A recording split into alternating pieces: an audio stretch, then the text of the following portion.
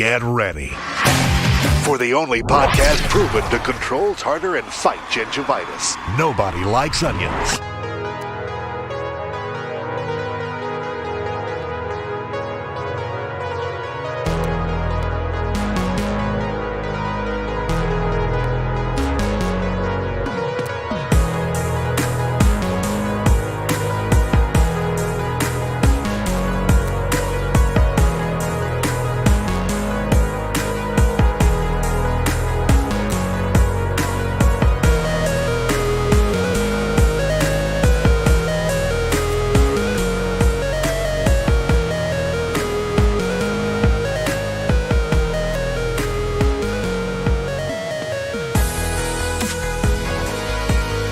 Okay.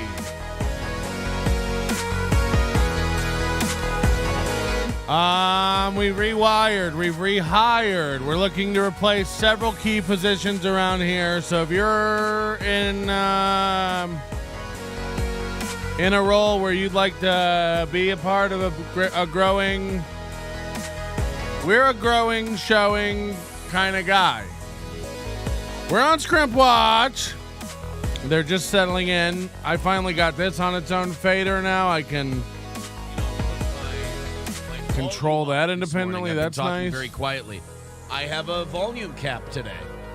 Sorry. Oh my. Okay, we'll get into that. Lots of great stuff. I can't get my virtual green screen working. That's almost made me call off the whole show this morning, but we just won't be able to do green screen gags. Like where I put the steel toe backdrop up and I'm in front of it. Well, I'm not in front of it. It doesn't work. So if we don't have visual gags, we might as well pack it up and go home, everybody. Thanks for coming out. We tried. We gave it a good go. Now, this audio should be squeaky clean, but I'm hearing digital pops. We're all digital now on this audio, so this should be hiss-free. Now, when we play other people's shows, they sound like garbage, so there'll be some hiss. But I've got it all now where, you know, if I hear one fucking hiss, my whole chain is balanced. There shouldn't be any hissing. There shouldn't be any... I've got noise removers. We've got one of the best. God, don't you wish you were sleeping right now? Spaghetti Tooth Bum is here. All the usuals. Doesn't it feel like it's been forever? We have so many things to talk about. Shouldn't it be NLOGBT plus? Why? This hat stands for Nobody Likes Onions About to Get Turned Up. So I don't know what you're reading into it. It's not a political statement. Nobody likes onions about to get turned up. That's the hat. Don't read anything.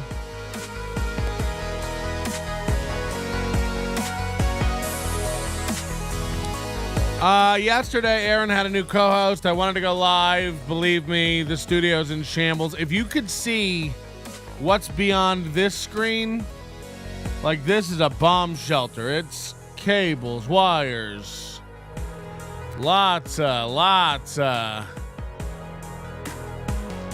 stuff. I wonder if I could even give you an idea.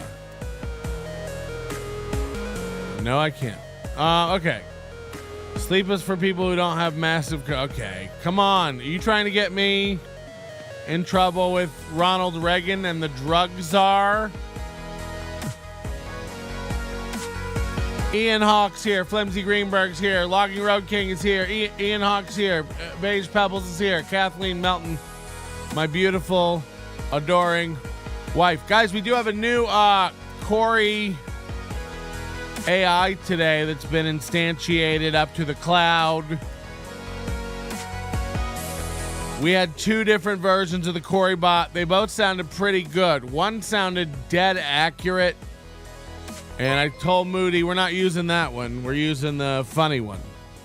Because it's accurate enough and it's hilarious. Are we going to get to hear it today? But what the fuck was that video about me today? I saw it, and I'm not a fucking bouncy boy. You are so much bouncier than I am. Take back what you said, or I'm going to strike your channel. I'm now monetized on YouTube, so I have access to their support team through chat, and I will be taking your channel down. I don't want to feud with you, so leave me alone. By the way, how do you get that virtual green screen working? I fell backwards on mine last night, and I can't stream without a picture of the cone heads behind me. Thanks, buddy. But take that video down, please, and thank you. See you on the subreddit. That's the new Corey voice AI. That's funny. That's sounding good. Oh, Fearless is here. All the girls are here. It's just us ladies in the chat. What up, Aaron? And then say, why does Steel Toe get one? Well, if they suck, then they should put on a sucky show. There might be some latency issues. I don't know if my voice is matching up to my lips and stuff. All that stuff is going to have to be resussed.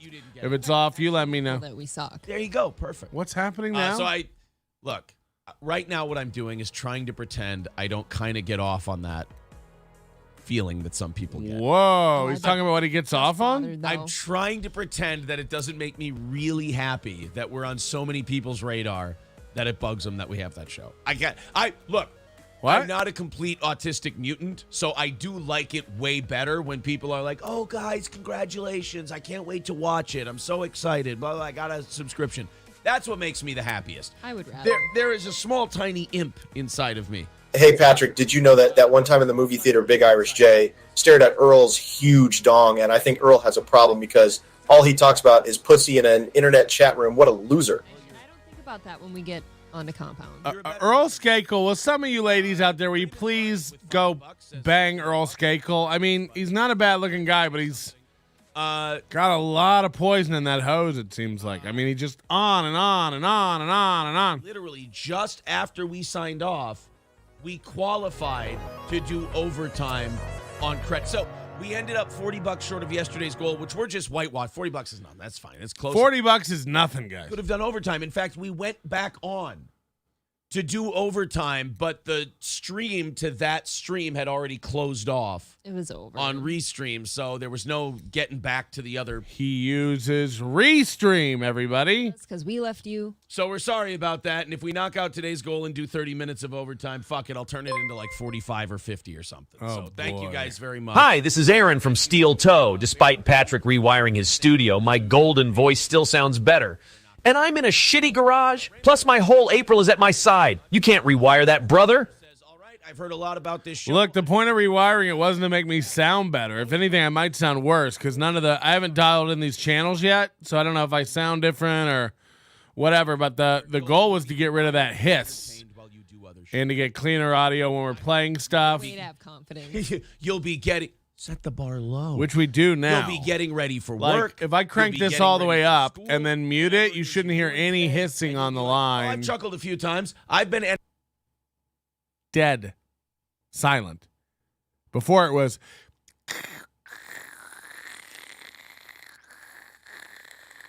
when I had to crank these animals up. Now it's dead. Silent. So, say it wasn't worth 2 days of me tearing this apart and ordering like $200 worth of new stuff. But I don't know what happens to these cables. They sit and degrade like,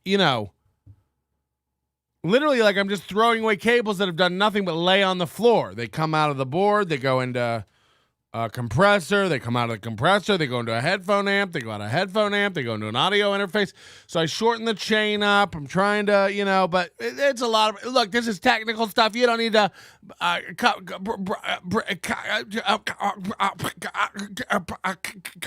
let's see how long you would let me do that before you called the authorities. Okay. I'm so, we shouldn't, Earl Skakel is DTF if anybody was crazy. It was drunk still. I don't know what that means.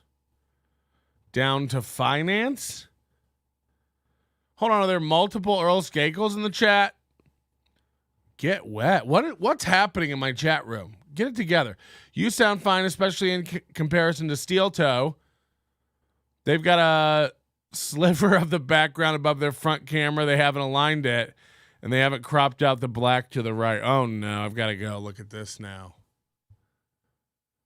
The black to the right. To the black, to the right. Now, why am I muting this when I put it on its own? He was hidden. I unhid the guy because he was like, I feel bad. He wasn't like, oh, fuck Aaron. He was like, I don't know what the hell happened. I just made fun of their foreheads and they banned me. I'm like, oh, shit. Well, I'm sorry. So I unbanned the guy. What is I wrote happening? to him on Mersh's thing. I'm like, there you go. Taken care of, buddy. And he goes, oh, thank you so much. And I'm like, why can't... Oh, my God. I watched a clip with that Mersh guy. Is it Merch and he calls himself Merch? Or is it Mersh and it's spelled like merch? Because everybody calls him Merch. Is it a joke that he sells merch? I don't know what the joke is. Anyway, something came up in my algorithm. I was watching stuff about somebody else, and a clip came up of that Revenge of the Sis, who's that Merch's show. And I was watching that, and then it clicked. I do recognize that guy. I do recognize that Merch guy. Now, I don't think he was called that back then, but I don't remember. He wasn't lying. We did meet. It came flooding back when I watched this thing. Mersh like March. No, remind me to get into that later because I do remember this guy now. Was he a I didn't know he was a comic. But apparently he was a comic. People are saying he's a comic in Tampa, but he wasn't a comic in Tampa when I lived there. But I would go back and work. And I remember this guy, and the manager of the Improv told me, not Bob, but another manager at the time. I don't know if he's still a manager there. I don't want to say anything. Mike Scheel. Oh, is that his name? Yeah, Michael. I think he went by Michael. That sounds right. And he would just like follow the comics around and like beg them to go to his strip club. He would like constantly telling me like, "Oh, you get some pussy." He's got that deep radio voice, you know. You should come get some pussy down at the strip. Something about steaks and pussy. He was like always trying to get us to have steaks and go to a strip club. And we'd be drinking around Ybor City. If you know Tampa, like Ybor City's like a bar area. And we'd be like drinking. It was at James Joyce is where I met this guy. He said it was at what's the other fucking bar I go to there? Anyway, it was at the James Joyce Irish Pub. And he just kept trying to like get us to go with him to some strip club. And like talking about having the hookups and stuff. And like we didn't want to go to a strip club. Nobody wanted to go to a strip club. It was some of the servers from the Improv.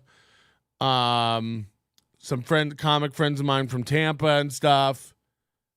And he just kept like, hey, you ever want to go to the strip club? It's just like, we don't. I'm not visiting Tampa. Like, I lived in Tampa for a long time. I went to college in Tampa. I worked in Tampa for 10 years. Like, I'm not new to Tampa. Don't take me to your strip clubs like I'm, visiting and heard about it in the rap songs. Y'all ever eat your pussy with steak? Oh, Lord. Well, you're good Nordic stock. I'm a bit of a mutt. I'm a hun. What and the if fuck? Oh, so Aaron had a new co-host yesterday, too. We got to get into that. Remind me to get into that merch stuff, though. You know that. Because that's funny. Somebody said he was talking shit about me last night. It's like, again, if this is the guy I think it is, like, wow. Mine gives off. Do we forget our origin stories? Far more Viking, far more German, as I look like a scowl. Anyway, I don't have any thoughts on the guy. And I've only watched the clips of him that we've watched here. I know I watched a clip yesterday, but he seems funny. He's got that like boomy radio voice. Mersh has an 8-hour documentary on it. 8 hours? What could it possibly say? Women I've harmed. Dude, you've harmed so many women. Your people made it. One entire country is full of homely, gross bitches. He wears sunglasses. Oh, no. He's doing me in 2013. Even Hitler didn't pull off that level. That's about when I met him, I think. Didn't even know what eugenics was. Yeah, I hear a hiss.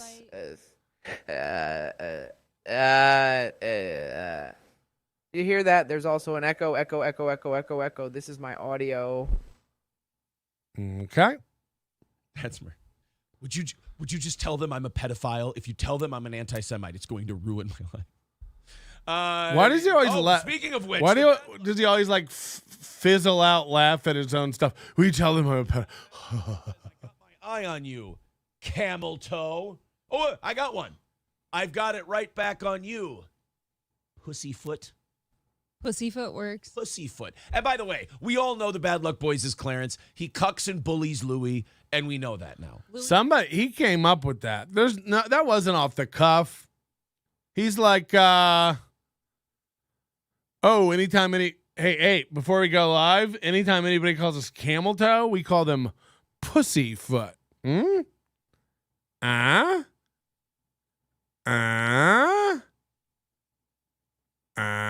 It's like, okay, got it. Pussyfoot and camel toots. All in one, huh? Shaft says, so we get 1 hour of overtime today. If you guys knock it out today, we'll definitely extend overtime past the half hour. Listen, they're not hitting goal. If they didn't hit a goal yesterday, that's 3 days in a row this week. They have not hit the goal by 8 a.m. Sorry, they're 10 a.m., whatever. They have not hit the goal. They just haven't. They just plain haven't. I don't know what's going on. I don't know what's changed, but people are starting to figure out. And by the way, you've got to factor in what they've done to the goal, okay? So by not discounting the 30% YouTube takes off anymore, they've already lowered the goal 30%, okay? If your goal is $100, but when somebody donates 100, you only count it as 70 because YouTube takes 30, you have to get, $133 and change to equal $100 in true value of donations towards your goal. And that's how they used to count it. But now somebody donates $100, they go $100 towards a goal. Now they started doing that a few weeks back. But now they're not even hitting that goal.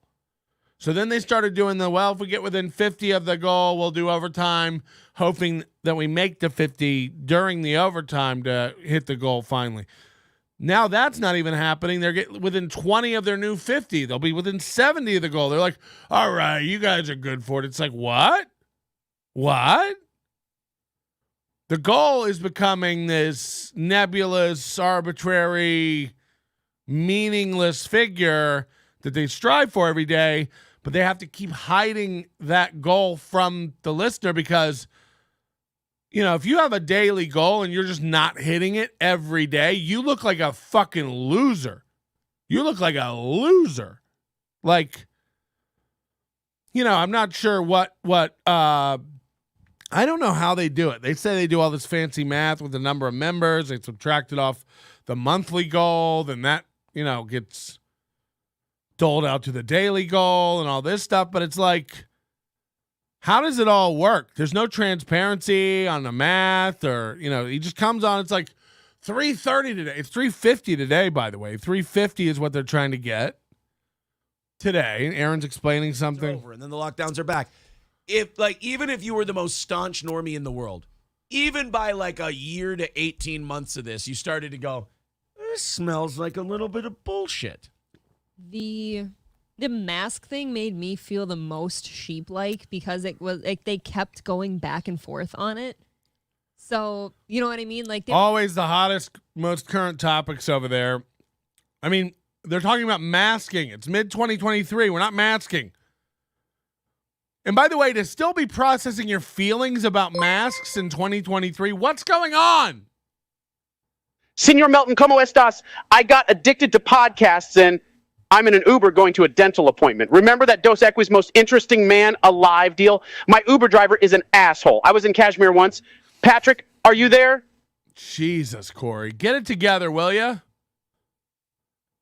People want a J-bot. No, they don't. Didn't they not do a goal yesterday for some reason? Yeah, because he probably had a new guy. I haven't watched yesterday at all. I've been sent some clips, and I watched some clips.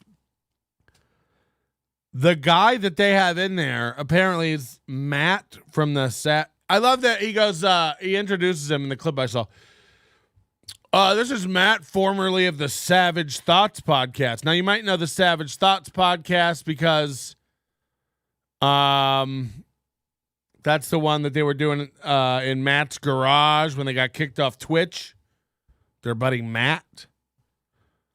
And then I love how he's like, formerly of the Savage Thoughts podcast. It's like, hold on, last year they were starting up this Savage Thoughts podcast. You were plugging it.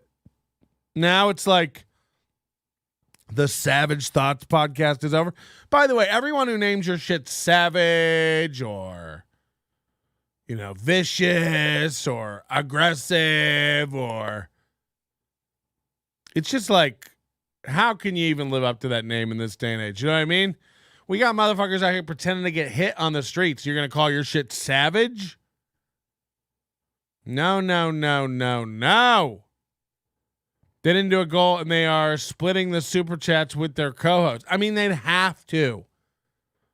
They can't get people to drive over there in fucking Minnesota in the middle of the snow for $50. It doesn't make any sense. When does the non-binary onions picture make it on a Bud Light can? I wish. Dare to dream. I'll pretend to be trans if I can be on a Bud Light can. That's a good trade. Don't call me beautiful. Starting off the show today and announced they will be on Compound Media tonight. Yeah, apparently they filmed another Compound special yesterday. Again, we might be dealing with some of the dumbest guys. They think like they're courting Compound Media. They think they're, auditioning or something for Compound Media. It's like, no, first of all, let's not get it twisted. Compound Media is dying. It's like, it's not even debatable at this point. I'm telling you, I paid for some data that analyzes traffic to their domain. And again, I could put it all up, but what it amounted to, what I found the most interesting about it all was there are less than 200 requests a month to their login page of their website. Now, is any of this data 100% accurate? No. It's accurate within a range. It obviously can't analyze. We don't have access to their server, so it's not like I'm looking at their server logs.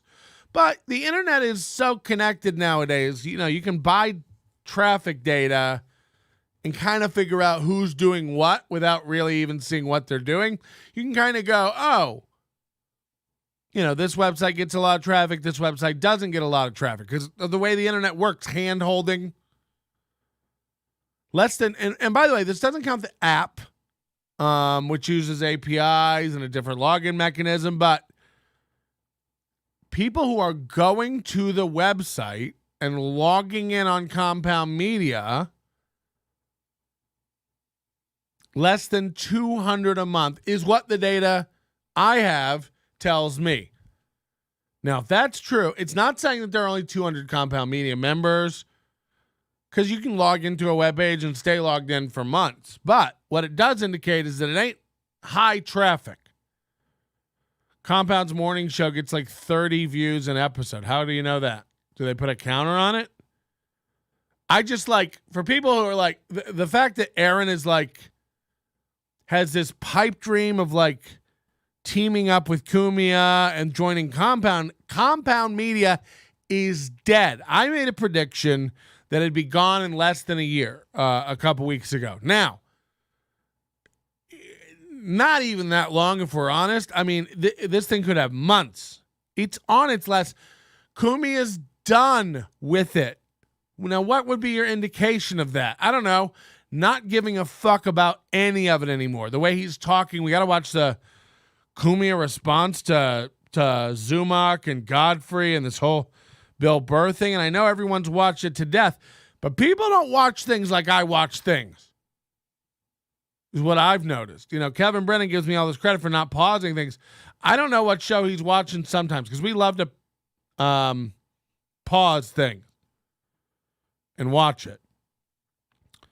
The site was once bugged where it showed playback view numbers. Whew. That couldn't be good. As soon as Ant moves to South Carolina, it will slowly go away. I don't think it'll slowly go. Look, I don't know. It has to do with that lease in New York City for that studio. When that thing crumbles, it's over, Johnny. It's gone. Is there an apple-to-apple comparison to another streaming site? I lost it. Streaming site with an app such as The Blaze. I mean, here's how you know. You know, Rumble every once in a while crashes when too many viewers. The Blaze, when Crowder was on it, would crash all the time. I'll tell you what don't crash ever. Compound Media. When was the last time you tried to, and again, I've never had a Compound Media. Can I say that? I don't think I've ever had a Compound Media subscription. I might have signed up for an account, but I don't think I've ever had a subscription. I'm pretty sure I'm honest when I say that. If I did, it was so insignificantly short that, you know, it's not worth mentioning. But I truly believe that whole empire's done. Kumi is talking about wanting to take his show and have someone else manage it on another network. Chrissy Mayer has been building up her YouTube forever. She does shows on her YouTube. She's not dumb. She knows she's going to have to leap ship soon. Gino Bisconte has started a YouTube channel, and from what I understand, can't get 50 viewers when he goes live. Now, I don't know Gino. This isn't a dig at Gino. I'm just saying, like, when people come from a thing that has people, a percentage will follow you over. Right? Like, you're going to have somebody at some point who's going to, like, come watch you. It's like, you shouldn't have Corey Adam numbers on your stuff. Speaking of that, we got Corey Adams stuff to get into today. Shout out to Win by 2, who I used clips of in those videos. I got, this Misery Loves Clips guy reprimanded me. He's like, you didn't give credit for your YouTube clip usage. Win by 2 had Corey on. Corey thought I was in the chat. I'm not telling people whether I'm in the chat or not. That's funny.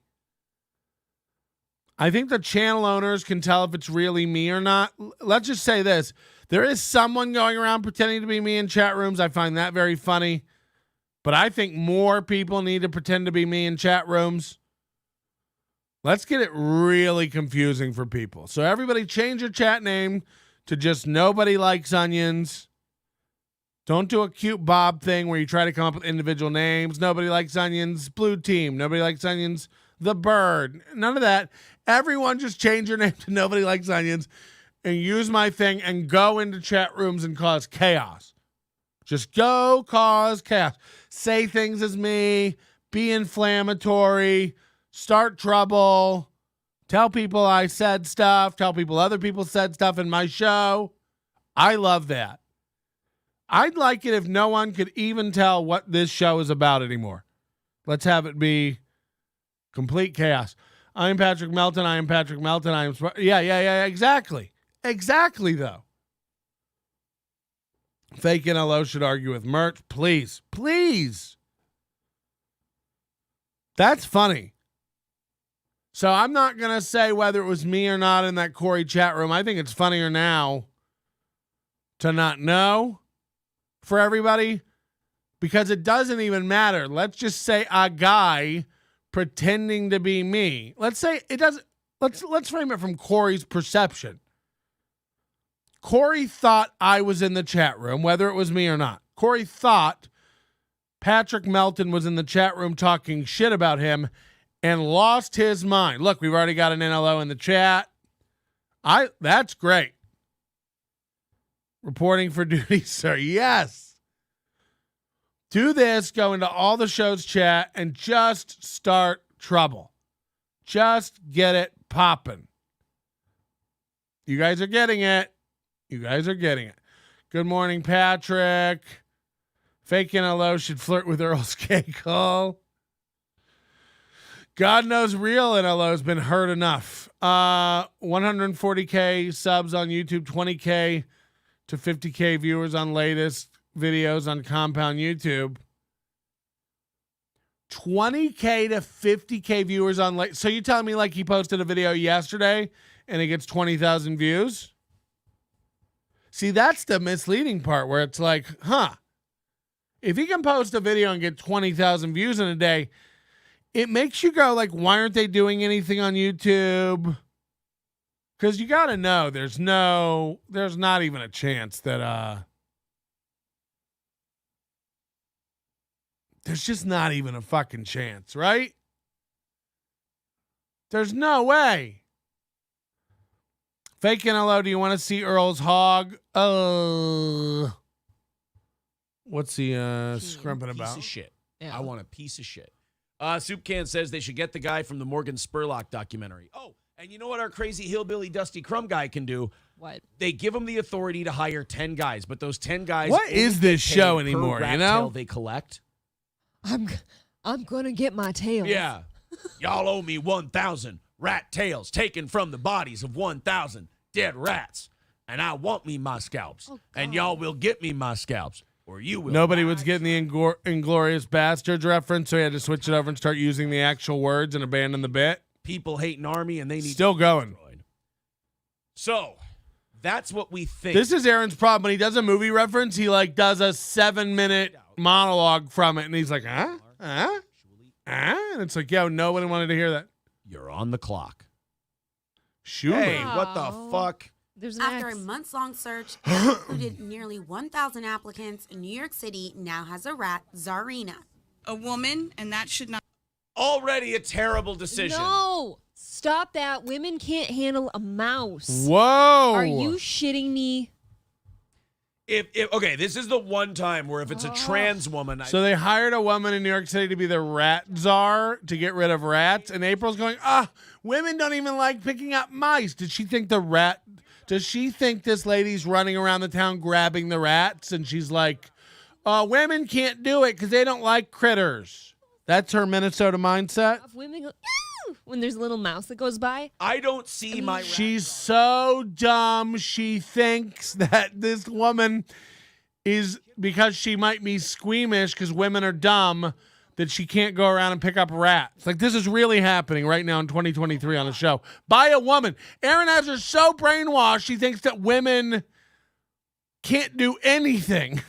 To be the rat king. Ted Nugent to be the rat czar would be fucking sick. You know who would do the job with gusto and film it and make some social media dollars on it? Give it to Stein. Let Alex Stein be the rat czar. I don't want Alex Stein in danger lest one of them bite him. Hey guys, everybody, we're down here. She thinks the woman in charge of cleaning up the rats is running around with a net. This racket, and I'm just going to town on these little bastards. No, I want him reporting on the Ted Nugent. You want him following around Nugent. Right. You don't want Nugent to kill Alex Stein. What if Ted Nugent? He's not going no, to. what if I love the current. By the way, it's been over a week. We haven't heard anything about their radio deal. They had a whole talk. Remember the morning they had a whole talk where they were fantasizing about going back to radio and reaching this audience of thousands that they'd left behind, and the audience of thousands has no way to listen to them now, even though there's several ways to listen to them now. Screw her. I'll pick one up with my teeth. All right. Well, now I know why you work in a hospital, you fucking feral woman. Rats are super smart. I have had many pet rats. I never had a pet rat. I had a ferret once, which is, I believe, next to the rodentia community. His new Wednesday, Mike is a real dork. We're going to watch some of that today if we have time or get to it or whatever. There's a lot of different avenues we can go down today, but that guy he picked looks to me, Matt from the Savage Thoughts. I love that it's already over. Formerly of the Savage Thoughts podcast. They didn't have any listeners. It's why they don't do a podcast anymore. And you think we're going to know him from his shitty podcast that even he couldn't take and quit? Matt from the Savage Thoughts podcast sucks dick. By the way, I don't even know what the Savage Thoughts podcast is. I'd like to pull up an app and watch it. I love how the whole Corey thing was completely overshadowed. Has completely overshadowed Steel Toe. Has it? I don't know. Corey's delusional, man. Like, I don't know. Let Corey. I mean, that dude is insane. And again, his new aggressive personality, where he's like fighting back. Go watch the Corey Bounce music video I posted. It's like the opening of that video is Corey going, I used to be on a show where my hands were tied and I couldn't fight back, but now I'm the only one who controls whether I fight back. So I'm going to be fighting back. So anytime you have to say, I'm going to be fighting back, and then end that with, so if you haven't heard it, just so you know, he opens the whole proclamation with the word, so Corey Bounce NLO. Listen to the opening of this song. You only need to hear the first few seconds. You're working somewhere. This just feels like Hold on. a woman who fills out Fuck. paperwork. That's all. I actually think We that gotta mute this one. I wish every tab could have its own. And you're not allowed to swing back. But now I'm the only person that controls. Okay, go ahead. April grew up in a barn and she had to gather rats for an allowance. You will get me them scrimp tails. I will have my scrimp tails. Aaron was in drama club. This is my boo boo boo woo bounce bibbity boppity boo. I love his bibbity boppity boo. No, just when a guy has how alpha is this? Working somewhere. It's weird when you're working somewhere and you're not allowed to swing back, but now I'm the only person that controls me swinging back, so I'm gonna be swinging back. So I'm gonna be swinging back. So it's hard to work somewhere when you're an alpha and they tell you can't, so you just go along with that because you're an alpha. And now I'm the only one in control of whether I'm swinging back, so I'm gonna be swinging back. So it's like, what is this? Why did you pick now to try on this tough guy suit? It's so weird. Corey, your podcast is called Cuck. You follow the career trajectory of every comedian who is an involuntary celibate who has to harass women at open mics and use your power as some sort of assault mechanism, according to the articles and open letters in Minnesota. Now, I don't necessarily believe all that sexual harassment stuff because women are dumb.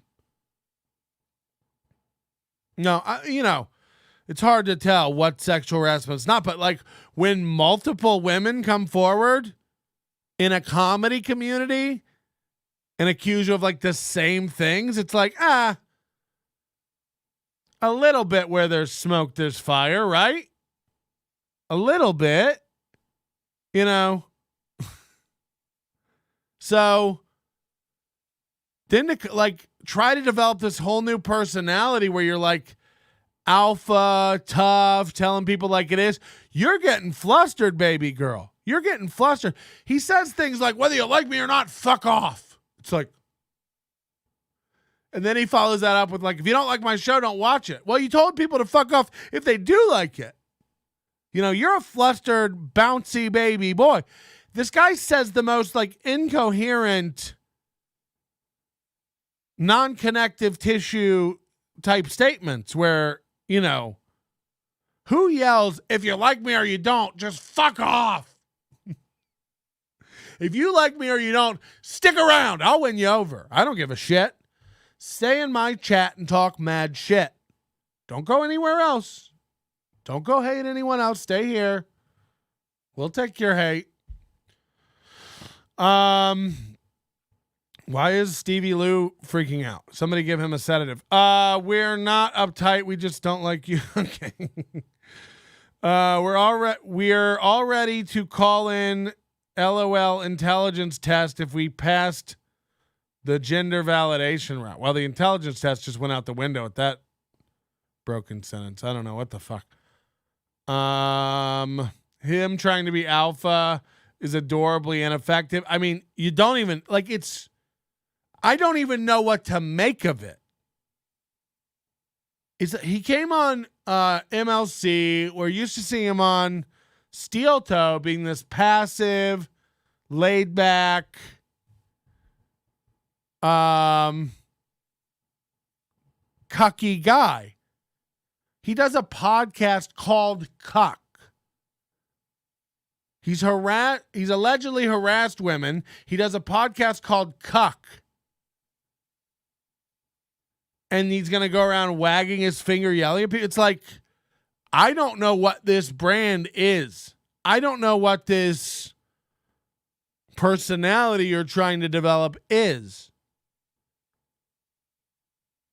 I haven't been allowed to fight back, but now that I'm the one in control of me fighting back, I'm gonna be fighting back. So yeah, so you never say I'm gonna be murdering you later. So like whenever you trail off with a you're a fucking dork.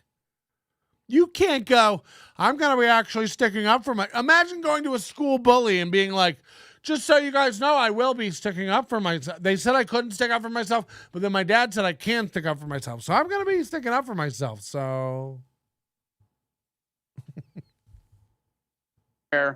And, you're not allowed to swing back. But now I'm the only person that controls me swinging back. So I'm going to be swinging back. So.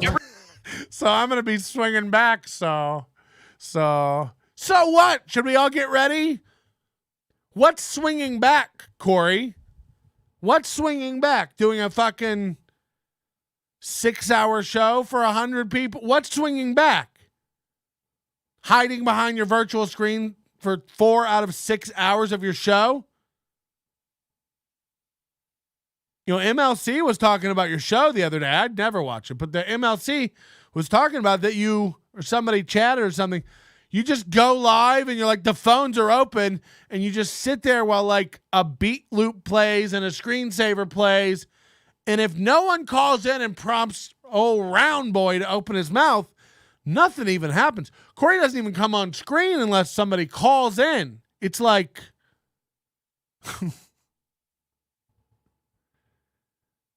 so I cannot even imagine what it's like to be stuck in that broken boy's head. I mean, I'm going to be fighting back because nobody's here to tell me that I can't. You're not fighting back. You're not fighting back. Nobody likes onions. Okay. Max Brangle with a $5 super chat says, Corey says if you can't get Aaron's channel cancel, you failed. Okay. I mean, again, imagine going to bed thinking that at night. Like, I have no control over whether Aaron's channel gets canceled. Like, that's not my purview. I don't work at Google. Yeah, you did it right. You're nailing it. Okay, Stevie Lou is having a fucking breakdown in the chat. Like, he's just losing it for real. Now every man has to punch a hole in a wall and email the pic to Melton to be confirmed a man. I mean, no, you just have to not tell people you're a man. Like, Corey does a lot of like telling you he's an alpha, but he does it in the most beta way possible. Imagine saying, I used to not be allowed to play outside, but now that I'm allowed to play outside, I'll be playing outside. So It's like, well, you're definitely not getting picked first on the team. I'll let you know that. Corey may be the Quaker Oats gut minus the powdered wig. Hey, Stevie, just chill. No one cares, Stevie. Say morning instead of good morning next time. You're incapable of good. Okay. Be nice to Stevie Lou. Why? Why? Why's everybody got to be so mean to everybody? Do you guys know Stevie Lou? Like, we don't even know Stevie Lou. Just let it go. Like, why? Why the anger? Unless he's done something that I can pile on. Then let me know. I'm happy to do it. I want to see Corey and Stevie Lou 69. You probably could. That's the word. I don't think Stevie wants Rubber to do it. chicken swing. Throne of feathers, clucks, and squawks. Giggles fill the air. So, face scowling and gruff. Acting tough, but oh so bluff. Fear hides deep within. So, a bright star shining. Stevie Lou's words and music spark joy. So, the Corey poetry might be. I don't know. We've got to come up with some coffee table book with all these poems. Between Corey and Aaron, it's great. I want to see Patrick and Corey rub helmets. Like, there is something to the guy. I'll tell you this. Like, again, nothing about, you take a guy like Corey, and there's nothing about the guy that is sexual. He doesn't look like he fucks. He doesn't look like he's even interested in fucking. He doesn't look like he's had a girlfriend since the war. Pick one. I literally just came to watch and chill, but then Melton does his whole opposite day thing again. Oh boy, what are you talking about? I don't have an opposite day thing unless it's opposite day. And then we do there's a jingle. But we all know that's in September. Corey poetry is nice. Aaron's voice is perfect for slam poetry. Send Stevie a link. Oh God, Melton pulled his whole opposite day thing. Imagine like letting another man control you. I don't even know. By the way, I'm a hell of a Svengali if that's what I'm doing over here. If anything I've done yet today has dictated some path for your morning, that's insane. That's insane. This is background noise at best. Put it on. Who was the guy that swatted Aaron? Oh, are people saying that's Stevie? Stevie Lou is a steel toe mod, but it's also 8 out of 10 of their chatters now. Imagine being a mod for steel toe and then just be over here in our chat.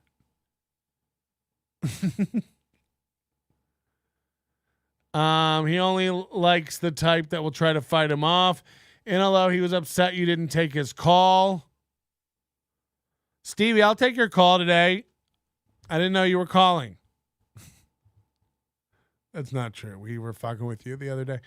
If you want to call, you can call. I don't know what you want to call about. I sure wasn't trying to do any opposite day thing to you. Here, I'll pot the thing up so we can hear it ring. If you want to call, 323-825-4990. Hey, Buzzard, how about you take the day off today? Don't call in. But I will. I'm going to start. I'll tell you what. I love all these Nobody Likes Onions people in the chat. Make more Nobody Likes Onions names causing chaos in chat. And I'm going to start rewarding you. So send in your pictures of you pretending to be NLO in other people's chat rooms, causing trouble, causing chaos, causing confusion, causing animosity, causing love. Words flow like the wind, ties poetry, a soothing balm, soulful, serene, pure, rainbow stage lights gleam, jokes and laughter, heart agleam, best LGBTQ dream, pictures on paper, coffee table, book so grand, conversations start. That's the cover. That could be the cover. Yeah, and send me screenshots or videos or clips of the chaos you cause. We're going to start talking about it on the show and rewarding people. I'm a little busy right now. Maybe later for sure. Let me get back to you, Pat. My bad. Okay, now he's playing games. I like that. Stevie and I will just have this ongoing will they, won't they thing that we'll do.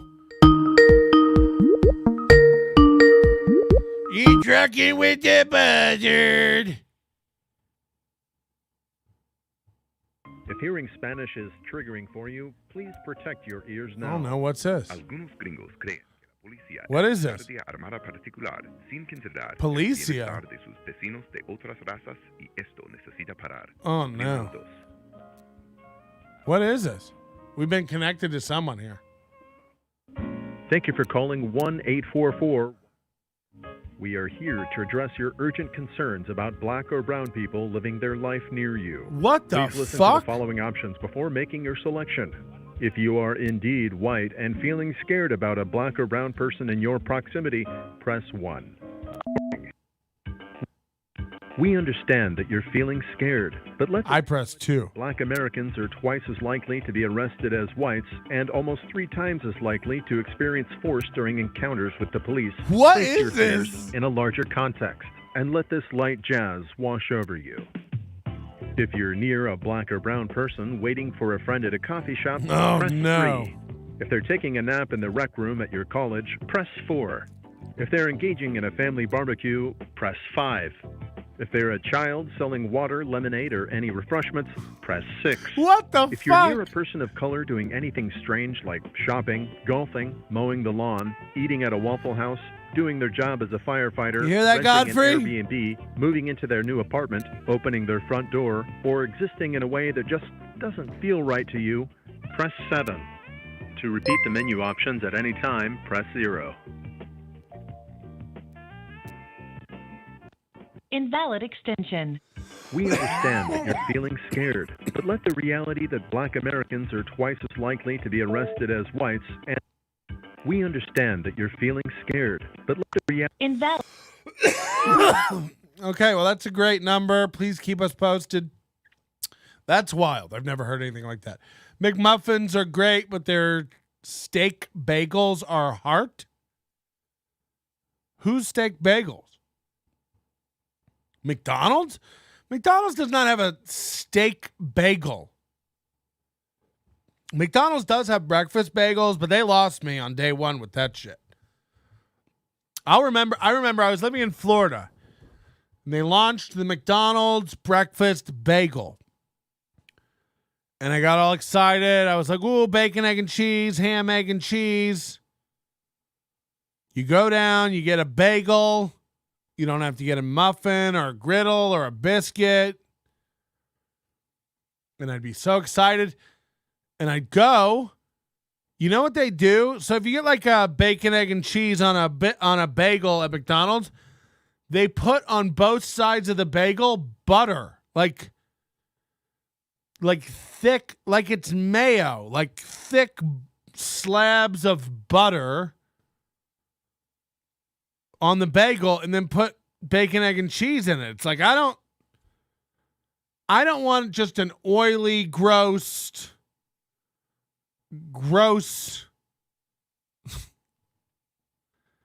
thing.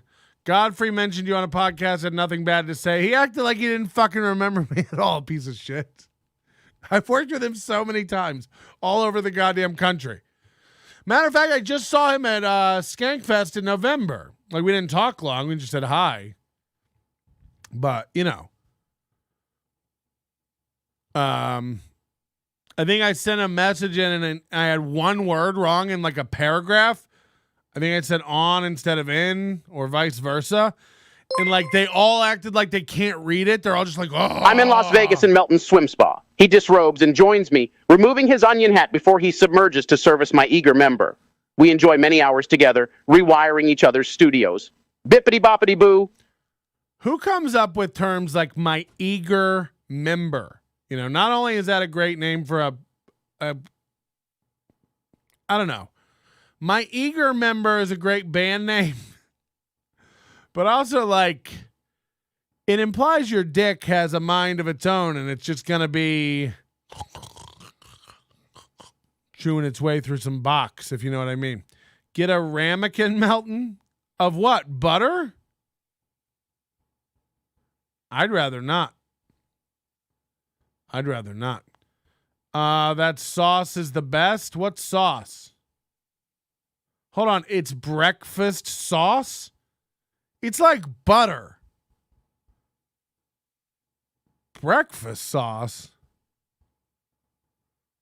I like the McDonald's breakfast burritos, but all right, you're getting me hungry. I haven't eaten today. This is what happens when you let the chat run amok and talk to each other rather than only talk to the onion. I'm fine with that. 10 things I hate about you, the quivering member. I don't know what that means. Can we change the $1.99 tier to eager member? Yeah, we might get rid of the $1.99 tier. I can't, Oh, no. I lost. Okay. Woo. I lost audio on my left channel for a minute. I was like, oh, no.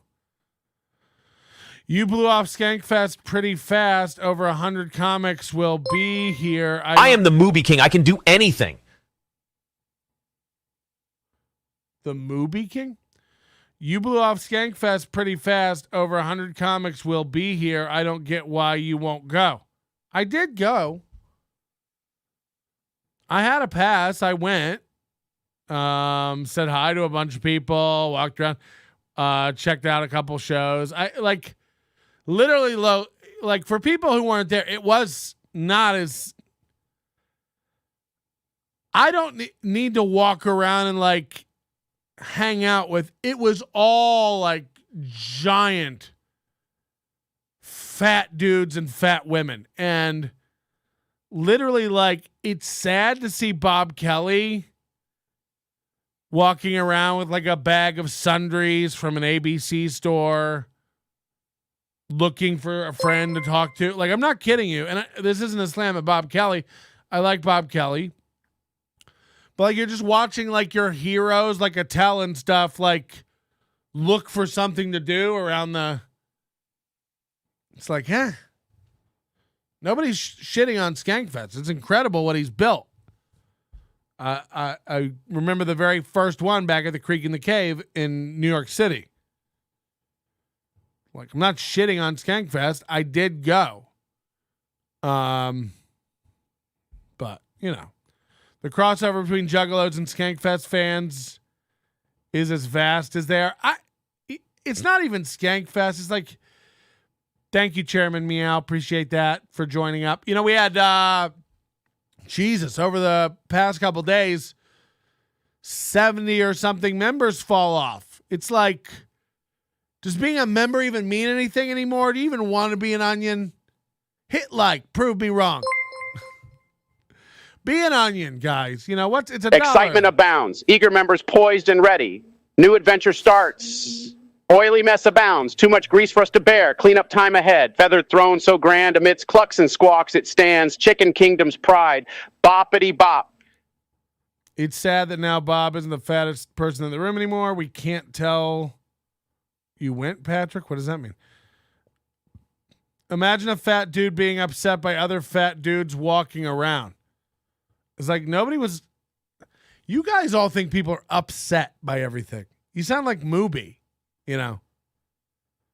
You all sound like stunted motherfuckers with very basic understanding of emotional intelligence.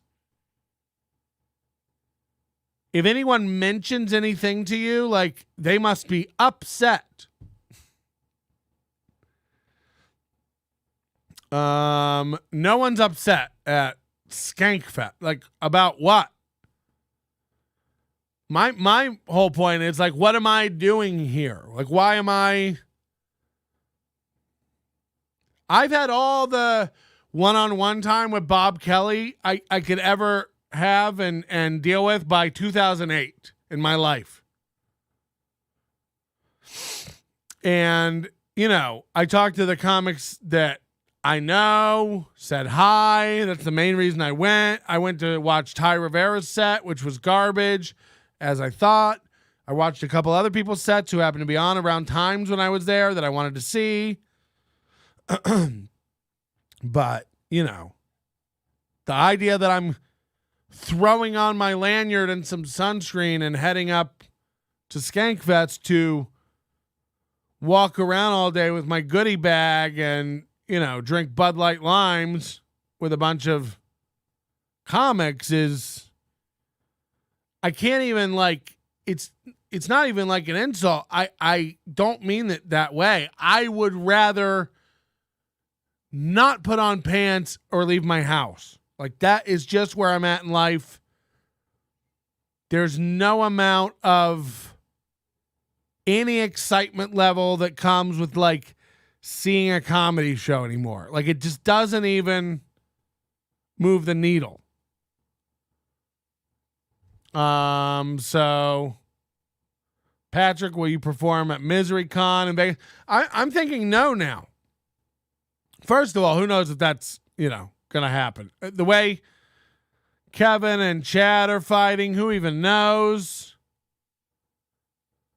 But the more I see everybody being bitter fucks, as part of the MLC, the only reason I got involved in even organizing that was because Chad and Bob were interested in doing it and wanted help setting it up. Rebecca Trent knows how to throw an amazing party. Yeah, I mean, look. Oh, Stevie Lou says that's definitely not how Skankfest goes. All right. I mean, I've been to multiple ones. Look, I'm sure if you're on mushrooms, I'm telling you what happened. Everyone was standing around and sitting around. That is what it was. So if you weren't there, I don't know what you're going to talk. Everyone was just outside kind of shuffling around and standing around in their white New Balances, their dad shoes. This is no slight to Louis J. Gomez or Rebecca Trent. The Creek in the Cave has been very good to me. I know Rebecca. Every one of those people does great work and stuff. It's not about that. But you're crazy if you think it's not just a lot of downtime of dudes hanging. Of course it is. By the way, it's not the end of I'm not saying it's, go do it by all means. You'll see. Look, if you want to see a bunch of great comics under one umbrella, one ticket price, get you a 3-day, $500 Skankfest pass and go.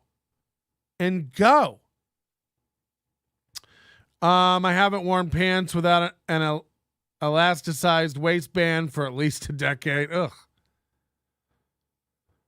But you're delusional if you think it's not just mostly obese dudes sitting around commiserating about their favorite comics. That is kind of what it is supposed to be too. So, is Stevie still in the chat? Did he block me? LOL. That's funny if that's true. Patrick, all these great production and you're getting Chad Zoomhuck numbers of views. 20 years in podcasting and only 200 live views. Oh, man. That's thrown me for such a loop today. Hey, where did our buzzard call go? Buzzard called in and then just vanished. You guys think any of that gets to me?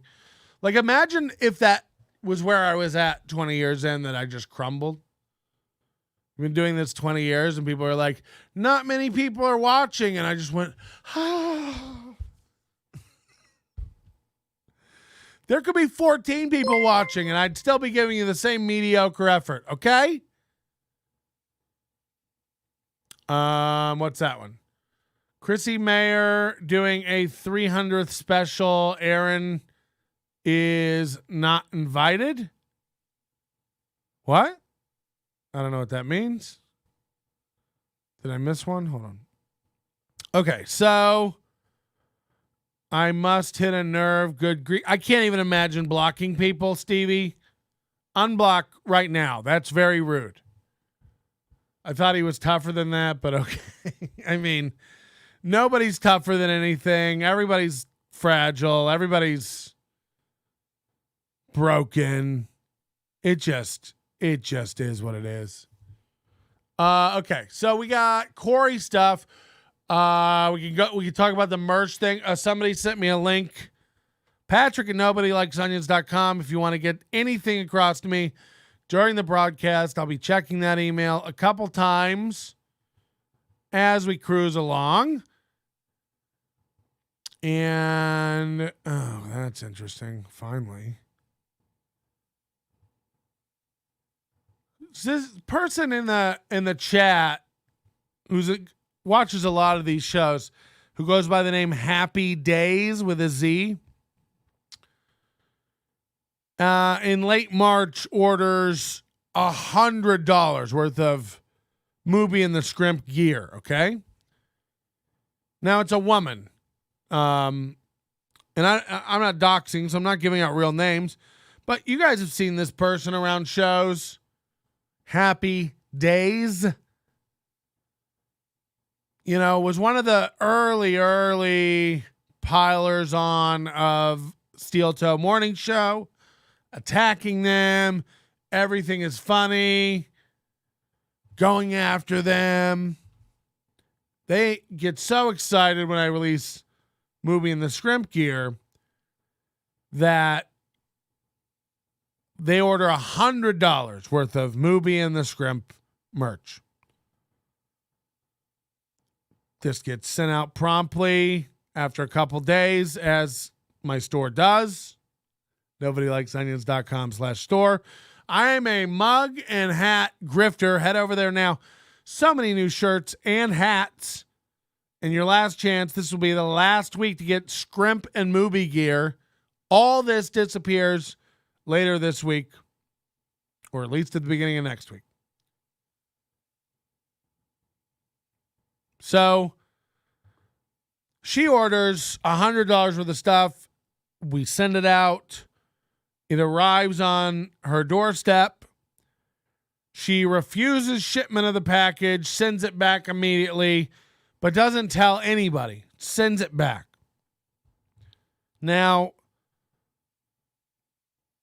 I use a drop shipper. It's a very, fulfillment center. So you returning this. Now, normally, if you were going to return merchandise, I'd have you send it back to me directly to verify problems with it.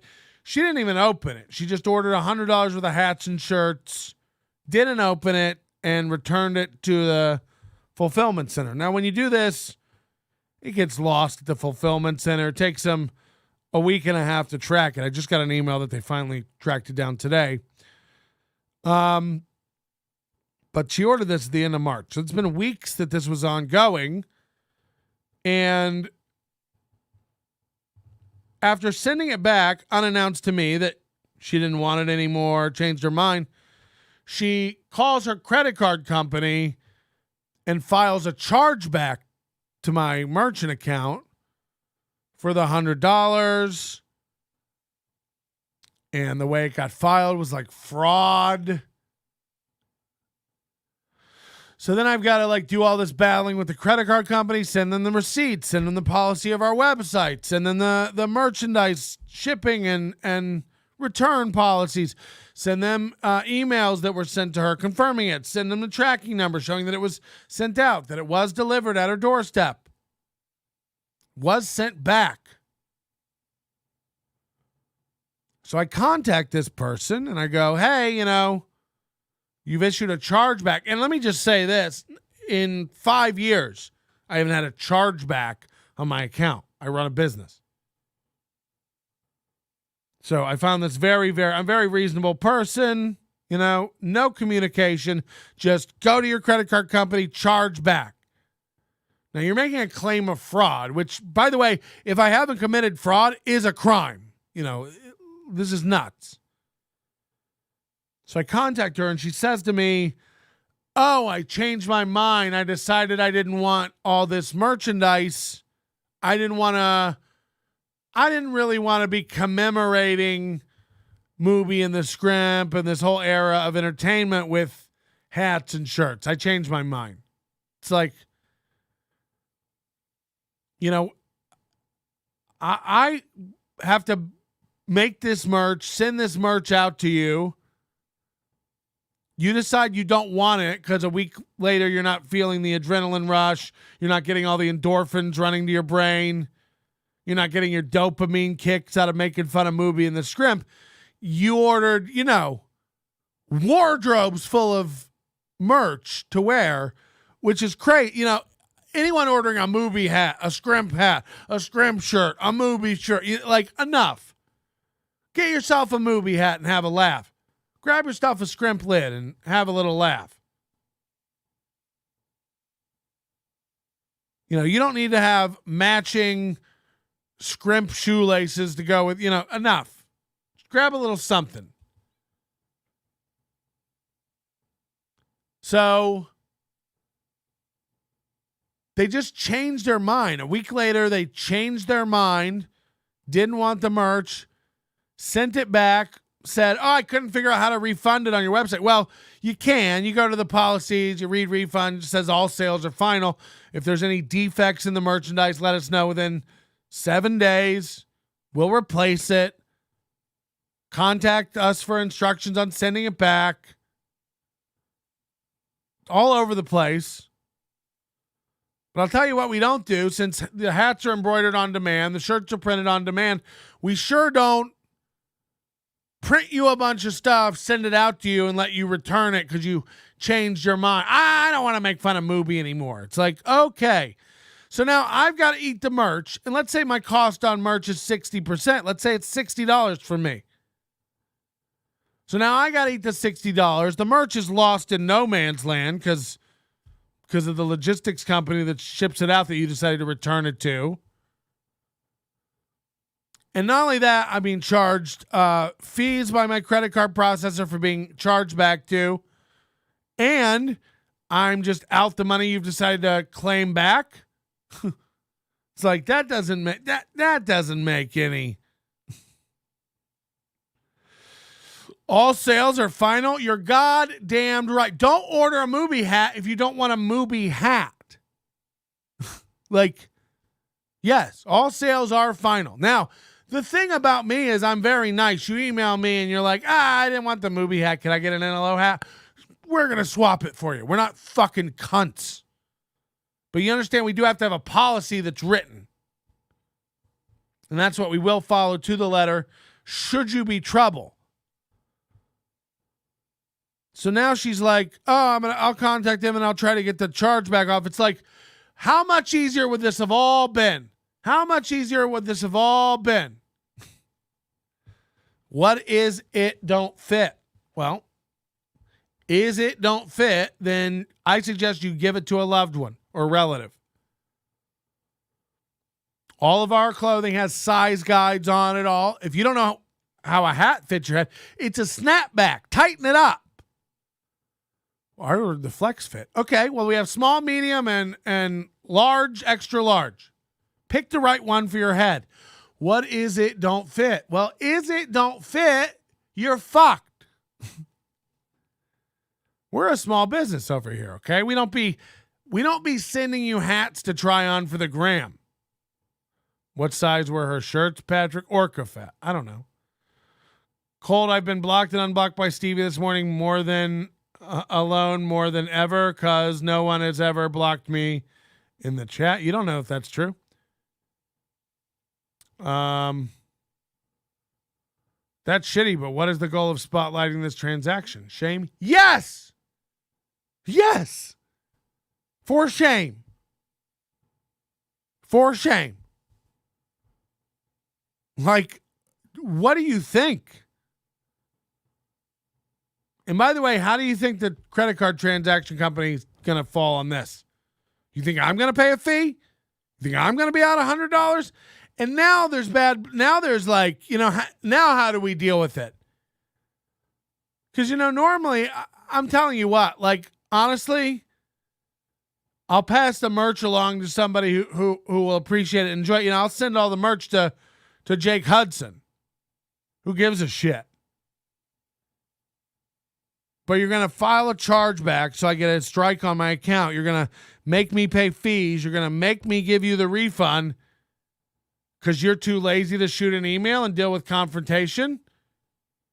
No. If I was shaming, I'd give out her fucking name and tell you where she lives. I don't, in my interactions with her and subsequent conversations after the fact, she doesn't seem to want to cause me trouble. But again, like if you went to a store and bought a shirt and then got home and decided you didn't want the shirt, the tag was still on it, you wouldn't just chuck it in the garbage and file a charge back. Yeah, I'll send it to Stevie Lou. I'll send it to Corey Adams wants a hat. I'm usually, why do I, hold on. Beloved chatter, $1.99 for my ticket info. Oh, for my ticket into the returned merch giveaway. Oh, Jesus Christ. Show her house on maps, but don't say her address. She angle shot you. I mean, you don't angle shot me. Again, if she hadn't replied and aired it all out, this would be a way worse segment. I'm just letting you know. Like, it's insane to do. Like, how do you think this goes? Well, you can't just change your mind about something. Your merch sales are final? It's like, yeah, man. Yeah. I'm going to buy a bunch of Mubi merch and donate it all to a Goodwill in St. Cloud. What would be funnier than 100 random people running around with Mubi clothes without knowing what it is? This is my gag. I would love to print advertisement shirts to give out to the homeless. Just a Nobody Likes Onions logo and a QR code to the YouTube channel. We give them out to the homeless. Show us pictures of her dad. Oh, fuck. Yeah, $1.99 to get into the returned merch lottery. People are joining all over. Colt C wants in on the returned merch lottery. Happy Days, a.k.a. Little Lemmy. Is that true? I don't think so. I want in on this return merch lottery, Colt C. So look, it might be Little Lemmy. I don't know. You know, I'm not trying to, like, I really don't want anything bad to come to her. It's like, but you know, like, you can't just do that. Like, what the fuck are you thinking? How's it gonna play out? They'll cancel your credit card eventually, you know what I mean? With false reports. If I win, just send it to merch. So let's get into the Mersh thing. Hold on. My entry, I'm in Minnesota. Okay. There is no drawing. Please stop sending in entries. Everyone time out. There's no, cut this off. This is not a good bit because I'm going to get in trouble for an entry. Guys, enough of that stuff. Whispering Brown, Adam, the man, 60 Nan. Okay, none of that's a real thing. How many stickers do I need to buy to get into the lottery? She needed the money back for more laced weed. But it is those kind of people, like, just in general, who, like, they get so involved in something and think something's so funny. Like, look, get yourself a scrimp hat, get a movie hat, laugh, wear it around the pod, and then move on with your life. These people are, like, so invested in shows like Little Lemmy. You know, Little Lemmy runs around telling everybody to touch grass all the time and then had a breakdown because she realized she spends too much time on the internet. It's like, when you're the one having little melties all over the place, don't run around telling other people how to behave on the internet. Like, not everyone's ill-balanced. I'm great over here. We're doing great over here mentally. We're not, you know, losing it over stuff all the time. So I certainly wouldn't knee-jerk subscribe to Corey Adam because he's stuck it to Aaron. I sure wouldn't knee-jerk order 3 hats because it's so funny to get Aaron. Like, that's not what you should be doing. You like NLO, buy a hat. You like NLO, buy a shirt. You like a hat you see me wearing? Go buy the hat. And move on with your life. There's a reason none of these hats and shirts like every other hacky podcaster and comedian out there in the world, they don't promote my brand. You know, aside from having the Onion logo on it or something like that, but like they don't say a URL. There's no QR code. You buy a Scrimp shirt. What the fuck is that? It doesn't say nobody likes onions on the back or the sleeve. I don't want, someone has to ask you about it and then you have to tell them it's the show's. I'm not trying to sell you billboards to wear of my shit. So it doesn't, those shirts are ugly. You see somebody like sell a shirt with their logo all over it, their URL. Hi, this is Aaron from Steel Toe. Here at my household, we use Nobody Likes Onions merch for toilet paper. So soft, so smooth. Sometimes when I wipe, my finger pokes through the paper and it gets some poo on it. I sniff it. This is my wipe. How do you get it to do the like? I haven't used the AI chat, but how do you guys get it to do the inflections and like when it yells, "This is my lie"? Like, how do you make it do that? Or does it just do it if you draw a word out? When my hat arrived, I tried to bend the bill and it refused. A lot of people like don't like straight bill hats. Can't you just bend it? Like, what if you just bend this? Like, I wear it flat with a sticker to be an asshole. But like, if I was wearing a hat out and about, like just bend the bill a little bit. What is this? Is that the worst? It's not too hard. I like that, Patrick. It's supposed to be good clothes with an inside joke. Exactly. I'm not.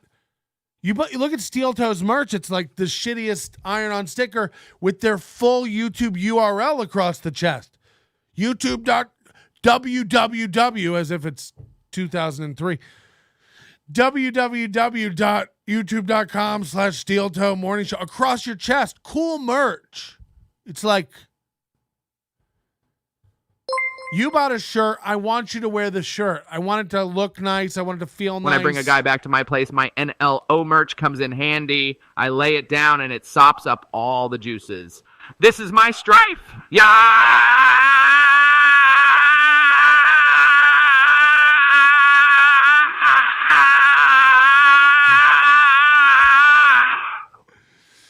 A lot of comics do this, though, where they'll buy like the cheapest merch. They'll get the cheapest shirts made, the cheapest hat made. They'll have it printed, the cheapest place they can have it printed. I could make $20 hats. I sell the hats for $29.95. If you're a member, you get 15% off. But when you get the hat, you take it out and you go, oh, it's embroidered. It looks sharp. It's nice. It's quality. Let me tell you something about these hats too. You get them dirty. I got, a million hats. When they get dirty, like you can literally wash it with soap and water in your sink, hang it up. I don't know where you live in Vegas here, in 20 minutes, it'll be bone dry. Good as new. I don't know if you could throw it in a washing machine or not, but they're nice. They're good quality. And I'd rather sell you something you're going to wear that looks good rather than an advertisement for my thing. If you like the show and you like the merch, you'll talk to people about the show. You'll talk to people about the merch. You wear a hat that says NLO BGT. The kind of people with the sense of humor that like this show will go, what the fuck does that mean? And then you'll have a conversation. I don't need it to be logos and URLs and, there's one reason Steel Toe sells you a hoodie. It's to try to get a new YouTube subscriber. This has turned into an advertisement. I mean, yes and no. But it's not a goal. Buy it or don't buy it. I don't care. Anyone complaining about my merch is a hater. Anyone complaining about me selling merch is a loser who's jealous. Oh, Pat's over there just selling hats. You wish you could sell a hat, fat boy. It's like, I don't know, but you guys are going to wake up one day and realize Patrick's just in this for the money. It's like, yeah, man. Wait till you guys realize it. Please keep it down. Infomercial.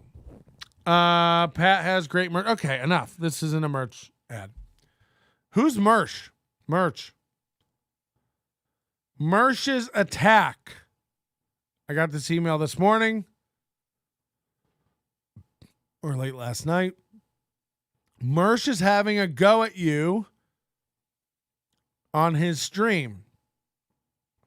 I don't know if this will still be up. Hold on. He's watching Zumach Godfrey and a chat from NLO popped up. He's quite unkind toward you. Also, Corey had about 30 live viewers, half trolls. He kept telling them he didn't care and they could fuck off. On brand core. Hold on. Corey had... All right, let's go to Corey's YouTube. Corey's 1,070 subscribers. He's crushing it, but chairs aren't everything. And he'll do this like 6-hour live stream about me. 419 views 4 days ago. And then he'll download it and re-upload it. This is the same show. 4 hours, 30 minutes, 5 hours, 45 minutes. He'll cut quiet parts out. So there was an hour and 45 minutes of him doing nothing that he cut out of this live stream. Re-uploads it. So these are like the same show. Cool. And then he's got his premium content here, which is the K-Cuck show, which we got to get into at some point. Now remember, the K-Cuck show is his new attempt at doing a balls to the wall produced morning show, podcast, radio, stuff. Smart to put it behind a paywall immediately, right? Because you got a lot of heat, you got a lot of clout. What is Corey's Patreon at? He was at 5, I think, last time we checked. Corey Adam comedy on Patreon. Oh no, that's not it. Find a creator, Corey Adam. Okay. Creating comedy, movies, podcasts, art, sketch. 2 posts. Cuck on air. $5, $10, $20.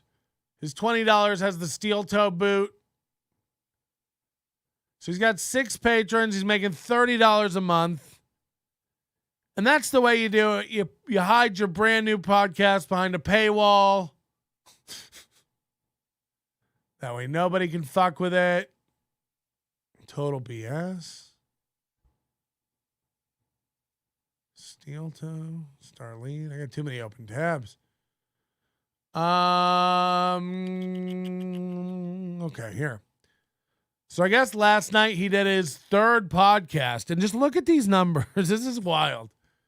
Episode 1, 396, 2 weeks ago. Episode 2, 2 weeks ago. He wrote episode 1. Him and Aaron have the same affliction where they just copy titles, no effort.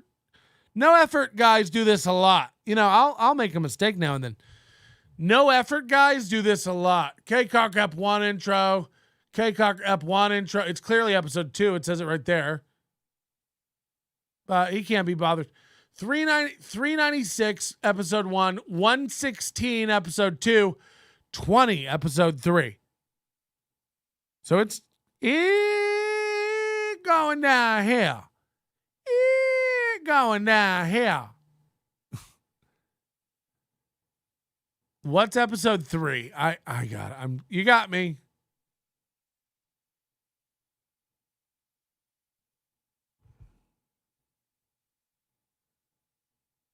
Silence 10 seconds in. 20. 30. BC. Whoa. ABC, the KCUK is me. What the fuck?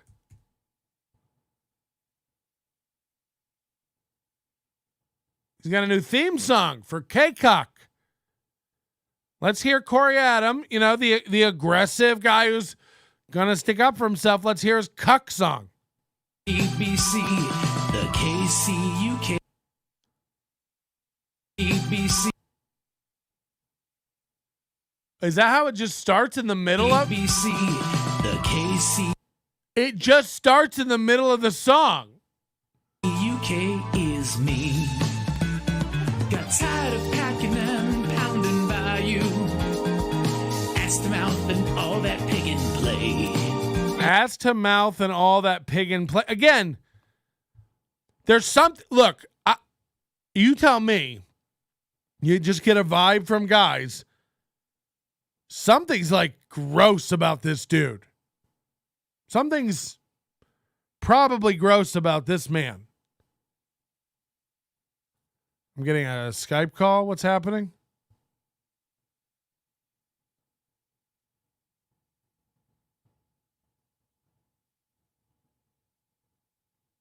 Somebody's messaging me saying, sorry, can't talk right now. What's 248 area code? Somebody from a 248 area code just sent me a message and said, sorry, I can't talk right now. Okay. It's very homosexual. Yeah. Look, there's a lot of again, Michigan. Okay. Who's in Michigan? So,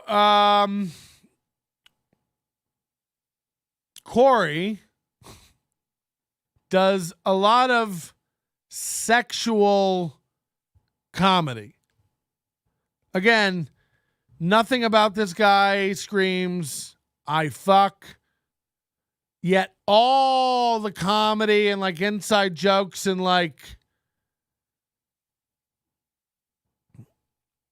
do you know, I don't know how to explain it, but it's skeevy. It's something very cringy and kind of gross. All your jokes are about pig and play and ass to mouth and cucking. And it's remember, he told Aaron, I'm leaving because I want to take the show in directions he's not willing to take the show. It's into cucking, ass to mouth, pig and play.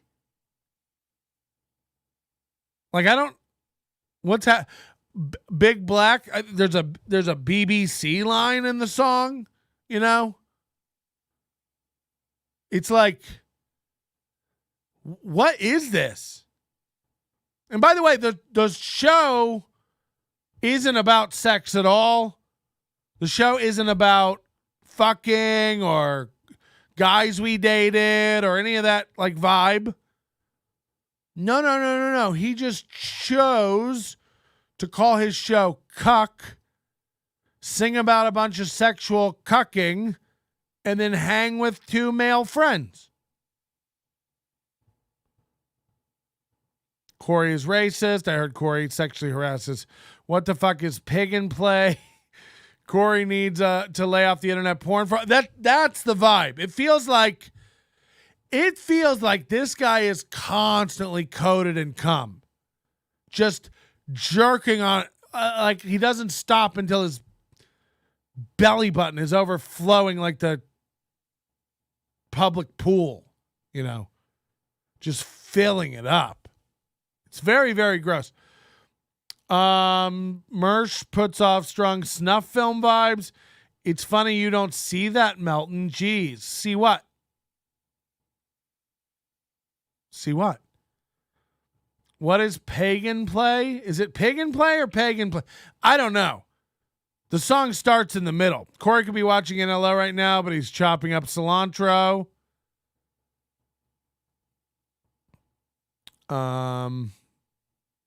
Coriander? Corey loves to call blacks gorilla and monkey. Yeah, it's just at the core, like these guys are like Midwestern midwits. Like, first of all, why the full minute of silence before we get into it?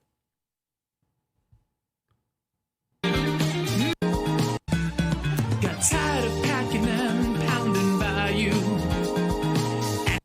Got tired of cocky men pounding by you? What? Ass to mouth and all that pig and play. Ass to mouth and all that pig and play. Do you think this is him singing? No way. Maybe you and me and him were meant to be. Maybe you and me and him were meant to be. Just maybe think of me once in the pile. Maybe think of me once in the pile. Like, what is this? The KCUK is me. All right, we're live. Here we go. Look at these stupid idiots. Hi. How's it going? Howdy. Hi, what's up, stupid idiots? Let's move me over to here. There we go. I don't appreciate that you're calling us stupid idiots, Corey. I bet you don't, Tom. I bet you don't. I mean, I just, look. Let me fix this light situation. So imagine, again, this is episode 3. This is the most put together and thought out this show's ever been.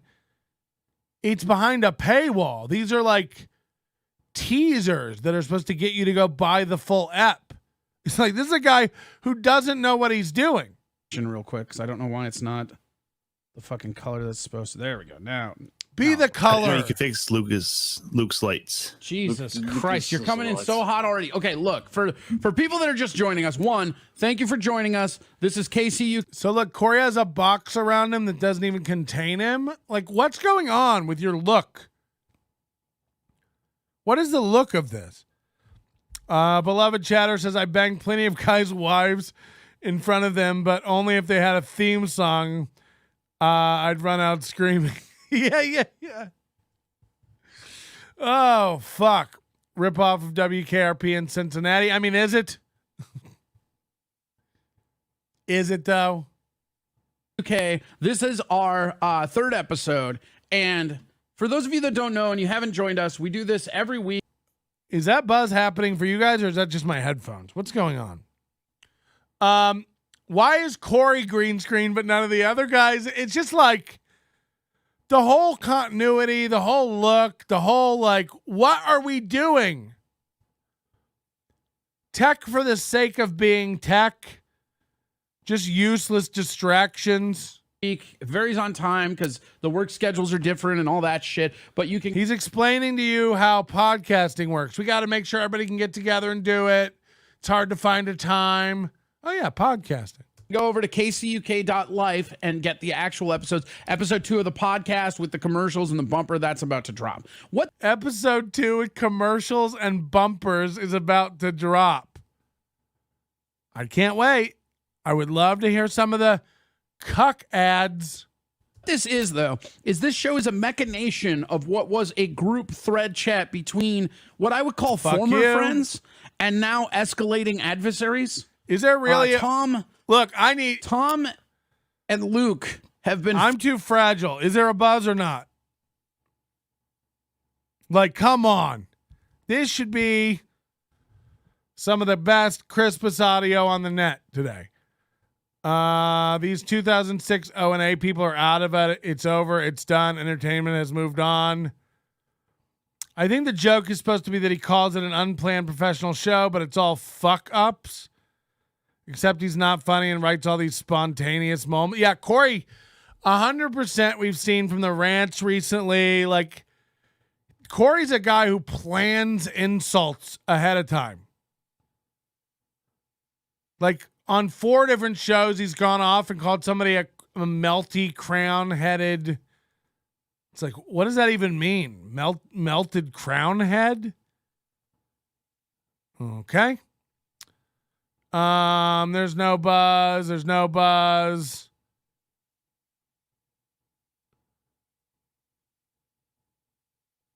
It's just like, ooh. And like, who are the other guys? We never really learn. One of the guys' background is like a bigger guy than him. So it's like, He can't even be bothered to sit up, this guy. What is the show? So that's what I want to know. We got 4 minutes here. Let's just hear what they do. Why does Corey insist on a black backdrop? It makes his creepiness 3D. I feel like his mustache is going to go flying off and hit me in the head. You mean his lady catcher? You mean his mop seat? Ugh. Tell me you wouldn't like to sit on that bush tickler. Fighting like a bunch of fucking hens all week. The best part is his like high-pitched, like whiny voice when he tries to act tough. That's the best part of it. He's like, I don't even, he did. The songs I put out have just a portion of the clips. I think I'm going to put out 2 more vids from those clips, but he'll say something like, fuck you, you guys want to come at me? It's ridiculous.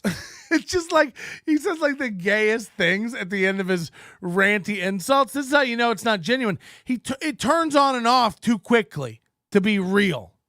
Like, he'll literally be like, fuck you guys, enough. It's like, whoa, a minute ago you were Donkey Konging barrels off the screen. Now you just calm down immediately. It's fucking insane. It's like there's nothing real about this guy. You're planning insults out. You can't keep a train of thought in your head. I'm not even going to go over that Win by 2 appearance. Again, check it out. It's over on Win by 2. Corey called in. From that call, if you go back and listen to it, like 2 guys were talking about Corey and had opinions, and Corey called in because they were talking shit. And he was just like, I just don't like it. And they were like, yeah, well, we just, it's just our opinion, man. We think your show sucks. Like, yeah, you just talking shit saying my show sucks. It's like, yeah. Like, we like you. We think you're a good. They kept saying that, like, look, you're clearly a good dude. It's like, we don't know that. There's a lot of sexual assault allegations. You're clearly a good dude. I don't know about that. I'm not clearly a good dude. We don't know what I am yet. We're still crunching the numbers. He's clearly a good dude. No one's clearly a good dude. Okay? If they're a man, there's nothing clear about their goodness. Corey's pod is a hate crime against everybody. Corey got mad because your feedback wasn't constructive criticism. What a dork. Imagine being such a loser that you're the Corey Adam for the actual Corey Adam, and he found 2 of them. Yeah, that's the other thing, is like, is he trying to make his own little MLC over here? I imagine he really thinks that. Bob Levy clearly gave Corey a starter's course on how to be compelling on the radio. It's adorable. Lots of people pretend to be a good dude on YouTube. It's usually easy to see through it. Corey wanted the chat insults to be funnier. Yeah. Oh, there's a chat replay. Oh, boy. Imagine being 3 minutes into your show and nobody said anything in the chat. In the direct text, like just every time one of them opens up, they just fucking go after each other, and I'm just left back like, you two should fucking fuck or something. So I want this at the top of the show to just settle it. What the fuck is going on with you two lately? Well, it's episode 3, and he's trying to like establish there's some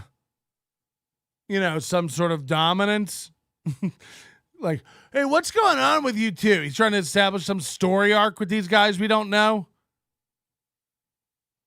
Let me start because Luke's an idiot. What I really want to make sure everybody is aware of is that there is only 2 funny people on this show. It's Thank Corey you, Tom. Adam and then myself. Thank you, Tom. So Luke is expendable at best. So if anybody in the chat... Corey's not watching or paying attention. Watch him. He's moving his camera around. Watch his camera. Wants to give this a whirl as the 3rd mic, please let us know. Hit up Corey. Don't ever talk to me.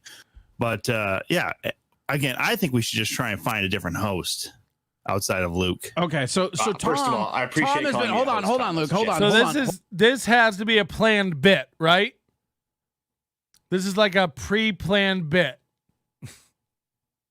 Hold on. Tom has been advocating that we find another host for this. Luke insists that he is carrying the dead weight. So go ahead. What are your thoughts on Tom obviously trying to outsource you at the beginning of what is now third episode of a flagship project? Tom trying to outsource you or oust you?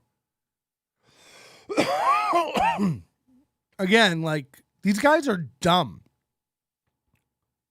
You know, there's like, if you use certain vocabulary words, you can appear smart. If you talk simply, you can appear uneducated. But it's not definite that you're uneducated. You might just speak in a plain way. Then there's guys who like misuse words they think they know. And by the way, I almost said big words as if outsourced is a big word, but it's not. Everyone knows what outsourcing means because the world. But Corey doesn't know what it means. He's like, so you're trying to outsource Luke. It's like, you're not trying to outsourcing Luke would imply that like Luke's in demand, or so you're trying to fill Luke's position from the outside of the show. You're trying to oust him, but outsource ain't the word for what we're doing here. Go ahead. What are your thoughts on Tom obviously trying to outsource you at the beginning of what is now third episode of a flagship project? Well, here's what it is. Tom clearly doesn't like the attention, and he's not doing a great job, so he needs to deflect onto somebody, which is me. Corey drinks canned Pepsi. Canned regular Pepsi. Okay? I mean, that was I just saw a grown adult man drink out of a can of regular Pepsi. Now, I've got my flaws here, okay? I got Diet Coke. Me and a bunch of other moms across the country are addicted to the stuff. I admit it. It's bad. It's bad.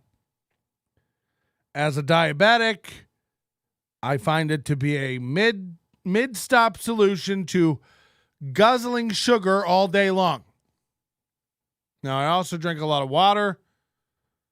But second, I'd say water, coffee, and Diet Coke are the lifeblood of my blood, of my loins. I can't imagine, and by the way, in 23 years, I haven't had a regular soda pop. Whatever you call it in your region. Soda pop, cola fizz, tasty flow.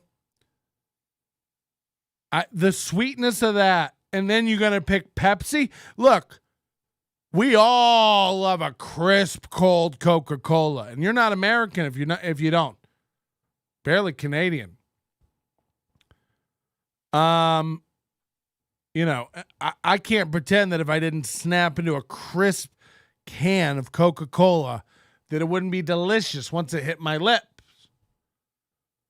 But I'm not doing that. I can't imagine buying Pepsi. It's got what plants crave. Yeah, Bondo.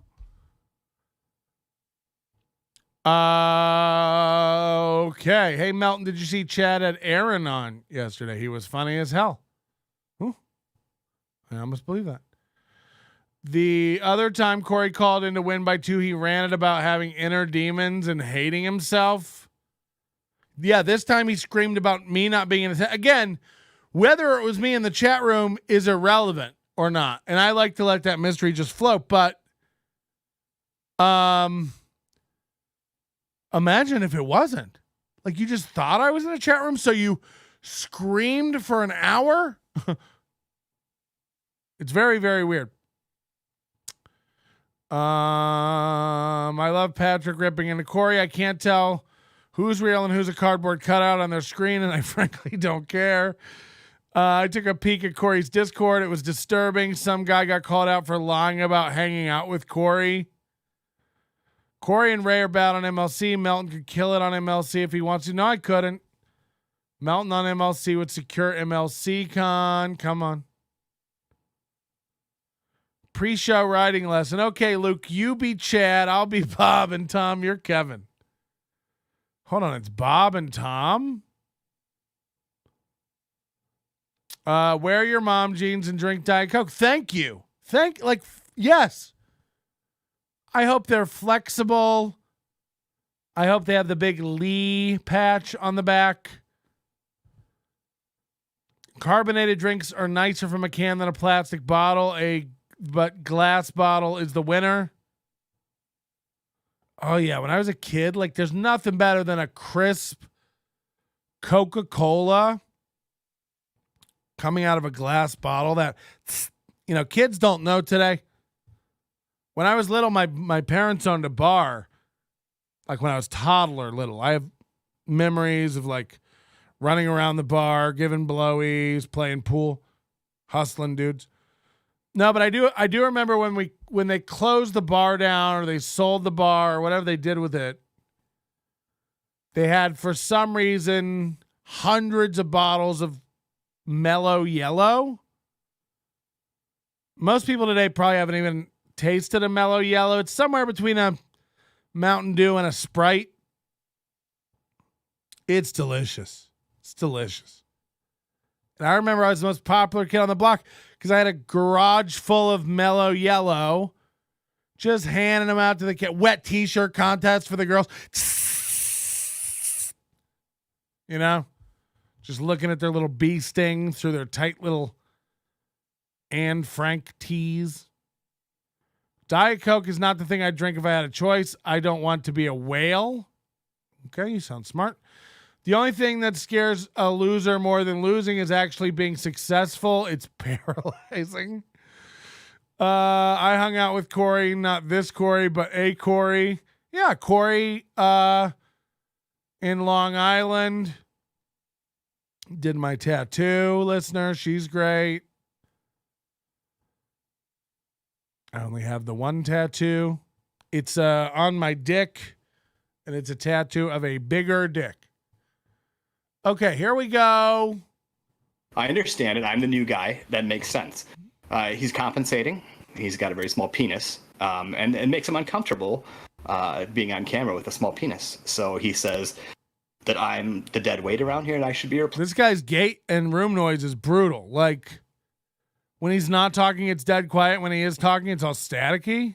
And we can hear that now because of my crystal clear audio. What's going on? So. What's going on with your background for people listening to the audio? Oh, you mean Tom's a dog's ass? What? And now he's gonna play a rim shot? Super duper. Whoa! Oh, you mean Tom's a dog's ass? Super duper. He got you. Come on. I know you got to play that up, but that's pretty because you're a dog. Because there's a picture of you, and then a picture. There's still a sound clip of women laughing going. Listen to this. Picture of a dog's ass because you're a dog's ass. Corey gets it. Yeah, no, I got it as well. Do you? Do you though? Like you've gotten a dog's ass before? KECUK. No, I haven't actually. That's This is the most forced topic comedy. Like, so you've got to do a dog's ass before? Also, I want to point out that Luke has already said more things tonight than he did all of episode 2. So good job, Luke. Way to come through in the clutch. Thank you. I appreciate it. I cannot believe that we still kept you around after that mediocre at best. So, people might pay for a podcast they enjoy and they get to know the people on. So Corey's putting out these 6-minute, he calls them intros. He calls these episode 3 intro. It means the beginning of the show when we're getting into it, mixing it up before we really get into it. We don't know what getting into it is. I've never seen the podcast. You know, they're all behind a paywall. Episode 1 is behind a paywall. So no one knows no one knows who these people are and what it is. How will you ever get traction with this? You know? Melton, did you make Corey a squealing drop? No. These fucks joking about cucking is annoying. They aren't charming enough to get a wife or get a third to show up. Ugh. What the fuck is that shirt Corey's wearing? Oh, it's like a red, white, and blue bunny rabbit. Tricks are for kids type of deal. Best performance from last fucking week. Thank you. I'm surprised you still want to get rid of me, Tom. That's now we just hold on. Corey just brought his screen up. Oh boy. Joker at best performance from last fucking week. Thank you. I'm surprised. And what's here? Sometimes, you know, we'll get big reveals on a file dump. So let's check out Corey's desktop frequent folders. We've got backgrounds, Corey Unknown. Corey Unknown is one of his best folders. He stores all the show stuff in Corey Unknown. That's where I keep my sound effects, my background, my brand art, my bumpers. I don't think it's a Bucky's shirt because it's... Oh, yeah, I guess it is a Bucky's shirt. He's got rabbit ears on. All these Texas guys love Bucky's. And he's not a Texas guy, but he's a fake Texas guy. This is like Kyle Majestic's file system. Corey Unknown.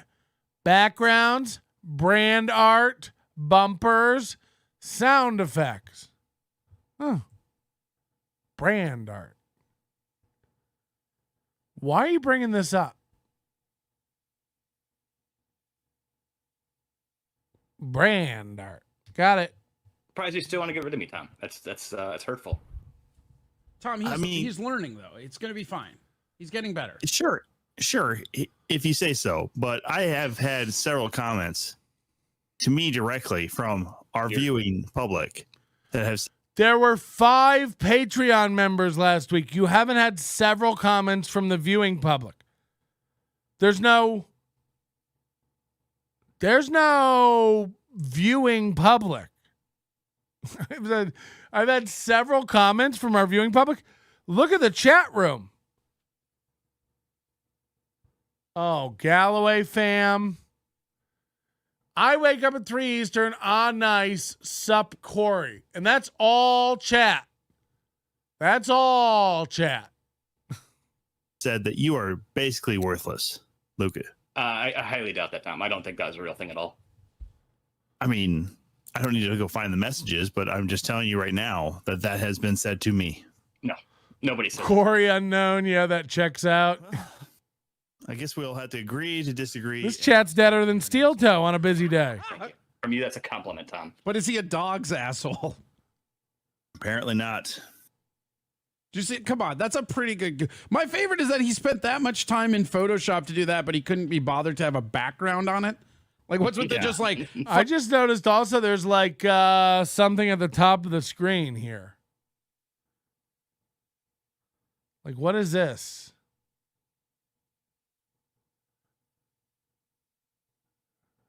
What is that?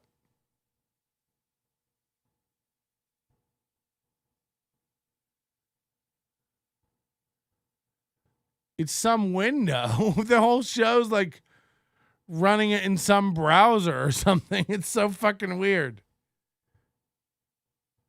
Okay. Fucking like, what is this? Tom fucking a dog in the Matrix? It's terrible. And didn't land. Also, the only reason he has it is because he's too embarrassed of his fucking dad's room in it, like in the basement, right? Yes. Well, yeah. Plus, this is a great background. I mean, come on, it's perfect. Is it? Would you say it's a great background? I would. As a matter of fact, I think I just said that too. Right, but like, did you mean it? Well, no, but you know. Right. Yeah. That's it. 1 second.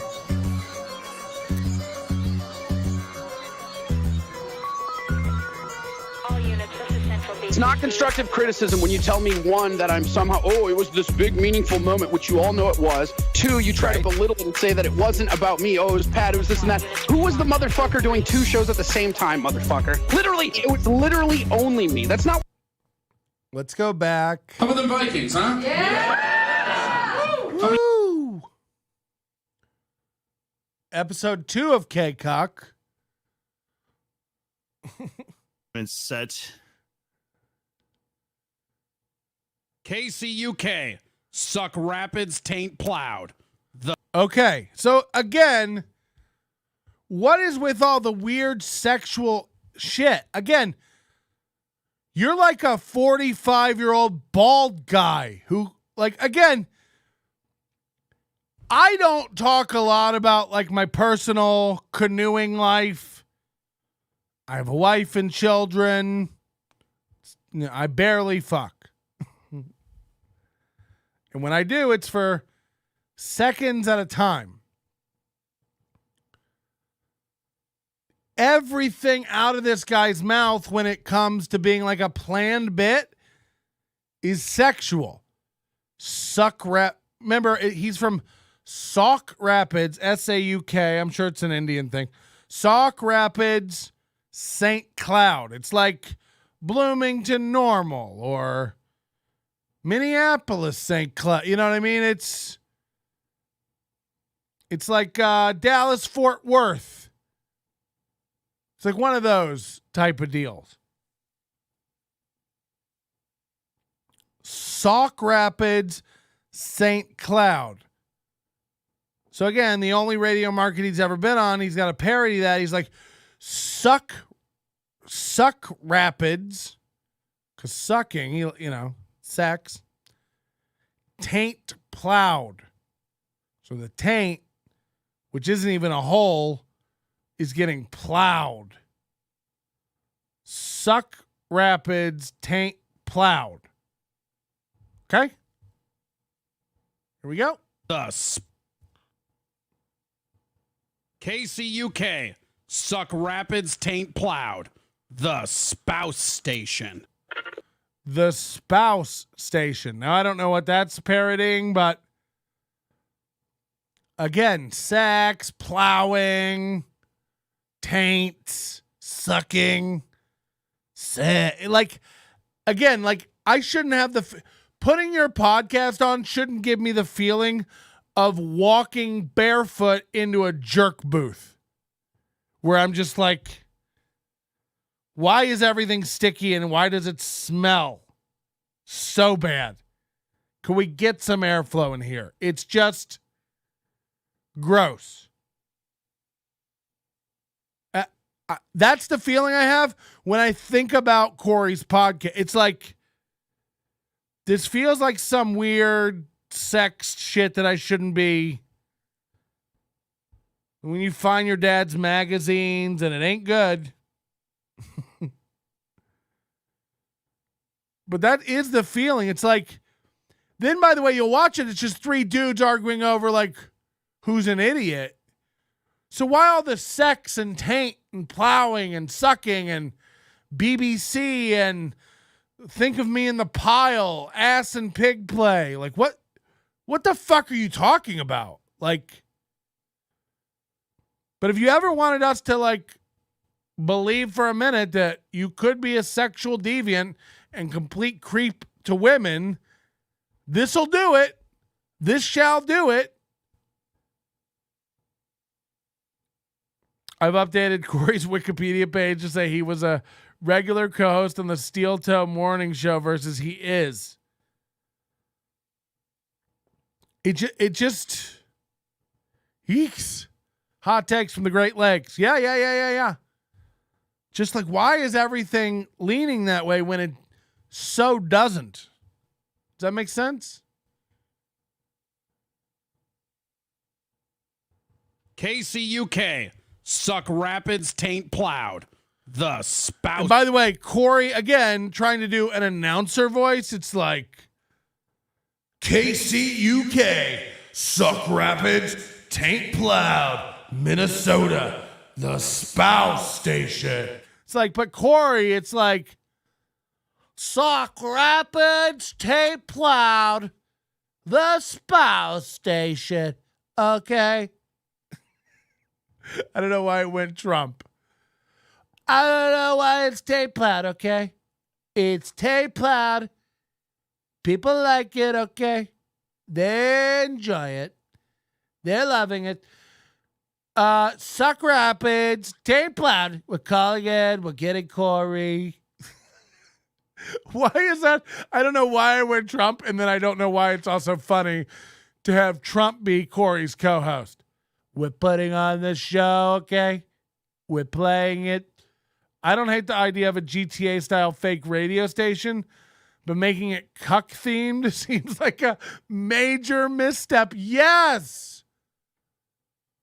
Yes, this is all I'm saying. Like, Adam's comedy has been described as self-deprecating and sarcastic.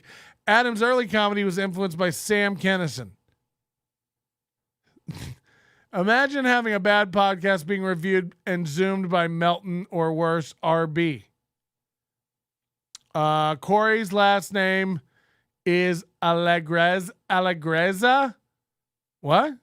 Is that true? Yeah, when I look at Corey, the first thing that comes to light is this guy fucks. Yeah, this guy cucks. This guy cucks. You're listening to Soccer. I love the announcer voice. Okay, you're all listening to it, okay, and we're playing it. It's great. Station. Suck rapids, taint plowed. The spouse station. The spouse station. UK. Suck rapids, taint plowed. The spouse station.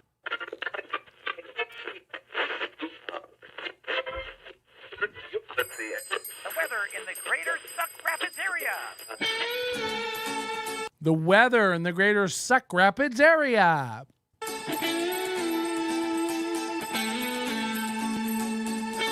Yeah, he's just ripping off WK. He's going for that feel, but like, there's no development to the show. Like, this is the complete thought he's given to the show.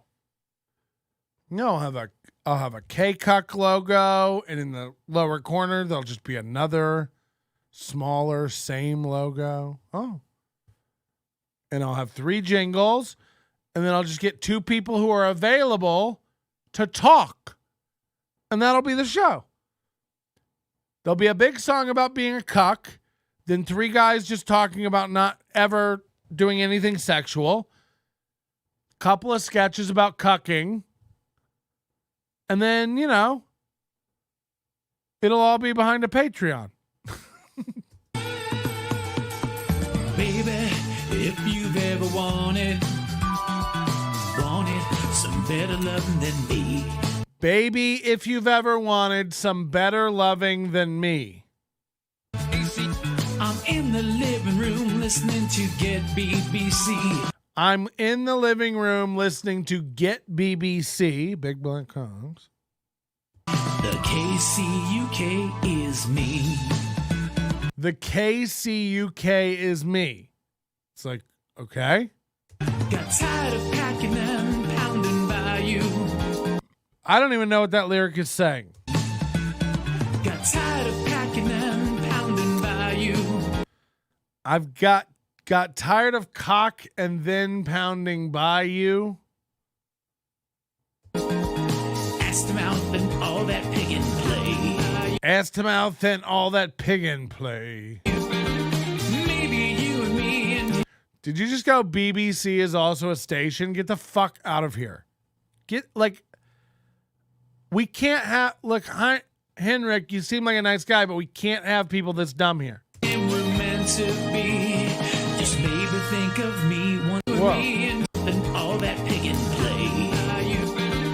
Maybe you and me and him were meant to be.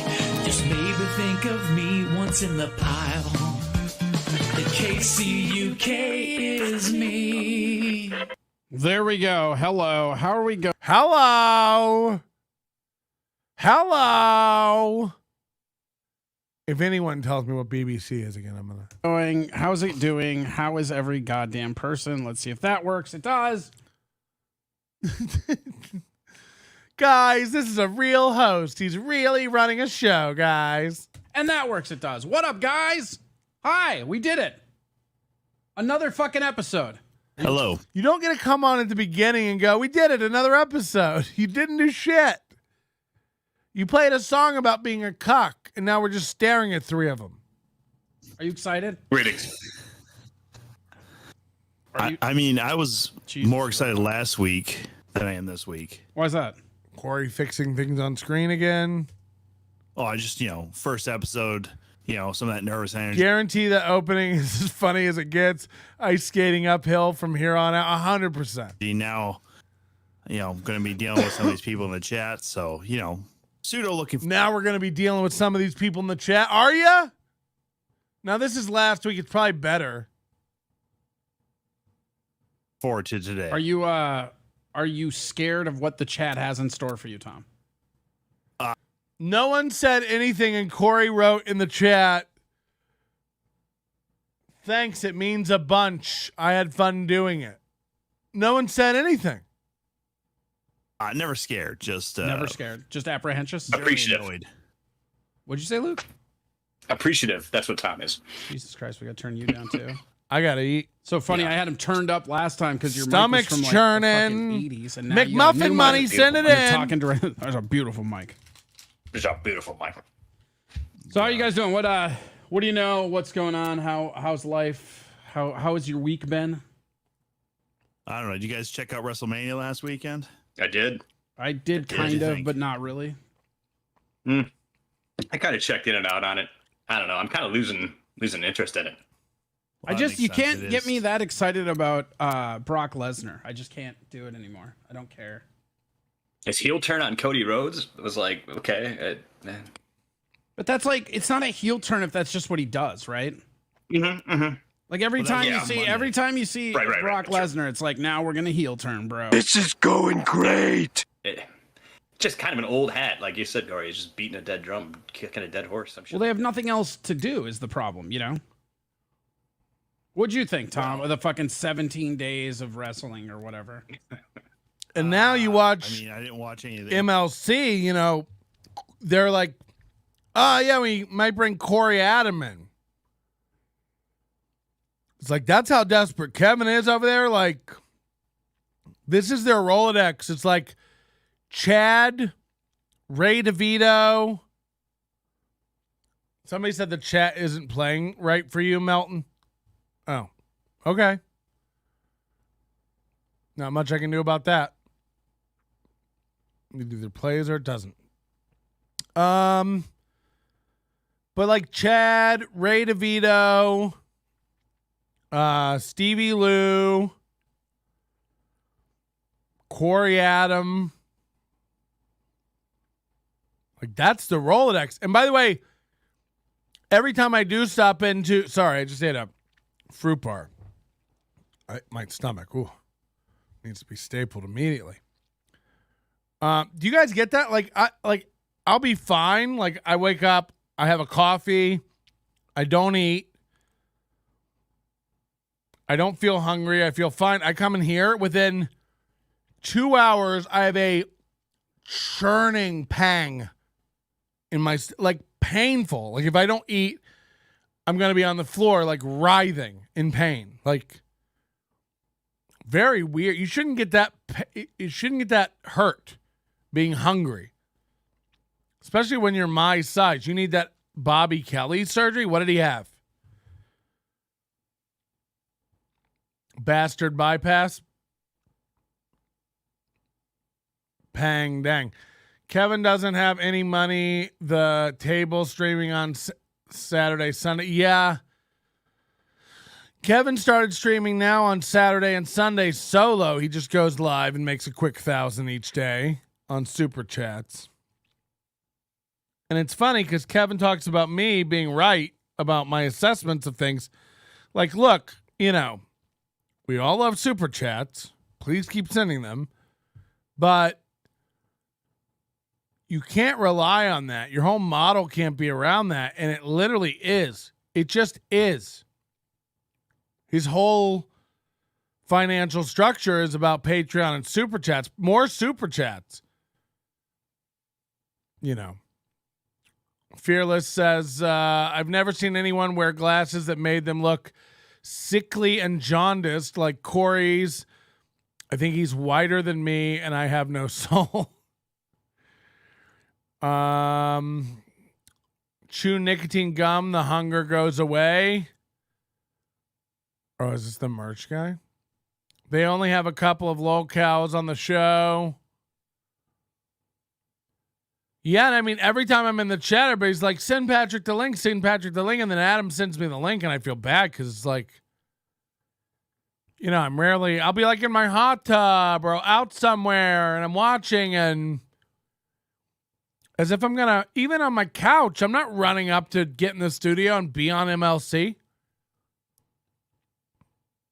I'm in the living room listening to Get MLC. They could use sponsors, but Super Chats work for that show. Yeah, I do wonder, like, I think sometimes people can't really see the arc. Kevin thinks the Super Chats and the donations and stuff is like an ever increasing thing, and it's like everything else in actuality. It's cyclical. It comes in waves. You know, we do something people really like, you'll get a bunch of Super Chats. You do something people don't like, you know, you won't get a lot of Super Chats. Times get tougher. You know, we can't all be Borgeson and Addicted to Profits and David Chandler, where we're independently wealthy. We can just dole out $700 a day to Super Chats and move on with our life. You know, not all of us are living in the Bahamas off Bitcoin. I don't think he thinks that he's taking advantage while it's hot. I don't look. Same thing people accuse me of, like, oh, you made merch and we're selling off movie and the scripts. I was like, I'm running a business. I'm sorry that you're all so broken you've never seen it that way. I told you from the beginning, I'm not king. Don't worship me. I'm a guy online hoping to entertain you enough where you flick me a few shekels. How you do it, I couldn't really care. You know, on the very bottom tier, you're hate watching me and my channel's monetized, and that helps out, whether algorithmically to draw in new people, whether I get a few cents off you for an ad you watched, or some of your YouTube premium subscription. That's at a minimum. I trick you into going up and signing for Overdose. Now I really got you. Because you can't cancel. We don't let people cancel. You have to do a chargeback to your... Shut up.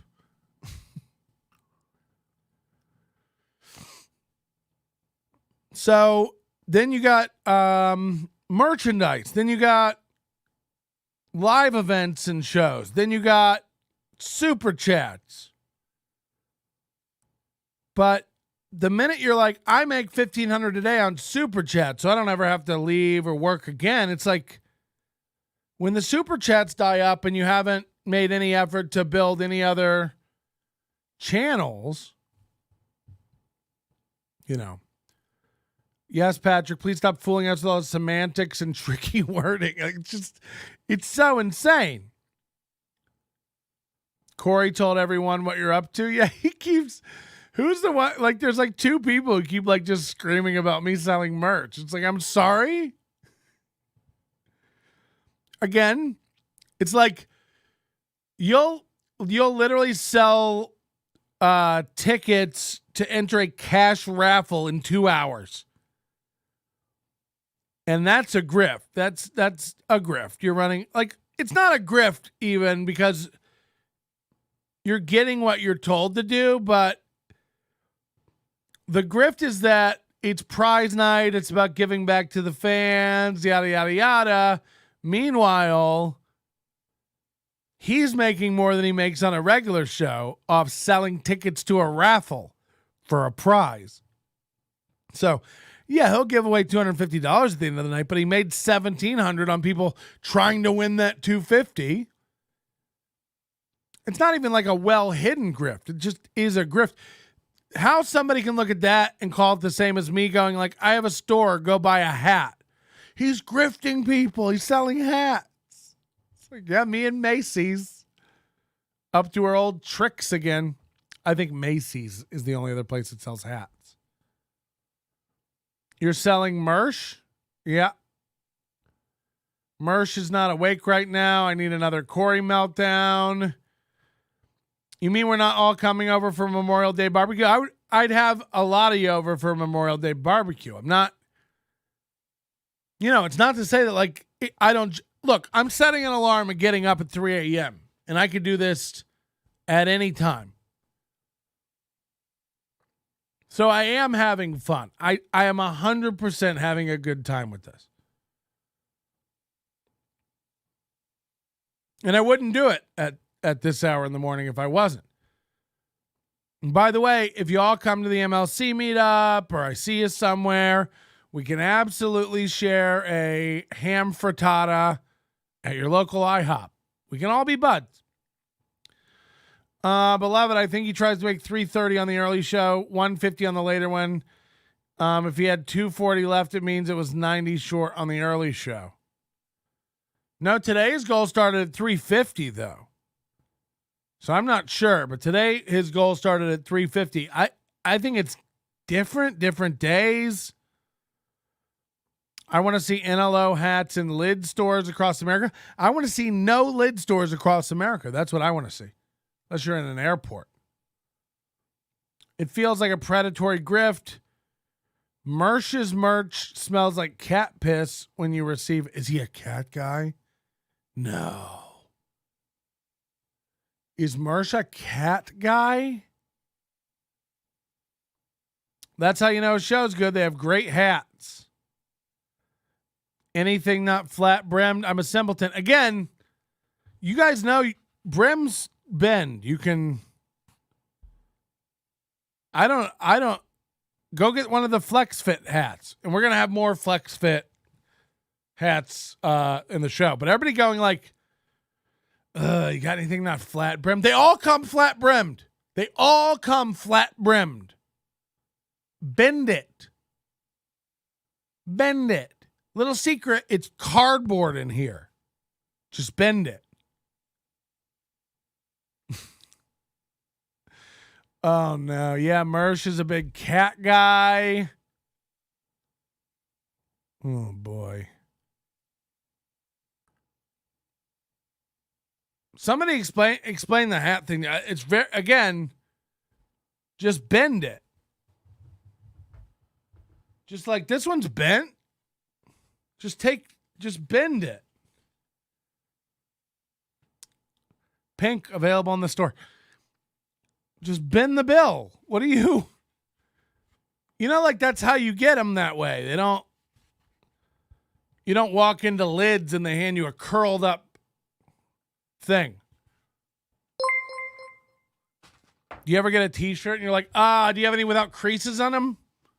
This one looks like it's new. It has creases. Do you have any used older ones? Super chat from OK Jerky. Fact, Mersh has a YouTube channel where he live streams feral cats on a green screen. Google wrong Green Ranger died R Mersh for an insane pic. No thanks. Patrick needs to see Mersh in his green screen onesie. Was Mersh one of the guys in the video where they were filming a homeless guy in Texas? What? We're going to do Mersh next. I got to finish K-Cock. NXT stuff on Saturday morning, but we did obviously have the watch along party. I want to see what this is about. What's the show? Interested in that, but yeah, that. I can't believe we're talking about bending hat brims first day. I know, but like everybody keeps doing it. Like, do you have any with bent brims? It's like, you want me to bend it and send it out to you? I don't, do people not know how to shape a brim? What's going on here? This is what I'm asking. What am I missing? Patrick, this wouldn't even be an interesting conversation in Stoney's Bar and Grill. This is your Muff Mike and hey!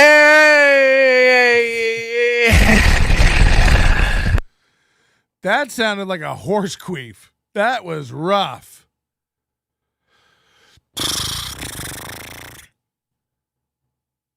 Put a rubber band around it overnight. You're going to like the way you look. You're going to like the way you look. Did someone return that pink hat? No, I wear it. The pink ones are up in the store. I think we got them both ways. So you can get the pink with the white logo or the white with the pink logo. It's the summer of hats. We'll be launching it very soon officially. Summer of hats. Every hat we've ever made. That's not true, but almost all of them will be on the store. Corey packs his ass with tuna and lets the cats feast. I'm going to have nightmares about that. I mean, yeah, what's the coleslaw bit with Chad? You guys are saying Mersh eats coleslaw. What am I missing about the coleslaw?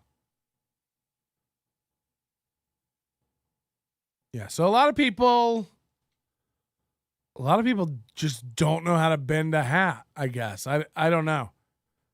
I had no clue that was such a big problem. Like, do you have any that aren't flat brim? Just like, yeah, you wear it however you want, man. I just attended a brim bending conference last year. That's cool. Back to K-Cock. Come on! Can we stop it with these super chats? Citizen M, who I'm growing to love and detest. On his latest episode, Mike Redbone discussed your rant about us repeatedly. Discussed your rant about us. Repeatedly. Oh, us repeatedly. Oh, are we a team? About us repeatedly mentioning him and sending you things he said. What? This is rough. On his latest episode, Mike Redbar discussed your rant about us, repeatedly mentioning him and sending you things he said. I DM'd you the clip, brother. If you want to make anything you send to anyone sound creepy as fuck, end it, brother. I don't care if you're a barista at Starbucks and you're handing out a macchiato over the counter to Jeff. Go like, tall caramel macchiato for Jeff. And then Jeff comes up, you go, here you go, here's your macchiato, brother. I swear to God, Jeff will shit himself immediately. If you just call somebody brother, it has a real J.J. Abrams vibe to it. You know what I mean? On his last episode, Mike Redbar discussed your rant about us repeatedly mentioning him.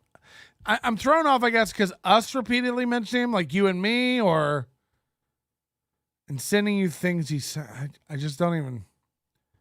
I'll check the clip. I assume that'll clear it up. I'm confused by the preposition and the subject of that sentence. People with DoorDash Mersh coleslaw? So like people are doing that to Chad. It's a Mersh bit?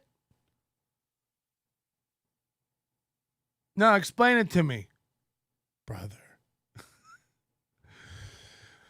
Oh, just start using that brother thing. Brother with a hard R. Hi, my name is Jeff. I only shit myself after drinking a macchiato. Cool. Or Hulk Hogan, I guess, would say brother a lot.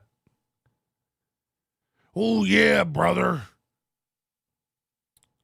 That's Randy Macho Man Savage. I'm starting a new podcast called Bending Brims. Patreon on the way. Chad eats coleslaw out chick's ass as his closer. For night 2 wasn't what it was supposed to be, so we try our best as far as wrestling fans go. Here's your flat brim hat, brother. Just bend it, brother. What's in the box, brother? Yay, brother. Brother. Endeavor, the same group that holds brother is another trigger for Melton. Everything has to be a trigger. It's called content. Julian Herta says you came in hot on MLC earlier. I did come in hot today on MLC. I can takes what I takes, and I can't takes no more. God damn it. Oh, this was the day Corey tried out his new personality over on MLC. This was the day he was over like being tough on MLC. This is the day he used the crown melting head insult like 3 times in a row on MLC. It's like, we get it. You wrote, by the way, when you do that, if you write material ahead of time, it shall be all you're able to think of. So when he wrote this melty crown-headed motherfucker, now every time he insults someone, he has to go after you melty crown-headed mother. It's like, okay. It's all he has now. Not everybody, like, hold on, am I an ET melty crown motherfucker? And who else? All the people in the chat are ET crown melty motherfucker. It's like, what does a crown melty motherfucker even mean? Crown eating melty mother. You Eugene Levy eyebrow having motherfucker. It's like, are you saying that as a victim of alopecia or just a guy who can't grow hair? Did someone, come cuck your follicles? Melton is bothered because he doesn't want to have a brother. So he wants everybody to call him brother. No, I'm saying it's creepy. I want a custom onion shirt. Can you make a deep teal onion head wearing a flat brimmed pink hat shirt? No. We're never making that. We are going to finally release the all black hat. No one has that but me. It's the Black Onion logo embroidered on an all black hat. It's very subtle. All black everything. You're going to have to be an Overdose member to get it. Will not be available to the general public. Overdose members only. It's not a prize. You got to pay for it. I'll probably make it more. We might make it $100 hat. It's going to be so elite. You'll get your initials emblazoned on the side. And then a code word over here that you can call into a number if you're ever triggered by a colored person doing something you don't like. Melton, you're a crown-eating, hat-selling, melty motherfucker. These are all truths. I haven't seen a better than average looking human involved in any of these podcasts. We are all gross. But the all black one will be great. I want a scrimp shirt. You better hurry. Act now. That's all I gotta say. Tom is the Can king. we not use the Lord's name in vain so much, by the way, guys? Oh God, it's already fucking. You know what? Fuck it. Early commercial. Fuck Tom. Here we go. Tag us in. Okay. I can't wait for this. What a scam. We want intangible goods only. Patty banking on my FOMO. No, but the movie and scrim stuff is going to be phased out in the next week. So grab it. Can you make the onion stickers a lot bigger? What about something all black for the ladies who don't wear hats? What would you like? A beanie? Maybe an all black tube tie?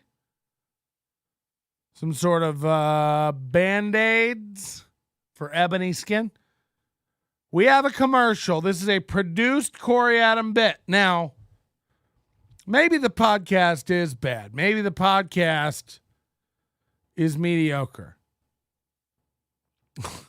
My super chat was poorly written. You told me to never inform you of anything Mike said about you ever again. Okay, you're making it sound crazy. He mentioned that on his show, so I joked that I sent you the clip. No, I mean, first of all, like, if Mike says he's coming to kill me, please tell me. You make it sound like I was like, I can't hear anything about my... You made it sound like I'm Corey spazzing out. There are several people who, like, make it their identity. And Citizen M, you're, if not in the bubble, you're on the edge of the Venn diagram. There are a lot of people who feel the need to, like, run around the podcast world telling everybody what Mike David did. And it's like, who? It's like, I don't need to know about Mike David. Like, you can tell me, but, like, I don't, you know. People will come tell me, like, stuff that doesn't even have anything to do with me. Like, oh, did you see Mike David's new show? I don't even know where you watch that. I don't even, honestly, it never pops up on my suggestions. NLO, Citizen M is Mike, probably. NLO, temporary tattoos. He's in the bubble. NLO, Band-Aids are a great idea. Yeah, I mean, he definitely is, like, in the red bar distortion field, for sure. But I think he even knows that. Citizen M has never denied that. He's a hard Chad. Mike listens to shows in the shower. He's definitely in the chat watching a good chunk of Melton content. Okay. I heard Mike David has multiple sclerosis. Like, I do mean it. Like, I'll tell you the minute I watch anything, and there are clips. I've never seen a full show of his pop up, and I haven't watched a Red Bar show in over 5 years. Like, it just... You got people like Corey who will convince you all that, like, no, 2 or 3 years ago when Melton and Red Bar were really going at it. It's like that never happened. So it's a weird memory for you to have. A, it was 7, 8 years ago. B, we weren't going at it. I, just kept doing my thing. I was actually quite busy during that time period of my life. And, like, there was no going at it. So Corey, like, makes up memories in his head and tries to throw those out to people. There's a rant he has in that win by 2 thing where Corey's, like, screaming about the microphone placement. He's like, it doesn't make a difference if you talk about it over here or over here or over here. It doesn't make a difference. It's like, so now I have to make a whole video about cardioid patterns and explain to him how his mic works. Imagine owning a $400, $500 mic and not understanding how it works. It doesn't matter where I go, over here, it's all the same.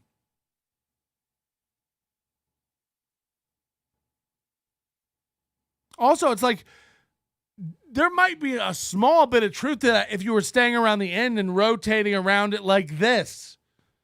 You could maybe make the argument, but you still hear it trail off a little bit. You do a thing where, like, the mic's pointing this way, and you'll be like, yeah, that is true. Where you're talking in the direction the mic's pointing. You're dumb. Yeah, I didn't actually DM you. It was just a bit. I think Mike may currently be dead after what is happening? After watching this last episode, shit sucks. I don't know what's happening anymore. I'm out of it. You guys got me. I can't tell what you're saying. I mean, you and I have DM'd. I don't know what's real anymore. I don't know what you're trying to convey to the chat. Is this a bit? Are you getting me? I'm happy to sit here in it and be got. If this is a get, but the fuck are you talking about, man? I still don't even understand someone sent Mike a thing about you talking about Mike, and I sent you the clip. What?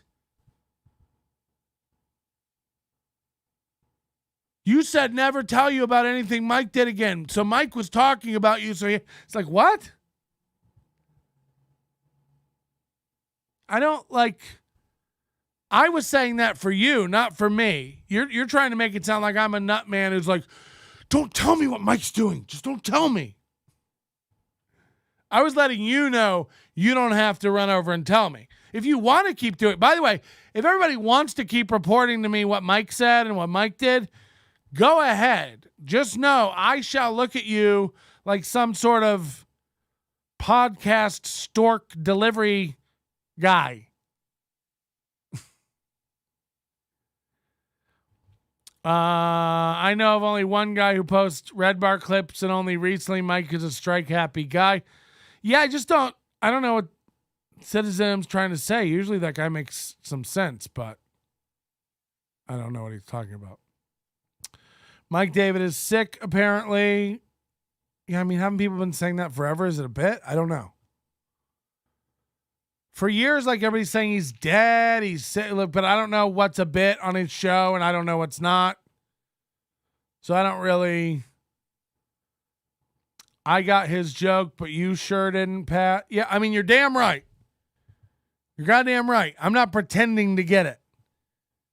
If this is a joke, it's over 4 messages in an hour, and I can't piece it together. Is there a clip in your DMs, Melton? I don't know. Imagine me fumbling around on my phone during a show. What am I, Corey? My Ty Rivera? Can we please hear this prepped bit? Corey's been doing this show. He's got a prepped bit, a commercial he wrote, produced, and is now playing for us. And you guys are sitting around going like, what did Citizen M say? You didn't get the bit. No. I didn't. Can we move on now? We hit the like button. We hit subscribe. Did you know I'm so close to 8,000 subscribers and getting monetized? We could hit it today. If you would just please help. Help hit subscribe and the bell and the CUK. Hold on. Tag your sin. And then he acts like fed up with it. Like, all right, that's it. You guys are getting an early commercial. It's like, okay. Okay, Dad. Fuck it. Early commercial. Fuck it. Early commercial. Let's see what made him go, fuck it. Early commercial. I bet nothing but dead air and nowhere to go made him go, fuck it. Early commercial. I know. I deeply regret bringing it up. I never sent a clip. It was a joke. Okay. It really went great. I think it went over great. I can takes what I takes, and I can't takes no more. God damn it. Tom is the king. Can we not use the Lord's name in vain so much, by the way, guys? Oh God, it's already fucking. You know what? Fuck it. Early commercial. Fuck Tom. Here we go. Guys, you're taking the Lord's name and fuck it. Early commercial. God, it's already fucking close to 500 yet. No, we're going back down. I'm done asking for 500 members because it's starting to cycle now. And I've realized we're just going to hover around 4. So if you're not a member, I'd love you to join. Jason Gilbert, Rain Ego, all these guys. We'd love you to join. It's $1.99. Hit join. You can't do it on an iPhone. He's excited as fuck to play his ideas. Yeah. So remember, he left because he wanted to branch creatively and do things that couldn't be done over at Steel Toe. Aaron wouldn't let him do.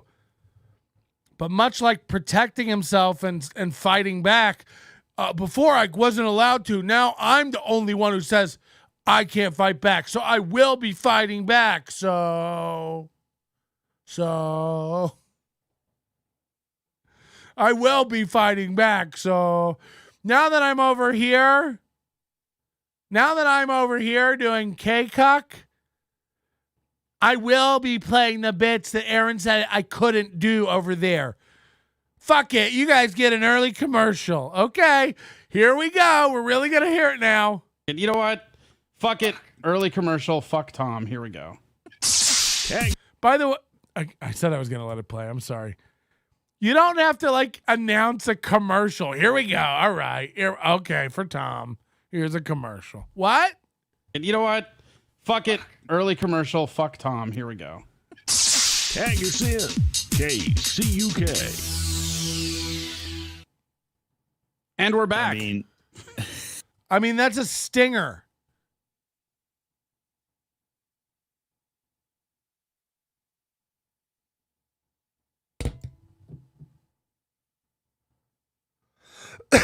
I can't even do the rest of it. I can't.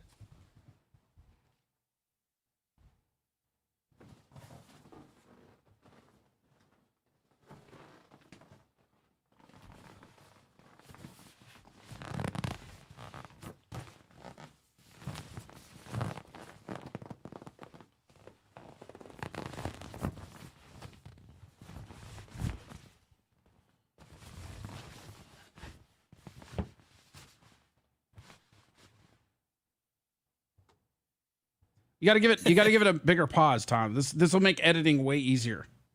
I know you don't care about the editing, but I do. All right. Yeah. Sorry about that. Oh, somebody in chat named Luke Moran says "fucking Tom." Fuck. I mean, that guy's pretty smart though. He knows what he's talking about. What chat? I'm not seeing anything on the chat right now. Yeah, you're not seeing all the YouTube chats. Oh, that stuff. I suppose I should probably turn that on or something. You don't have to. I can just read the ones that are about you. Hooray! By the way, Hooray! I gotta compliment you. Why? That's some fancy looking. I don't even. I can't even begin.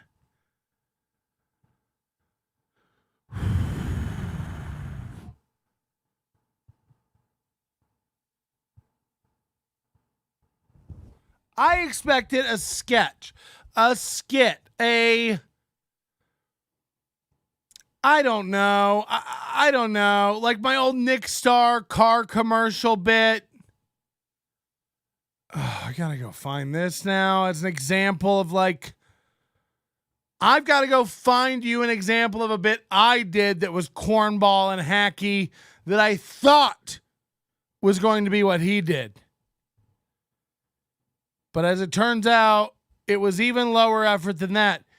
It was like a station ID stinger. You're listening to K-Cock. Non-stop music. It's like, I've got to go back. Not only did he go, the Lord's name in vain. Fuck it. Early commercial. Fuck you, Tom. Early commercial. You're listening to K-Cock. And that was it. Okay. It's like, what? The announcement and build up to the commercial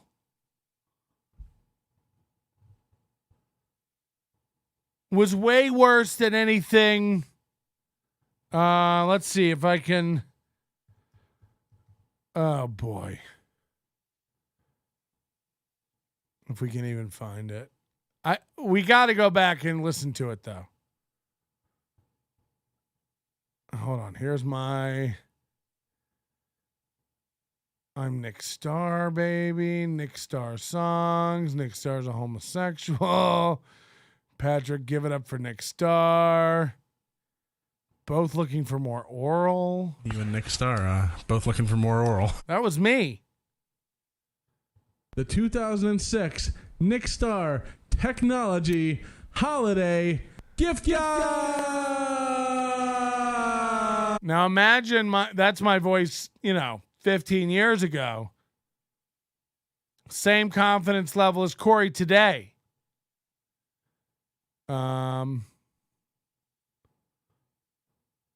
So, do you have friends that go to this bar with you, or you just go by yourself? You're probably like a celeb. Oh, that's when he was going to that gay bar. All right, I can't find the bit right now. I have to hear. Hello? Stop saying bad things about gay people. I'm sorry? Stop saying homophobic things. Like what? Like, stop saying bad things about gay people. Can you give me an example of what I said bad about gay people? Oh. Elon Musk taught me that move. You know, you just ask for an example and everybody melts. Did you see that interview with Elon Musk and the BBC guy? It's so fucking funny. He's like, I just think I've seen way more hate speech on Twitter since you took over. And he's like, give me an example of that. And the guy just had a fucking meltdown. Like, literally, they went back and forth 6 times and he just couldn't even. I don't have to I'm BBC. It's like, okay. Wow. Hey, stop saying. Hey. Wait, is this the guy that was texting me?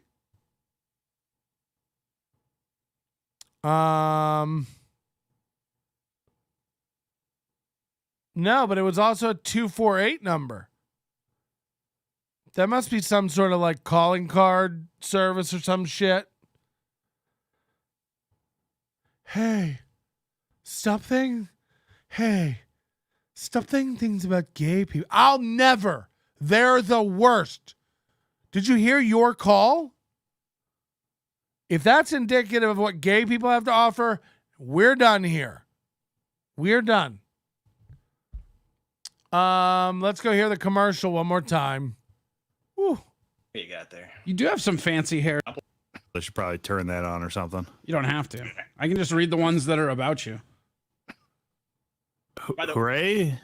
By the way, Hooray. Did I not go back? Yeah, sorry about that. Here. Here we go. It's It's already fucking. You know what? Fuck it. Early commercial. Fuck Tom. Here we go. Tag us in. KCUK. Tag us in.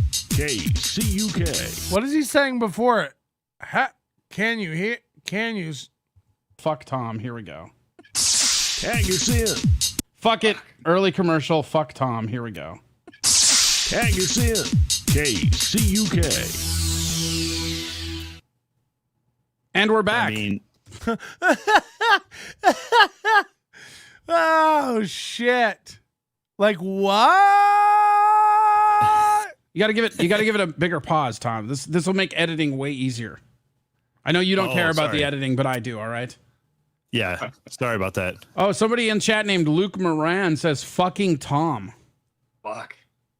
I mean, that guy's pretty smart though. He knows what he's talking about. What chat? I'm not seeing anything on the chat right now. Yeah, Yeah, you're me not seeing all neither. the YouTube chats. Oh, that stuff. I suppose I should probably turn that on or something. You don't have to. I can just read the ones that are about you. Hooray. By the way, Hooray. I gotta compliment you. Why? That's some fancy looking hair you got there. You do have some fancy hair today. Hold on, Corey. This is the first time you said anything good about when I get my hair cut. I was about to make a joke, but you cut me off. Of course I did. Thankfully, I did. You do have some fancy hair. It looks like you combed up your pubic muff above your fucking penis nose. Boy, that's some Seriously. classy lyricism right there. It's not about lyricism. Look at the top of your head. It looks like a pubic tuft. Yeah, it looks. see? Oh, sex talk. Maybe this is where Corey tells us all about his sex stuff. You know, KCUK, cock, pig and play, all this stuff. Pig and play sounds like the game that the Griswolds played. Pig and a poke? First of all, it looks great. You know it. You're just jealous because you don't have any hair. Don't get the weird top shelf gestures with me with that hand. Set that hand down. Stop it. Set the hand down. You're like, "Nah." You can always tell when Tom's going into his fucking heel character because his arms start flailing like he's Italian all of a sudden. I mean, have you watched your bounce video? What did I? Like, it's literally cartoonish. Hey, bada boo. Yeah. Otherwise, you just talk like this with your arms crossed or standing in attention. But then, yeah. I just go into bouncer pose if I have to. PA Dabbing Dad says that hair looks like you walked straight out of the closet. Wow, Nice. that's some bold gestures and words from people who one, no one should ever see in person, and then two, How dare you? All right, just how dare you in general? They dare, Tom. They dare. I think. Am I the only one watching on Twitch right now? I don't know. Hey, Jesse Teller's rating us on Twitch. You know, whenever you you have your own fucking co-hosts. Again, you know, having a Zoom co-host is tough. Like, it's hard. A remote co-host. Being in the same room is optimal. But when your co-host is watching another show and doing what that show tells them to do, by the way, again, on that Win by 2 interview, go watch it, the whole interview. The In the Paint podcast. Dude. Corey goes on there and says, first of all, he references my shows with dates and names and titles and numbers that even I don't know. He's like, if you go watch Cremating Corey, okay, they make a joke and a reference in that from the Corey Goes Rogue episode. And if you connect that over to the Corey Goes Boom, it's like, how do you know all my episodes? Corey must have watched all the shows about him hundreds of times.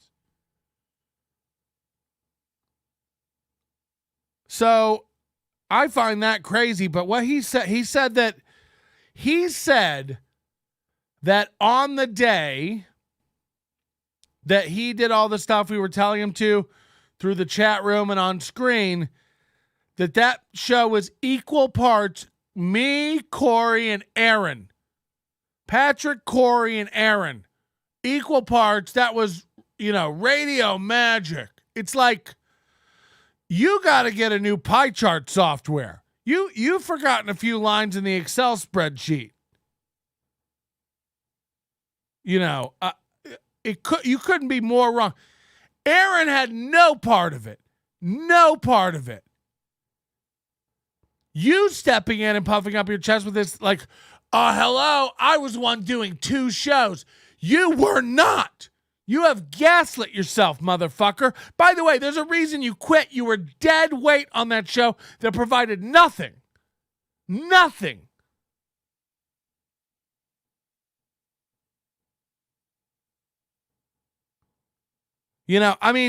I was the one talented enough to do 2 shows. You turning a hat around backwards and making a monkey face, that's not doing a show, freak.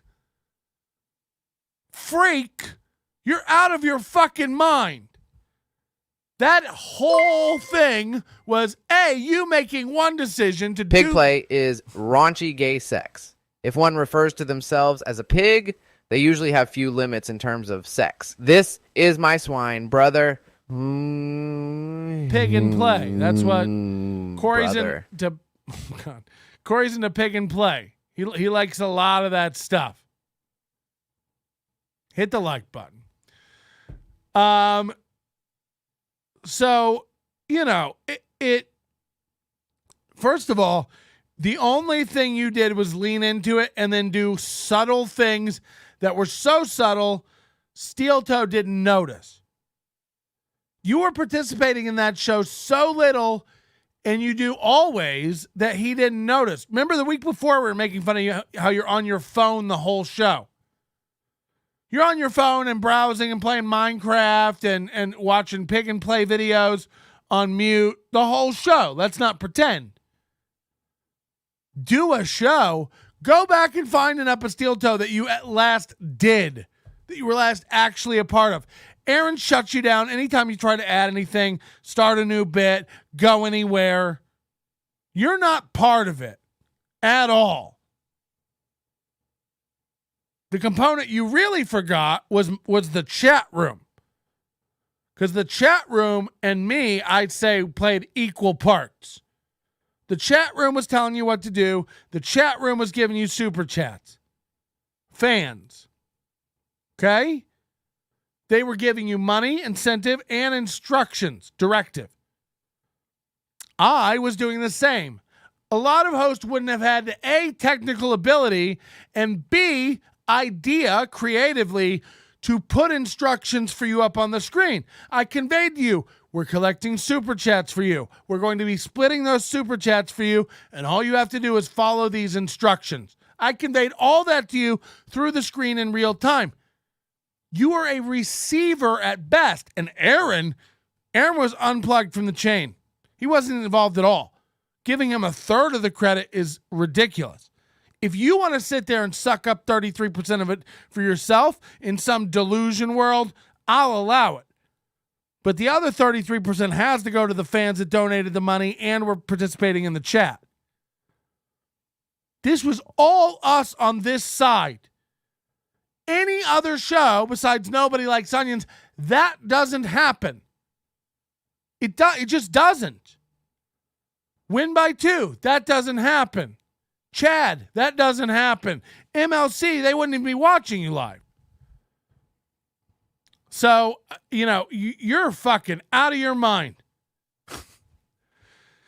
I gave Corey $50 that day to turn his hat around and tell a story that had my name in it. Right. What part of Corey was involved in that creative chain? Melton fans, not Corey fans. It's not even about that. Corey said, to Aaron while raising his brows. I just went shopping with Corey at Walmart and he took a dump in the fabric aisle. Why?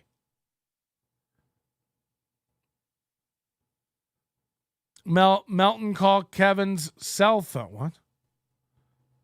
Hey, Blue Mosaic. Almost one out of every 5 of your comments is okay, but the rest of you could go anytime. Corey took $20 to say the word Ashley. Great bit. Yeah, it's like none of this was creative on Corey's end. Corey made one decision. I'm going to do what they say. My dog does that. Heel, sit, come, load. Like, not come load. Fuck. Like that's, and by the way, I give my dog credit for half of that. I don't give you credit for half of that. A man just doing what other men tell him to do? On brand, KCUK. On brand. What kind of a dog? Peanut butter cup. Oh, sorry. What? Whenever you say Twitch or YouTube, you ruin the illusion of what this fake radio podcast actually is, right? Like these live parties are not just like, knock it off, man. Knock it off. Come on. You're better than this, Tom. I'm barely better than that. Barely. What up, Comedy Hacks? Comedy Hacks says, hey, Corey Adam. What up, Comedy Hacks? Hey, ACW Sports is in here. Heck yeah, man. He said, what is this top shelf nonsense? I mean, it is nonsense. What's funny? Let's be real honest about that. Is that the real Carlos dude? Mr. Chillstrom, I like Curtis Versus tonight. Heck yeah, man. Showing us a little bit of respect. Tom breaking kayfabe right out of the gate. Mikey Tealmilks. Look at all these folks, man. Jesse Taylor, thanks for the raid, buddy. Real good of you. Oh, you forgot that the guy was like, hey, there's only one guy watching us on Twitch as co-host? That's great. Real good of you. Just Tom breaking the fourth wall. That's right. Luke, at least I'm saying words right now. You guys are both silent over here. I'm feeling like I'm carrying this show. I literally said, hey, let's not talk about the chat or where they're chatting from. Look today. Today he's got his microphone aimed up at his nose and eyes. Usually it's like aimed down and away from his mouth. Like this guy, he cannot aim a microphone where it should go. And again, like you're writing songs about sucking dick. Shouldn't you be able to aim a long cylindrical object at your mouth? Like, why is this aimed up at his nose? His mouth is, securely underneath that. You said okay, and then proceed to do that. It's a dynamic microphone. It creates a bubble, duh. Yeah. I mean, I'm telling you, like, his rant about that the other day is so fucking dumb. Okay, you know what? Okay. I guess I didn't get on here early enough to hear all your rules for going into this. Yeah, that's right. We started late and you still couldn't make the pre-meeting. And even when you came into the Discord, you're all quiet like a kid sneaking in late to class. Like just... Hello? Pardon me? Hello? Oh, God. All right. I was expecting an aggressive male. Who's this? Bill.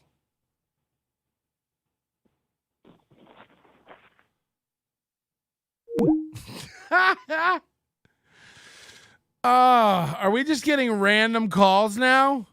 Who's this? Bill. I said hello. This is why, ladies are afraid to call into this place. Like, that's quite a confrontation. How did she misunderstand hello? Yeah, I literally said hello. She said, who's this? And I said, I'm sorry. I was expecting an aggressive male. And then I said, I'm Bill. And she slowly hung it up. Do people if you're really a listener, call back in. That was a big mistake. It was Patrick. She called you. Who's this? That was definitely one of the girls in the chat. And the only way to redeem yourself now is to call back in. And I swear, if you don't, we'll know who you are. We'll hunt you down. And I'll give out all your secrets. Hoping nobody notices. Yeah, nobody's going to fucking notice. Tom's a beast and a great human. Come on now. That's just perfect right there. Yeah, I mean, this is the chat I love right here, man, is compliments and dedication to who I am as a person, man. Like see the arms? This is what I'm fucking talking about. Every time he gets in a character, it's the arm flail. That's how you know. Yeah. I just like that you have some confidence now. It does my heart. Hello? Hello. Yeah. Who's this? What? This is Corey Adams. This is Corey Adams' girlfriend. Oh, hi, Corey Adams' girlfriend. Do you go to another school? My name is Sheila. What school? What? What school? Oh, you were expecting an aggressive male like me, brother? I will bend to that brim, brother. Play pig with me, ye brother. What? Hello? Are you hard of hearing? Yeah, I'm hard of hearing. This is... Please be nice to my Corey. Or I will beat your ass. Great stuff. Why do people do this to me? I'll bend your brim, brother. Oh, was that fearless? If that was fearless, then that was embarrassing for you. Daytwa says I'd have to be drunk to call. Didn't Daytwa call Friday?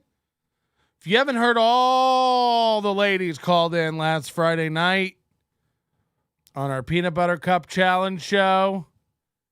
They know. Now she's saying no. It was the Dr. Meculak guy. Yeah, it was Buzzard Bob, Remulak. This is all the same guy. I think it's also the potato. It's all the same guy. Right now. Let's roll it back here. Mediocre personality says, hey, it's the red thing. There we go. That's what I was waiting for. Corey doesn't run this show either. He just hello. So you have to be drunk to call in. I figure I call in while I'm drunk. Oh, is this who is this? I wish to remain anonymous. Okay, let's hear this bit. Now Now, okay, so so the intro song that he got, that ass to mouth, all that piggin play. Yeah, what the That's my favorite. That is my favorite part of the song. Because if you listen to the original WKRP theme, it's kind of got that like he puts like a twang on it. It's got that, all that piggin play. Yeah. It's wonderful. And I love it. Well, I'll get you a copy of it if you want to make it your ringtone. Or, join Corey's Patreon. You can hear it every week. Now, is that him actually singing the song?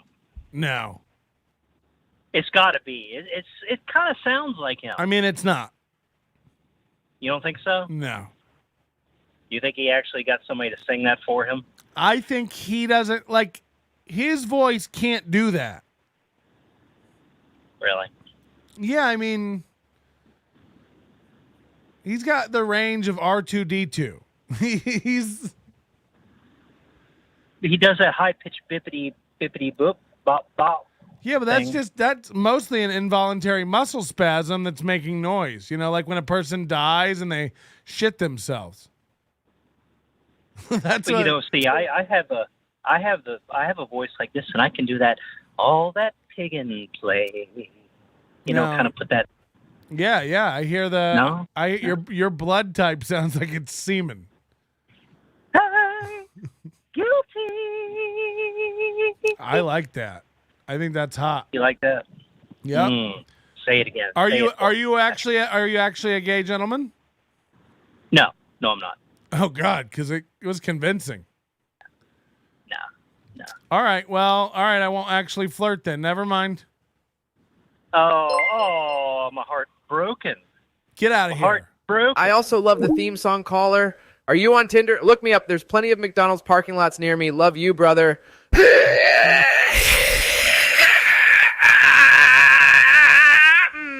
What? Brother, bibbity boppity brother.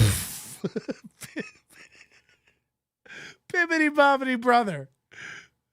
I love when people call and make Ty say things that like Aaron would say, or they make Ty say things Corey would say, or they make Aaron and Corey talk to each other.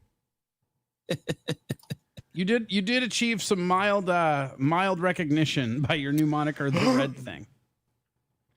Yeah, the Red Thing. That's even Corey's shirt collar is giving up on this show. I don't even know how to respond to the Red Thing. It feels like it's almost kind of like when like people back in like the 1800s when they would just refer to Chinamen. I feel like that's the laziness of it. Like you want to be pseudo degrading towards me, but you don't really know how, so you just say the Red Thing. I don't know if that's entirely accurate, but I see where you're going with it. Great input, Luke. You're just a gem tonight, aren't you? I'm full of gems, Tom. It's starting already. Episode 2, and already Luke is wearing on top. I'm just waiting till the listeners get that rare inside baseball of you snapping the fuck at Luke for just poking you. Yeah, I can't wait for the listeners to get that rare inside baseball. It's like you've had 2 episodes. There are no rare anythings. There are no inside anythings. It's your 3rd episode with guys we don't know not vibing. I can't wait for the listeners to get on the inside joke. Look, guys, you can see how. Why is this on my eye?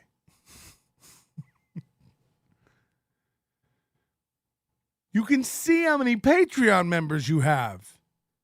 It's 5.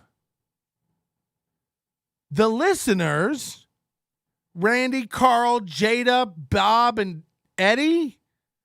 I don't know why Will's wife has a subscription. I had to throw a woman in there. The listeners,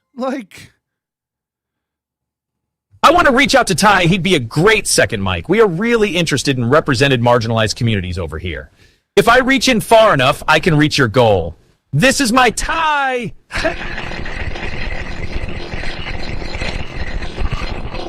brother. What do you type to get it to do that? Brother. Okay. That really only happens in our text messages because Luke will say something stupid or inane. Yeah, I mean, And you shouldn't have more people on screen than in your Patreon. That's not a good look. Corey thinking he had a radio career has gone to his head. When he first did that first MLC and his words out of his mouth were like, he said something like, it was my first radio job, as if you're going on to bigger and better, as if people were knocking at your door, offering you jobs. He really did think he was going to like run over to MLC and have like a job. That's real. Kevin threw him $250 for being on the show, and he lost his little shit. His pig nearly slipped out of its playpen.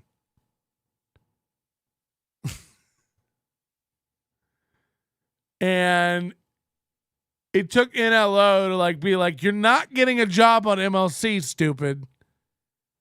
It took Bob calling in and laughing about the prospect of it. And every time you're on It's Gold, I hope they do have you on occasionally. I know they won't. You got maybe a couple more in there. But we all know. If I get hired here at MLC, get hired here at MLC. It's quite the corporate offices. I mean, it's just insane. And then to like miscalculate your audience so much that you immediately launch a Patreon and paywall for your content. It's like you've never demonstrated the ability to create any content that anyone wants to watch on any platform. And again, let's just go to your number one comedy selling albums. It's like, no one's listening. No one bought it. No one. I'm not shitting you. Friends and family pre-ordering it and it's shooting the number one on iTunes for a few hours doth not a great album make. Believe me, I know. It's so easy, and it's your number one anything. Credit. It's just the most meaningless. You might as well be like, he has a Twitter account. Give it up for Corey Adam. Kevin slipped in a dig at Corey yesterday. Of course he did. The biggest trick the devil ever pulled was making anyone think Kevin believed in Corey Adam.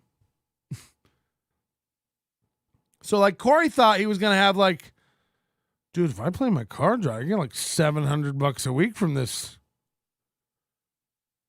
MLC gig. And it's like, oh, honey, it that hurts me that you believe that. And don't get me wrong, he should have left Steel Toe, but like Steel Toe was the biggest audience you shall ever have. Ever. This YouTube thing is not going to be ticking up. We're looking at the episodes. It will tick down. I'll stop talking about you. Win by 2 will stop taking your calls. And we'll occasionally check in on you to watch you bounce about something. Are you sitting? Are you standing? How are you doing that show? I picture you on like a yoga ball. Just Bob Levy ended up. Bob Levy's at least is like a coordinated thing. Corey is just, fucking finger of God, level 5, F5, Fuji, pass the sour cream. The people who hint about getting fired or paid seem to be the least talented. Calta gave out Brennan's number today. Gonna get crazy on MLC. Wow. Yeah, Calta is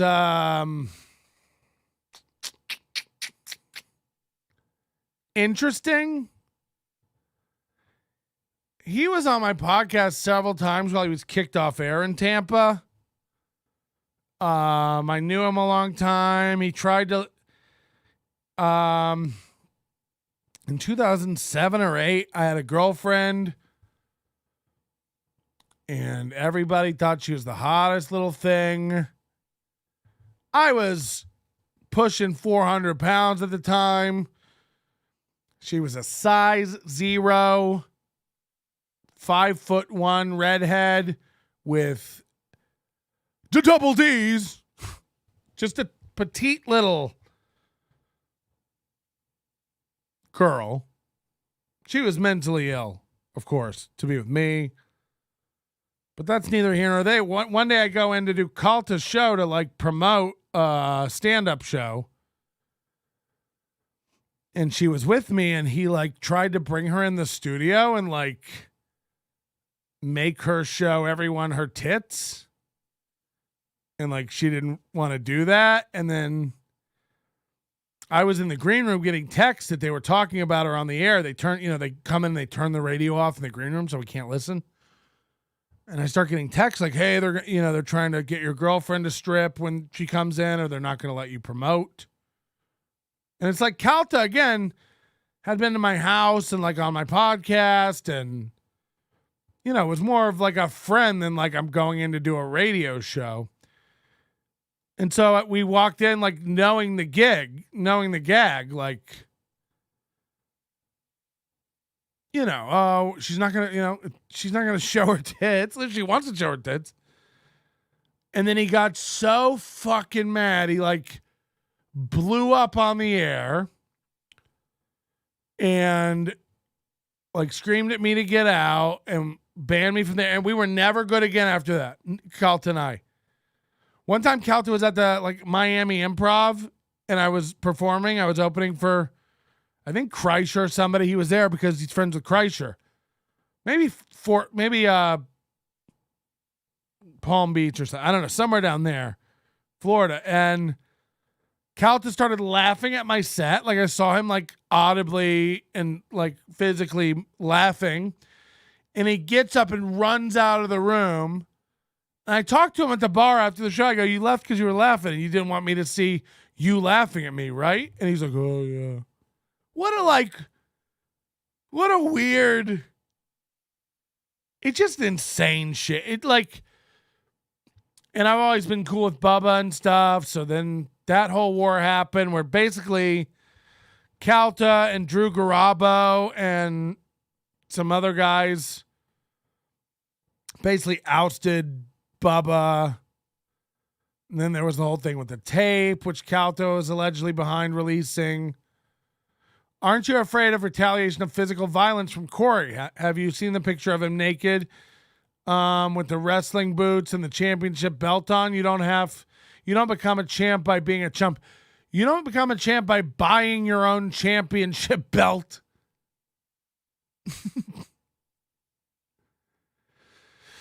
Fucking hell. A couple more seconds left. Let's finish it.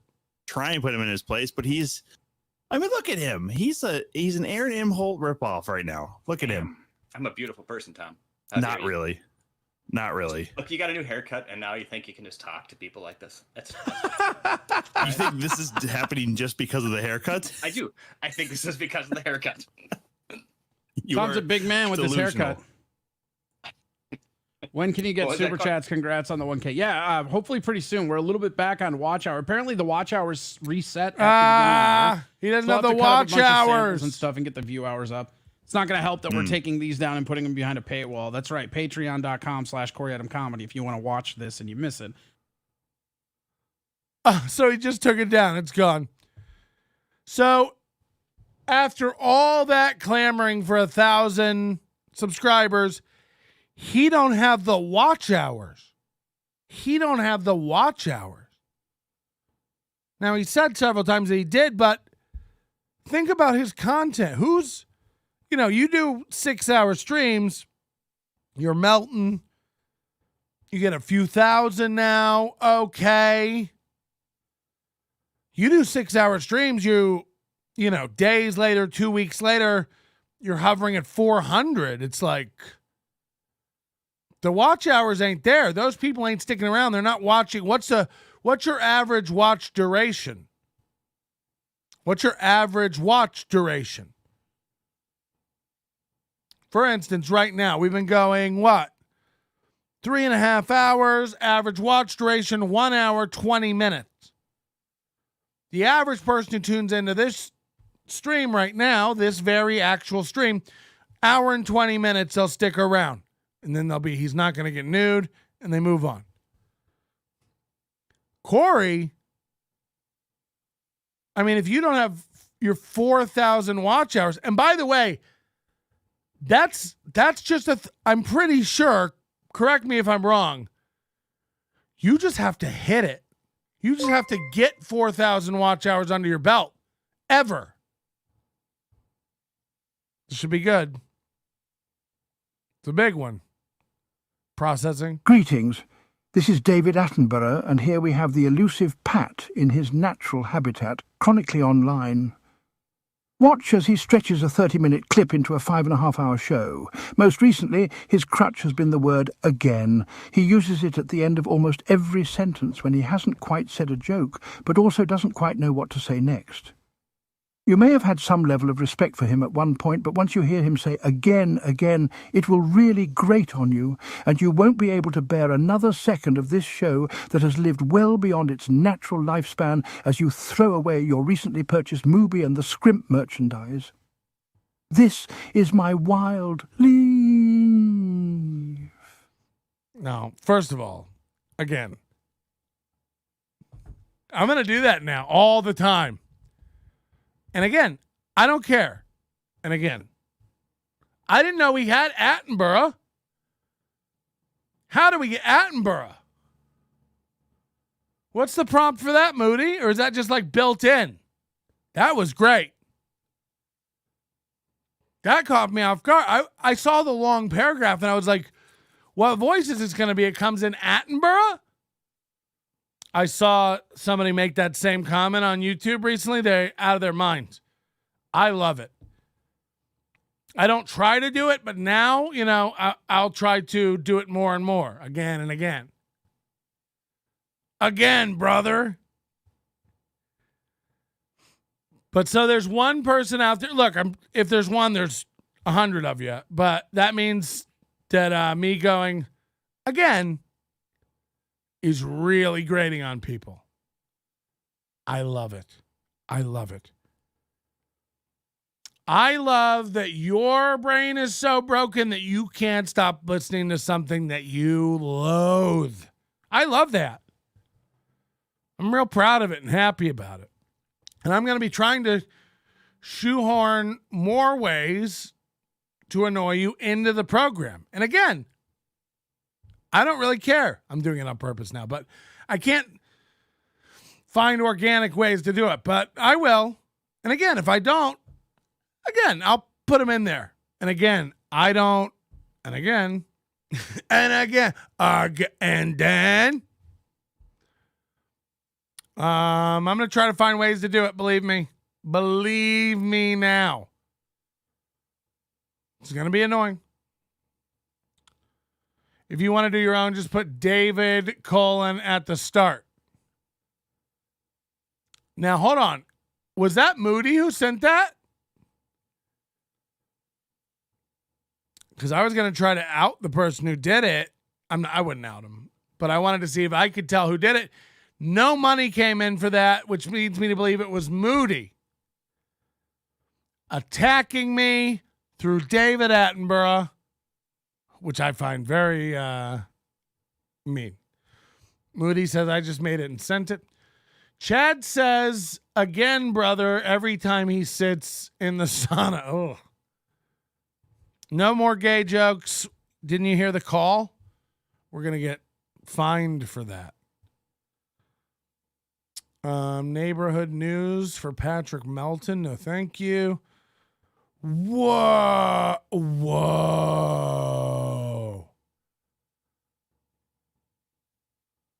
So somebody just sent me a picture of. Oh, this is Mersh. Mersh? In a green screen suit with cats and green everywhere. And it looks like he has like no dick. Why would you send this out? Oh my God, he has like no peen. And not even like a little boy peen like me. He doesn't have any peen. Not even like a little, what I used to call as a kid, my piddle. Oh, mommy, my piddle.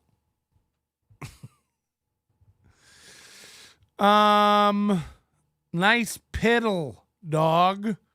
Start calling dudes dicks their piddle. Oh, look at his little piddle.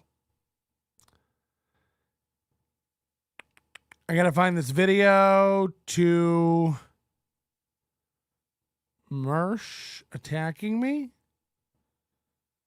Okay. Copy link. Paste link.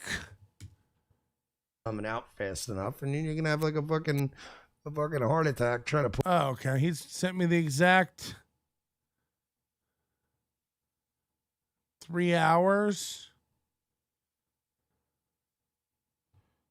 Okay, here we go. My first live watch with Merch. Merchant. Where did my chat go? Someone's insulting. Oh, this direct message guy hates me. Melton's whole career is based on hate watching other people's work. What we are seeing here is a very confused P. Melt.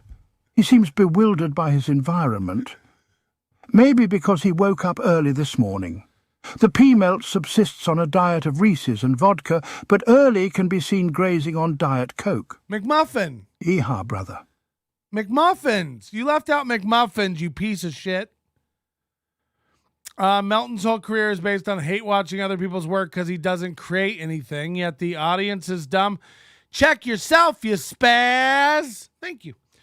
In a shocking twist, The Hollywood Reporter says that Chad Zumock has been tabbed to reprise the Marilyn Chambers role in Behind the Green Sauna Door. Mersh supposedly has a small cock. Some chick he was with explained it on the stream.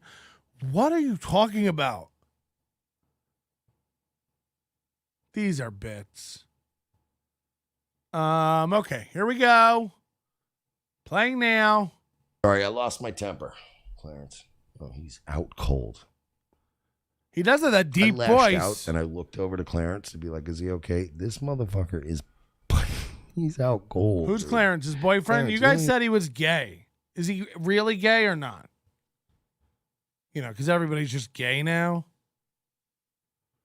Bro, Clarence don't fit on the desk no more. Dude, he had a growth spurt while I was out of town. What's happening? So I came back after a week of not being at my house. And I'm like, Louis looks the same. He's the same cranky old little fuck. Sundir, I think. Oh, these are his cats?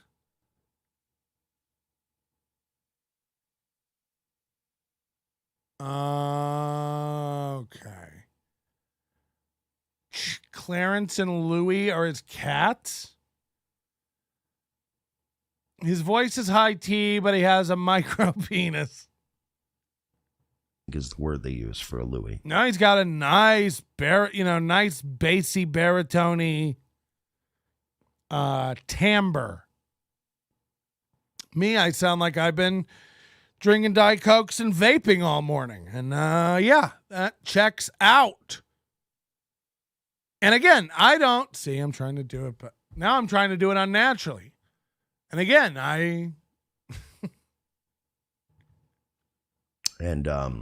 that's funny because honestly, I've been trying to work on when I watch back myself, my verbal crutch that I notice is And I do it a lot, like just playfully, like, all right, what do we, but I do want to knock that one out. That one actually gets to me. Again, I've never thought about that I say. but I like that one. That one I'm not interested in removing. But again, I would like to get rid of the ums. But again, I'm fine with the agains. But again, I've noticed that one, and that one's kind of unnecessary. Unnecessary. If you know what I mean. And again, we're going to get back to Merch in a second, but I again wanted to give you this. Mersh is funny. I'd be fun if you contacted him. You'd be fun? Mersh looks like he's about to splooge at all times with those crossed eyes. Yeah, so I think I was in Tampa, and I was working at... Oh, boy. Well, they're not spayed or neutered, so they keep breeding and producing more feral cats. And they can carry diseases that can be harmful to both humans and other animals. Please spay or neuter your cats, brother.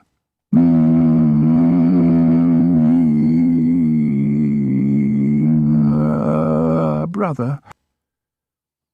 Because he probably has toxoplasmosis from these cats, for sure. A deep voice is one of the many benefits cigarette smoking provides. He's funny because he's a spinster. Melton, you need to watch Terror Spurg before you get into what is that? Is that a movie? How many coleslaw deliveries to his Section 8? So he's the origin of the coleslaw stuff. Got it. Steel Toe is about to be super chatted that you are speaking of merch. Oh, no. Video footage. Can't really find anything to really bust this guy's balls with in that story. He kind of said it all. No, they'll show you in a second. I have it all on video. Ma'am, are you okay? Physically, I'm okay. Emotionally, Well, they have 2:20 to go, and they have 24 minutes. Physically, I'm fine. I can. They're not doing well today. Old feather fist here ain't got shit on my last pimp. But In front of the big lot, 825 Main. Investigate for suspicion. According to the manager's statement, a cashier called over the manager where the suspect was kind of whispering, asking her to make reparations regarding her groceries of over $1,000. What is this? Oh, it's just catching up. Hold on. that somebody's about to get punched The in the mouth. manager told the music. suspect that if she wanted a donation, she needed to call in the morning. It's got to replay the whole Led the chat to suspect me. to become verbally aggressive, Oh, yeah, screaming, and forcing the manager to back into the cafe. Oh, yeah, see. Oh, now they're down to 1:30. Hold on. Like everything's updating in like it's playing. I got to refresh. Oh, no, those are the cart corral people. A security staff member intervened and Melton is talking very bad about merch. suspect began backing There it into the is. security office while screaming. See, now to me, she's showing a lot of Uh-oh, we got Scrimp. Because, like, I would have put her down. Scrimp doesn't like It's a it. physical threat now.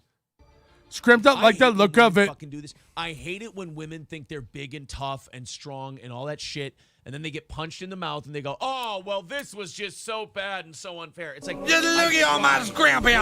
My scrimp is the best scrimp out of Louisiana. Now down the road, got up in that scrimp. And it ain't worth the slime and new paper it's sold on. Just look at all that earl on my scrimp. through the wall. I'm not like you. I'm not like the Kool-Aid man. I can't crash through the wall. This is why I don't chest bump Aaron or get in his face. Right. I just start throwing bows. You don't want to get rebounded, boing, boing, boing by the breast binder.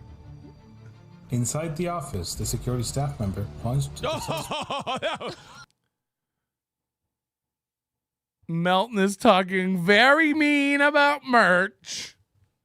Melton don't know no merch. Oh, so I did meet him though. I do have the memory of meeting him. It must have been 2012, 13. I don't remember who I was there working with. Could have been anybody. And yeah, we were just I remember being at the bar with the manager who I'm not going to name, saying that guy is insane. Stay away from him. Like that he's like a shit. I think he was an open micer or something at the time. I don't know. I left Tampa in 2010, and he wasn't on the scene then. He was unknown on the scene then, unheard of. Behold the Melton in his natural environment. He enjoys vaping, then hacking his lungs up. Yeah. Researchers do not know why he doesn't have a cough button on his microphone. Patrick has a wonderful micro penis. It looks like a button on a fur coat. I like that. I like to have a little fur coat button penis, like on Paddington Bear's jacket, or maybe like Peter Cottontail. Observe the rural scrimp, displaced from her previous countryside environment to a more urban one. She attempts to peacock courage, but the facial expressions belie fear and loathing. Looky all ma scrimp, brother. Looky all my scrimp indeed. To all scrimp motherfuckers. To all scrimp goddamn. To all scrimp motherfuckers. To all scrimp goddamn. Yeah, I think he wasn't on the scene when I left in 2010. I had never heard of him. Michael. His name was Michael. And then he just, again, all I remember is he seemed nice, but he was very frustrated that we didn't want to like go to a strip club. He said he was a manager at a strip club or something. He had the hookup. He could get us pussy, bottles, steak. I don't know, something about steak. Like, we were all like, again, this is Ybor City. The bars are open until 3. It's after 2 shows at the Improv. It's probably midnight. It's like, no, we're all good on pussy and steak right now. We're not. We're not really interested in pussy and steak. And he kept being like, we could get, a limo and go get some pussy and some steak. And I'm just like, honestly, at midnight, I'm good on both, but I definitely only need one of those 2 things. I can't be, having some pussy and then running off to have a steak. And I'm sure not going to be eating a ribeye and then be like, now where's that pussy?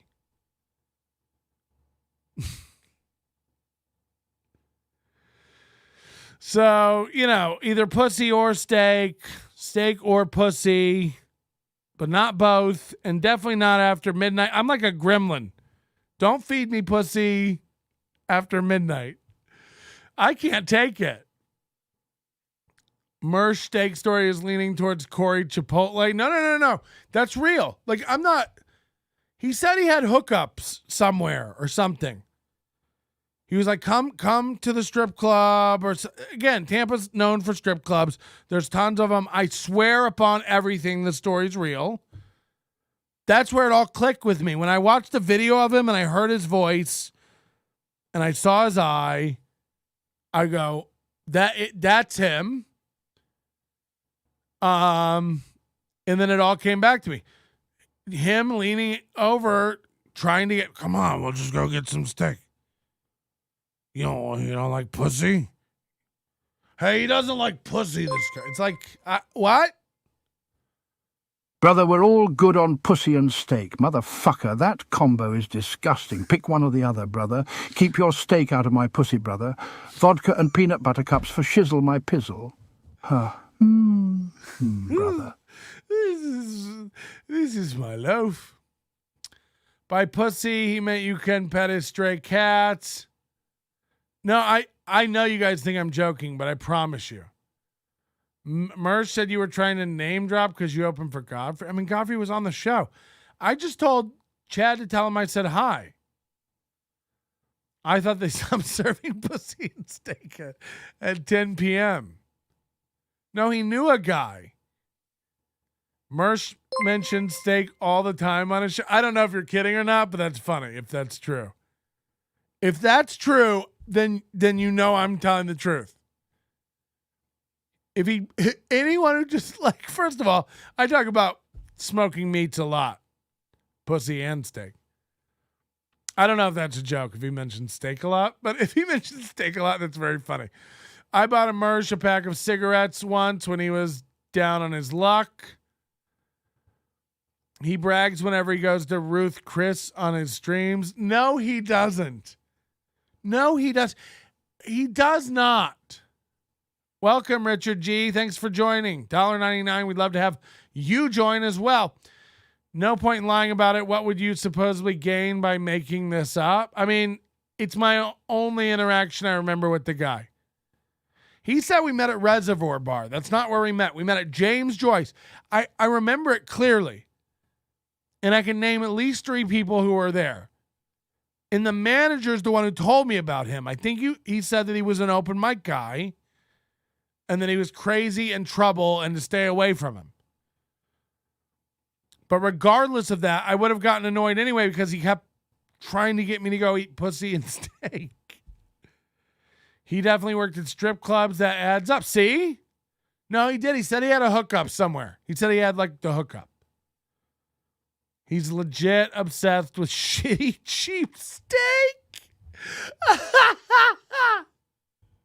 That can't be real. That can't be real. I like steak. Are you sure he didn't say steak and pasta? He's a big pasta guy. I don't think so. Mersh will be live streaming this later. I mean, great. No, I believe you, Melton. He mentions getting steak on his streams. He does. No cap. Well, then there you go. His favorite is Ruth's Chris. Get real. Nobody's favorite is Ruth's Chris. I mean, I'll go. It's a fine steak, but that can't be your favorite. There's better okay. Mersh begs his audience for money. It's all in the porcelain documentary. Oh, because I watched the Brennan one by that guy. So there's a Mersh documentary by Porcelain. He's Porcelain.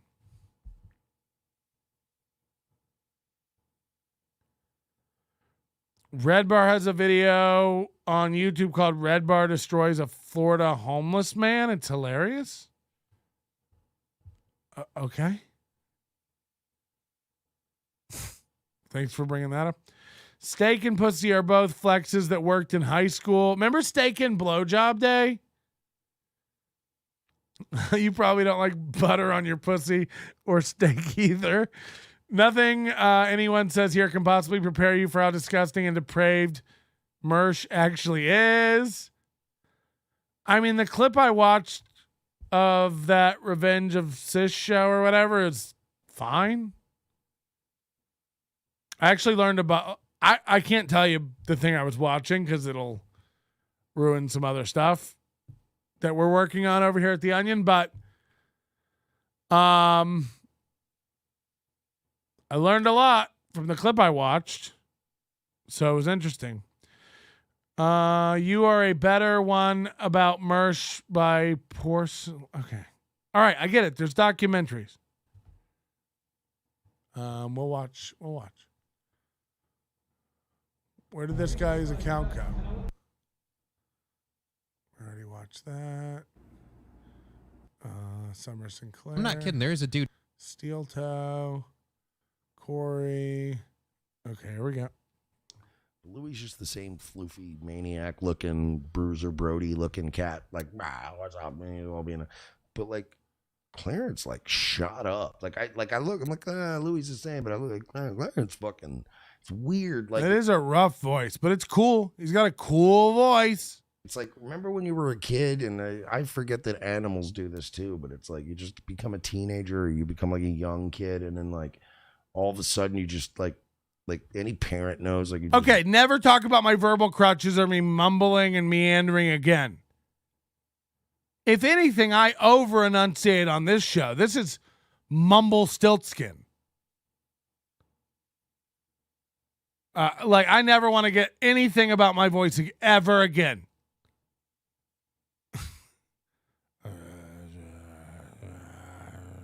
Wake up one day and like all of your son's clothes are worthless. What? Oh, it's cool. Yeah, I had to buy my kid shoes twice this year because he fucking shot up one. It's just so like. I thought he jumped, linked me to the where it talks about me. Clarence is like a fucking mess.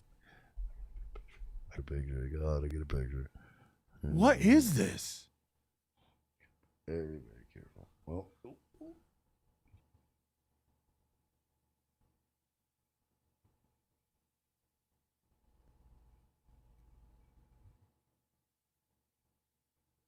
He's just been quiet for 20 seconds. Look. Is he taking photos of his cats? What is going on? All right. I mean, nothing you can say about me counts at all now. Look at his pinky out while he. All right, there we go. Sorry. That was a very good picture. All right, yeah, nothing this guy says passed out with his can tongue hurt out. me. It was kind of funny. He's got Nothing you said can ever hurt me. Let's hear He it. had the retarded tongue out. Look, I heard you were being mean. Let's go. very rare. And he started moving while I was Get taking pictures. to Melton. Get to Melton. Fucking a bunch of Italian women. I swear to God. That's why a lot of Italians. He's like right here, phony. Like with two, like he doesn't want to correct. Jesus. 23. One fucking. What am I on? Like it's like a Goodfellas casino thing, right? We Chad's a beta. Chad doesn't want to fuck up any gigs. Chad doesn't want to derail Godfrey or make because Godfrey strikes me as whereas if God do it, we're always going. I don't Chesterfields right now. you know, I'm a student of history and I read a lot. It's like it's like a code word. So this is like a guy outside of a club while you're having a cigarette or waiting to get in. Who won't stop talking your ear off? And then I'm going to pretend the wrong thing is the That's right literally the scenario I met him in. Everyone to call out Chad for this. This is something we need to focus on. Hang on, where's the stupid sound? I moved everything around. Still trying to find where I put all my new sound drops. There it is. Folks. Corey Unknown / sound effect. There it is, folks.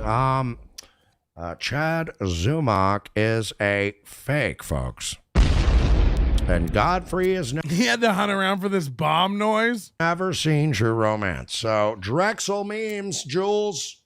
Pull up, Drexel. Everyone needs to tag Chad Zumock and tag Well, Godfrey's not on Twitter, but whatever.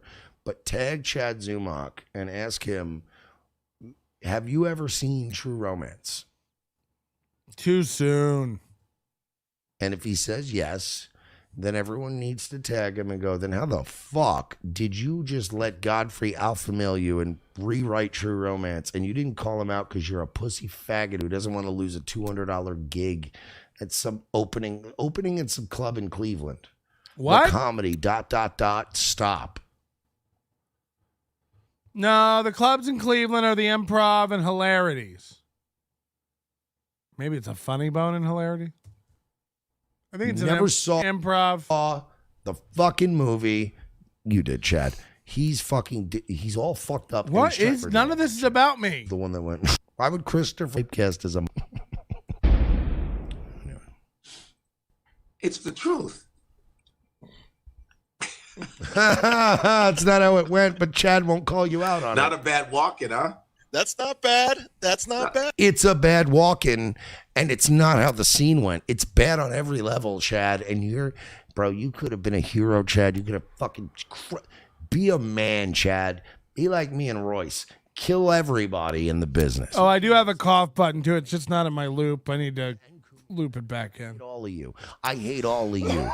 This is a business. Thanks for reminding me. We're all fucking Nabisco trying to sell cookies, you fucking 48-year-old. I think you need to hear me cough, though. If anything, this is the best truth commercial ever. Don't vape, don't cough, just get off. Cleveland Browns faggot.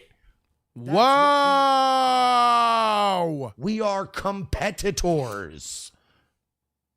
And you fucking sitting here being fucking Save-A-Lot, and now Five Below is zooming in, and you're just giving them a fucking glowing dick suck. You're both bargain basement shit fucking big. Why is he so angry at this? It's like outlet stores, and you're sitting here sucking each other's dicks because you're both suffering. Retail companies don't, like, they're all selling books and knickknacks and bullshit now and things that, like, dude, we went to a Burlington coat factory to get Royce a coat and they didn't even have fucking coats. Too busy competing with Bed Bath & Beyond. Everybody has this. He's trying to convince you and me that he went to Burlington Coat Factory and they don't even have coats.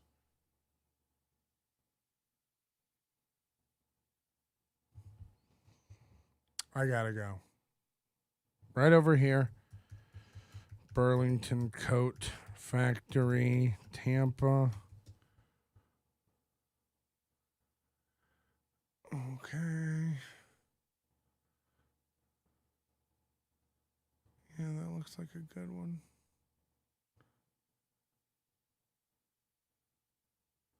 It's a nice location, okay.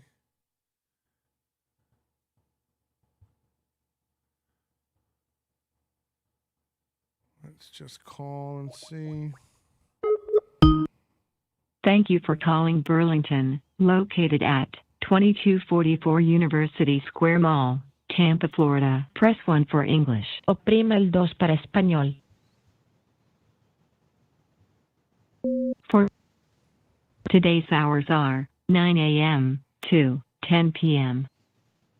To hear holiday hours for another day, press 1.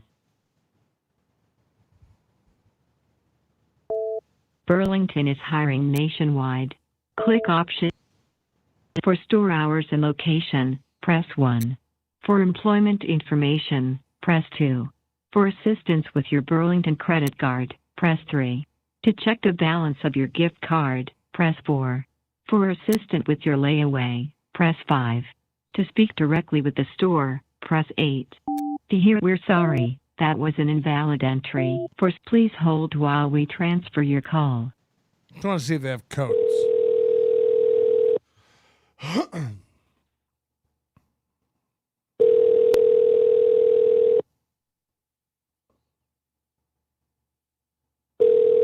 Hello, Burlington. How may I help you? Yeah, I have a silly question. A friend of mine told me that you guys don't sell coats anymore. Is that true? We do sell coats, sir, but just not right now. Now that we're out of season, we're going into spring and summer. Oh, so there's no coats at all there? No. Wow. And what do you have? We have other clothing items, but no coats. I mean, once in a while we might have some windbreakers. Got it. Burlington Windbreaker Factory, am I right? Die. Okay, so he's right. They don't have coats. There's nothing to not like about this guy. He tells the truth. We check here. We check. He's right. They don't have coats. What sounded like an outrageous lie, they don't. They don't have coats. So this is all in the up and up. I like Mersh. Mersh is a nice man. He tells the truth from what I've seen. Oh no. The fight's out. I'm about to punch your lights out. Get the fuck back. Guard your grill. There's something wrong. We can't stay still. I've been drinking and busting too. And I've been thanking of busting you. Upside your motherfucking forehead. Nice. I like that. Keep the song lyrics coming as Attenborough. How is Attenborough becoming the favorite voice? The Corey one we dialed in today and have it for you, and it's so good. And it just, Attenborough comes along, talks about Melton. And again, I don't... See, I got you every time. Same shit in the stores now, and that's what you two fucking faggots are. Failing Why retail. are they gay? Because of Crumbling, coats. Failing retail.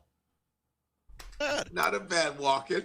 Yeah, have you ever done Not stage? really. But Mersh might be a low-life, homeless, one-eyed, drunken, two-bit, classless schmo, but he's honest.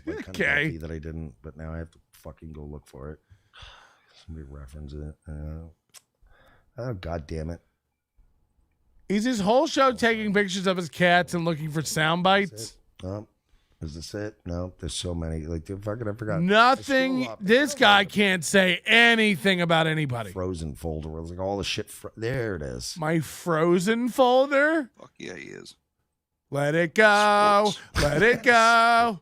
He thought it was He's funny. from New York, so I didn't concentrate on his exaggerated. I just went. If I'm talking to someone, I understand that comedy is a very difficult. Yeah, if I could go off. Christopher was speaking in a rhythm that normally doesn't make sense. Like, I'm not even doing the impression part good. But you understand, Christopher, he was the one that was kind of honed in on the... So this guy told me in 3 hours they started talking shit about me. We're at 3:05. Oh, I would do... Super chat from MS Willie says, check your email. Mubi fired shots. Oh, no. Did he, though? So many messages. Clip it. Let's hear what he said. Yeah. No way. 199 from MS Willie. I don't care, dude. No offense, but like, he's a nobody, and he's been desperately trying to get my attention, and I'm up here, he's down here. It's probably the way it's always going to be. All right, guys, we got 15 minutes. All right, guys. Anyway, back to me begging for money. It's like, say whatever you want. One of us does a show that's whole purpose is to make rent. Not me. I never make rent. A monologue that would normally make me very uncomfortable, and I can't keep... the when does it start? And you're black fuck. Patrick Melton. Oh, hold on. Here we go. Fuck, man. This is Patrick Melton. Oh, Paul Mooney. there we go. We're getting Pat Paul Mooney P-Melt. says, P-Melt. some of you white folks got Here we're getting Pat P-Melt. some black people in your family. I bet you if you shake your family feet, a nigga will fall right out. That's funny. Eleanor's Roosevelt Those bad impressions are paying for a very nice hotel. He says $9.99. Who do you despise most of the Kumia's cucks? I despise them all equally. Are they a group of people? It's the group of people that ball wash Anthony because he surrounds himself with losers. And okay, it's like one time Godfrey and I. This is Patrick Melton. Went to a Waffle House in Orlando, and he was clowning in the white waitresses. So now who's? Okay, so what I meant to write was, one time Godfrey and I went to a Waffle House in Orlando, and he was clowning on the white waitresses. So now who's racist? But it came out clowning in the white waitresses. So now who's? So on became in, one character, and now no one understands it. What? I don't know. Oh, I think he's joking. Yeah, I think. Oh no. Oh. I mean, I was joking. Oh no. No. Let's go break some hearts. What was that clip? Out of that Phil Melton. Oh boy. You opened for Godfrey. No, this is literally what happened. This is what. Okay, I can't wait for this. Hold on. I sent in a chat. There was a joke. It got misconstrued, and he played a clip and goes, "How did that feel, Melton?" It felt fine. It felt fine. Like, obviously, I didn't mean to mistype the thing, but like, it's fine.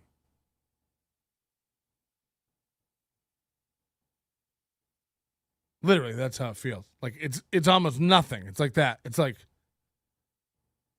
that's how it feels. Patrick Melton does. Hold on, what did he say? This is literally what happened. This is literally what happened. Him and Corey, literally, guys. What Patrick Melton does. Oh God, this feels so good that I watched you get dunked on. I love this. All right, so I've talked about. Is he jerking? He's talked about me before. Any clips? Patrick Melton. I met him when I'd stopped doing comedy.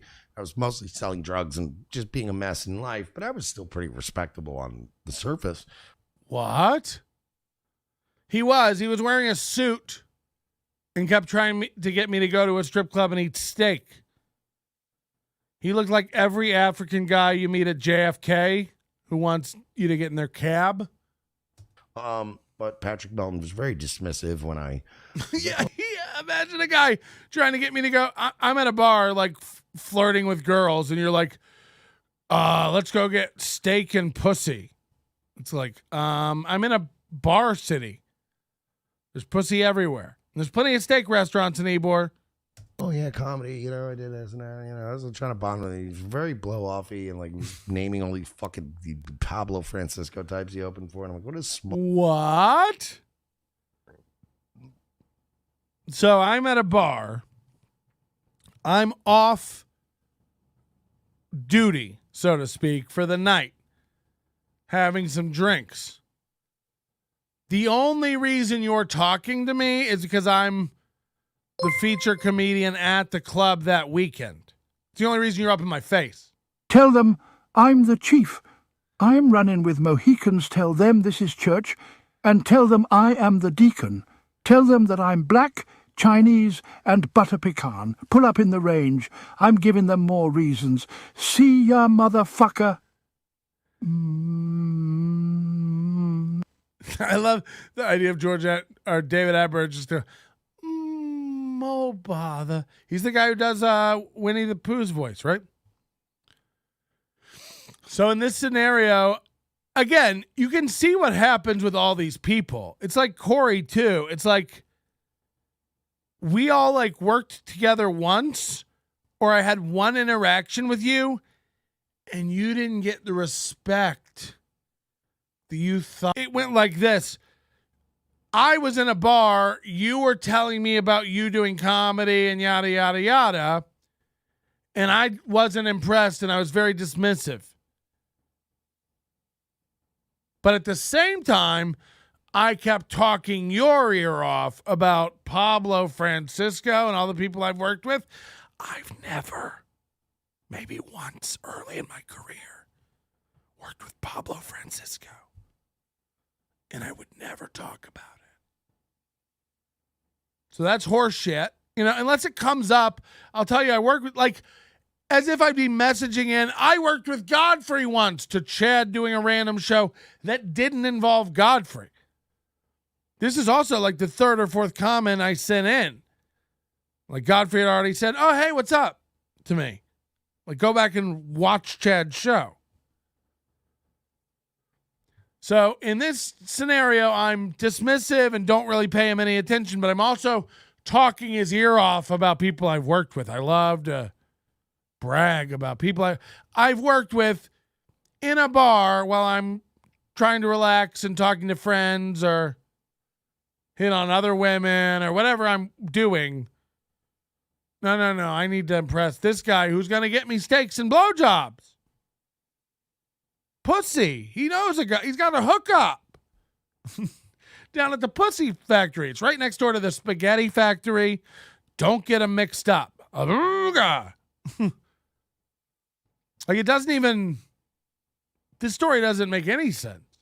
But go on. And like was naming all these fucking Pablo Francisco types he opened for. And I'm like, what is smug cunt? I hate Pat Melton. I hate him. I mean, that's crazy. I wouldn't go with you to get pussy and a steak. I hate him. This can't be real, right? He's kidding. I don't even believe this can't be real. No one has this much feelings or energy around this. And then I watched Red Bar dunk on him years later, and I'm like, oh God, this faggot. I remember. So why were you trying to get a gay guy to go get pussy? This faggot. Why were you trying to impress me? You were trying to take me and show me your hookups. You wanted me to see your clubhouse. I know ladies who get naked. I know a man who knows how to fry dead cows. Like me. I mean, I'll go, man. We'll have a steak. Will you like me then? I hate Patrick Melton. Okay. Weird. This is beautiful. So nobody likes Onion. So Patrick Melton, from his official account, thought he was going to get... From his official... Hold on. Patrick Melton didn't even have the guts to log into one of his alts, okay? Get this.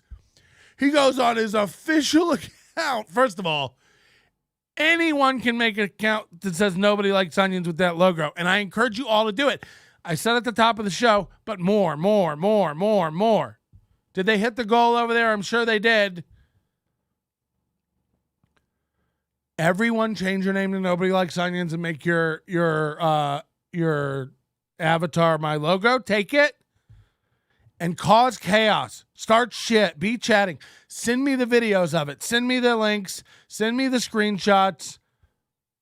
We're having a chaos contest. Whoever can cause the most chaos will be handsomely rewarded by Daddy. I'm Daddy. Remember from all the people who told you I'm Daddy? Oh, Corey. Corey said I'm Daddy. So I'm Daddy. He's the king cuck. So we know how it works. I mean, literally, like, I wouldn't go with this guy to his strip club. So now he hates me. Hey, man.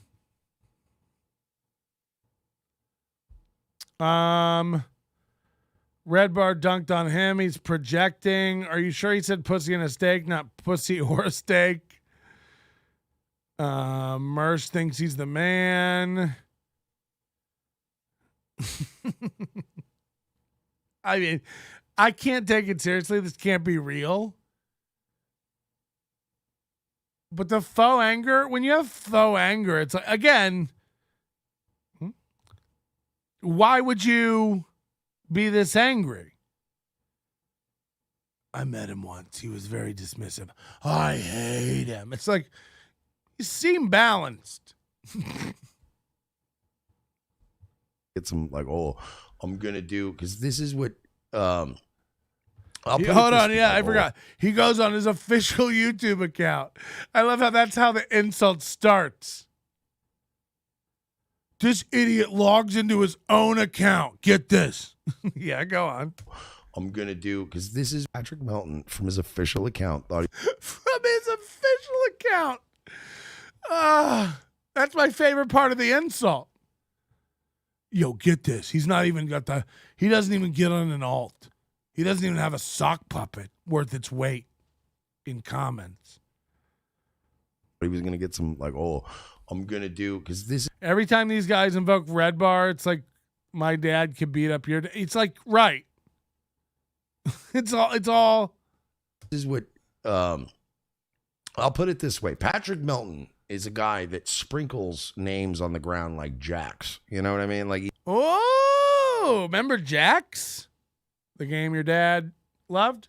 He's fucking, he's fucking, he loves to name drop. He doesn't name drop. He literally drops fucking names like the way black drug dealers drop $1 bills on a.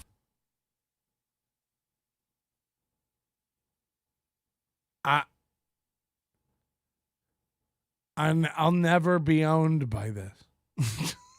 Fucking stripper stage. This is so fucking cathartic and satisfying. Hold on, I just had a call from an 813 number. That was a call from an 813 number. Is Merch watching? And did he like dial the number but then change his mind? You watching, Merch? You are kind of an asshole and dismissive of the chat. So what Merch says matches up. If everyone is saying that about Patrick Melton, why are you trying to manage what everyone can see? What are you talking? You've given like 4 critique comments. You hate me. You're in the chat every day, and I put them up. I'm not Aaron. You're not banned. Tell everybody what an asshole I am.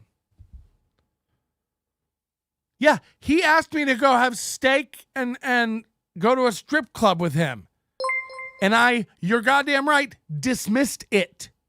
Hit it 1 time, 2 times, 2 live laying poolside and it made me woosa. Too fine, do your own thing, I'ma do mine. I'm on cloud 9 cause the vibe too high, fat ass, lap dance, pop it on a handstand, big bags, big cash, hit 100 car fast.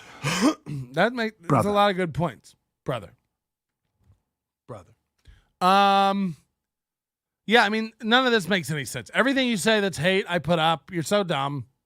Like, yeah, I dismissed a stranger in a bar after midnight who wanted me to go with him to a strip club and to get steak. I don't know. You probably did dismiss him. I did. I'm letting you know. I dismissed him. I did not take it seriously. You are correct. You are correct. I don't mean any disrespect. I don't know the guy. I'm not going with anyone to a strip club and for steak at midnight in my town. I guarantee it. Like, I live there. I was hanging out with friends and stuff. Like, so these aren't owns. No one's trying to control what people. Again, Corey talked mad shit about me for 20 minutes. I'm making it into songs. I'm not trying to control what people hear about me. Hear all the bad stuff. Matter of fact, if that keeps people like this away, all for the better. If not another soul ever approaches me to go get pussy and steak after midnight, it's a win. I consider that a giant win. So, you know, that's crazy. There's no one trying to control. Hold on. Patrick ditched Mersh to get his girlfriend rubbed on by Calta. I don't even know what that means. So yeah, you're all nuts. You're all allowed in my chat. None of you get banned. You all say whatever you want. No one's trying to control what anybody thinks. I'm not under the delusion that any of you it's capable. Any of you is capable. Any of you are capable of rational thought. Why would I attempt to do it? I got a chaos, baby. Chaos. Mersh's apartment smells like spilt Crown and piss. Does he drink Crown? Fucking cathartic and satisfying is because he used his Nobody Likes Onions official thing, and he's like, He used his Nobody Likes Onions official thing. Why is this like the biggest insult to him? He's like, he's on his official account. What an idiot. He's logged into his account. One time Godfrey and I went to the Waffle. He's trying to basically put the whole, that means I worked with Godfrey in Orlando once. That already happened on the show, though. That's why this argument's dumb.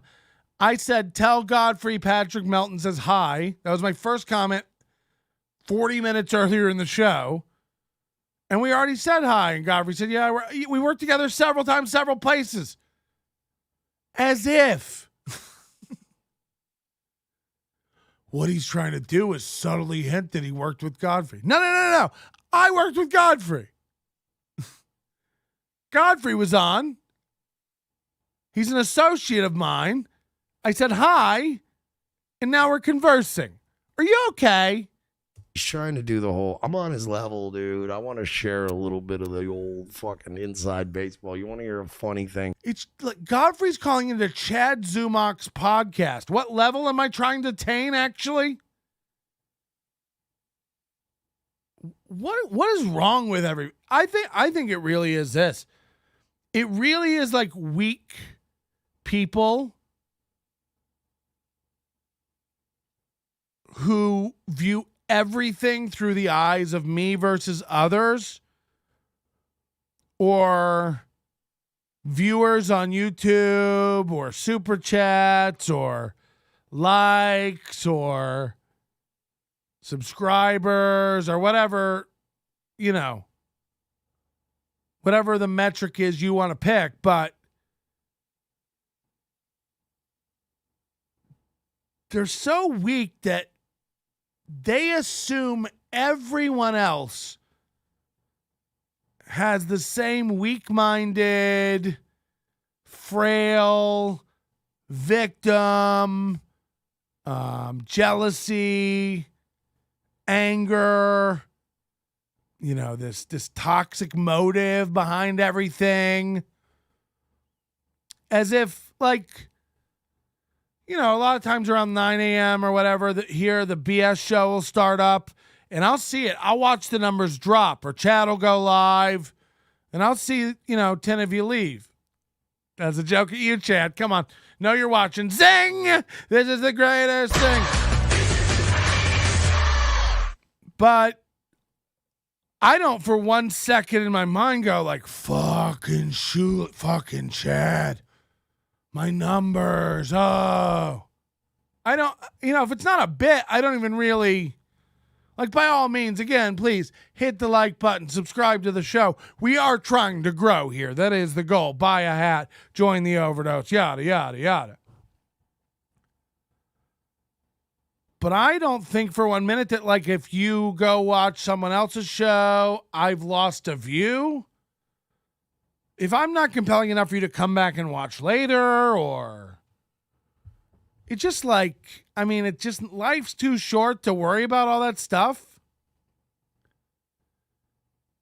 And when you start going to things like, look, he logged in on, how does Mersh comment on YouTube?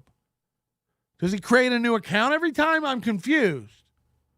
Does he not go on Nightwave Radio or Merch account? Look at him. He's on his official NLO. It's like, official NLO? It's just an account. You can make one. So it's very like, it shows you how he thinks when he projects this stuff on me about what I'm doing. It's like, you're right. I was trying to worm my way onto Godfrey and Chad's Zoom meeting to try to level up.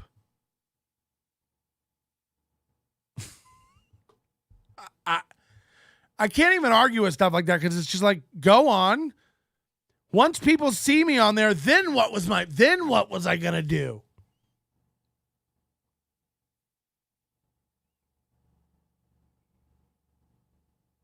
No, what was the next part of the... So I was leveling up. I was being on his level. Now what? Now me and Godfrey tour? Start a business together? Go halvesies on a cord of firewood? What do you think we're doing? What's the plan? No.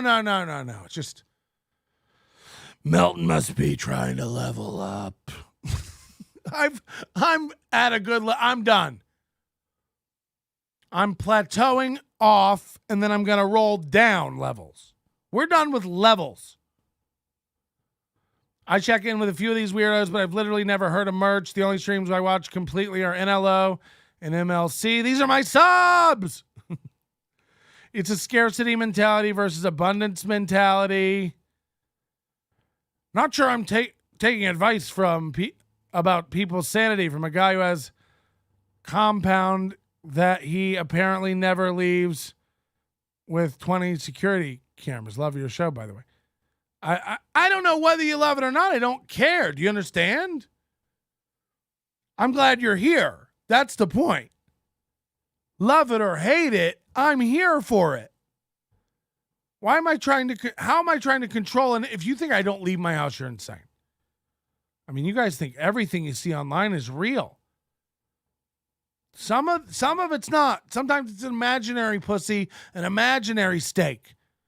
And what turns out, you get led down an alley by a guy named Mike with a lazy eye who tries to get you to do his podcast. And then when you say no, he talks shit about you like this. I hate Pat. Anybody who hates me, you should have a look at. He thinks you're Tony Montana. You have a compound. Somebody's doing well. Okay. It's a bit we do here. And then he wrote it poorly, and also Godfrey doesn't remember who Patrick Melton. And oh God, there's so many. Okay, this feels so good. So Patrick goes on his Nobody Likes Onion things. One time, Godfrey. third time he's brought up that I'm on my Nobody Likes Onions account. I mean, I have two accounts, Patrick Melton and Nobody Likes Onions. You know, in LO clips, I guess. You know, like what am I? 4 times he just mentions like, oh, he's on his official account. He thinks he's a big deal. It's like, what? Who else would be on it? Shall I make it available for the public to use? And then what account do I use that would make you not angry about it? Fucking inside baseball. You want to hear a funny thing? And then he wrote it poorly, and also Godfrey doesn't remember who Patrick Melton. And oh god, there's so many. Okay, this feels so good. So Godfrey already knows who I am. Again, this is my 3rd or 4th message. Patrick goes on his Nobody Likes Onion things. One time, Godfrey and I went to the Waffle House in Orlando, and he was clowning in the white waitresses. So now who's racist? So you were drunk, and you spent money to write a poor super chat, and it was... So again, people, I don't know him. My guess from that comment is that he's an alcoholic. Because somebody else was doing that again, like as if I come in here in the mornings and drink. Somebody the other day was like, oh yeah, I'm a bartender. You can tell he's sloshed. It's like, it's 8 a.m. You know, and I go weeks without drinking. Friday night, you know, I still haven't recovered. But alcoholics Aaron started this. Aaron calls me an alcoholic. Aaron calls me a big drinker. What's Aaron doing every show? Drinking. And again, I don't have to get into personal reasons here, but like, know this. I'm very genetically predisposed to alcoholism. I'm very aware of that, and I drink very rarely. I'm like terrified of it. I don't want to be. You see, I don't have a tolerance. The other night I'm spilling shit everywhere. Fun as hell. I had a great time. I had a headache in the morning, and I sure as hell don't come in here at 8 a.m. and fire up a bottle of vodka. That's insane. I think this was, I was watching this on my couch. It was 10 a.m. or something. The Godfrey show. Vegas time. So, like, just the insinuate. It was probably the day after, too, the Friday, honestly. I was probably hurting. Hungover, yes, maybe. Drinking, no. But drunks do this. Alcoholics do this. Everyone else is a drunk. Everyone else is an alcoholic. It's a big projection point for alcoholics. Patrick Mersh is a big drunk and fat as fuck. I mean, honestly, like, I said in instead of on. It's one word.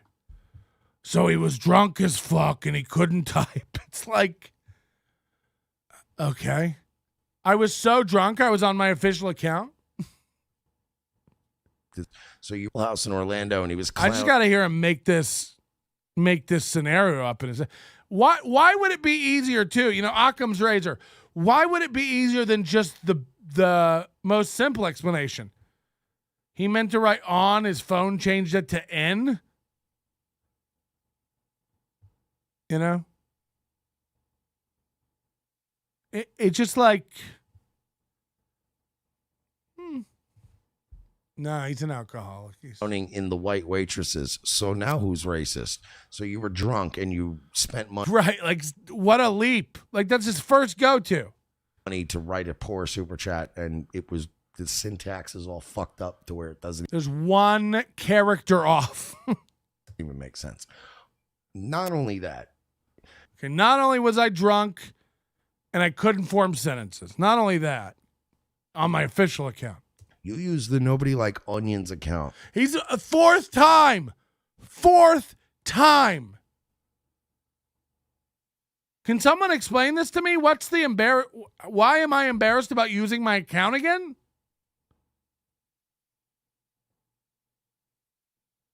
Is there an issue here that I need to be? I don't like to embarrass myself, and I admit it. I'm out of it a lot on this YouTube stuff. Shh. Should I not be using my account? I'm really lost on 4 times. 4 times. He's gone on about how I'm using the official Nobody Likes Onions account. Does he think NLO is funded by the federal government? Yeah, I don't understand how this is an own. I really don't. I want to know. Wouldn't it be more embarrassing if it was a soccer account, says Michael? That's what I'm saying. That's what I'm saying. Like, if I got caught using an account that wasn't me trying to spread some, hey, Godfrey, isn't Patrick Melton a great comedian? Wouldn't that'd be a little cringe. So Melton goes on his own account. Already embarrassing. Wet brain and internet access makes Mersh a dull boy. Mersh demands scrutiny. He thinks you should hire a guy to chat for you. Yeah, I just can't. Like, he just keeps getting me. Not only that, you use the Nobody Like Onions account. Not only that, Chad Zuma, and you paid a super chat, so you paid money. He thinks this is a super chat now. This is a new one. This is a brand new one. He thinks this is a super chat. So, I don't know. Is this guy new or dumb or what? He's a YouTube guy. He's got a bigger channel than me. You know, he's got 16,000, twice as many subscribers.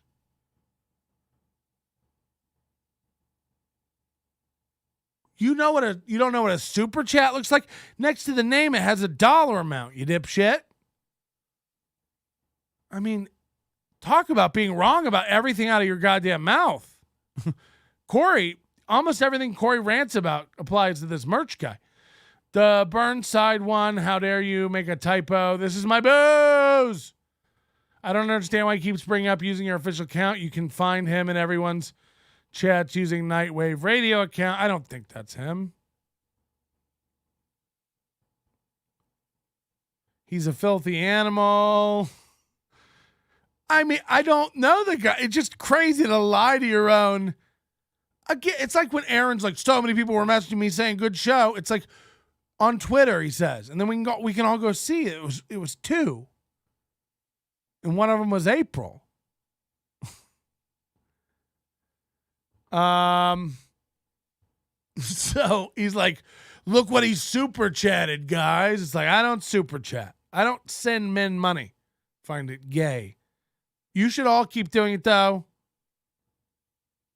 Keep it going. Chad noticed your super chat, and because you guys are buddy-buddy, because you both hate Steel Toe and all these other guys, because you bond over, you're all Jewy Arab, the enemy of my enemy. Again, this is like 3 chats in of mine that he's put on the screen.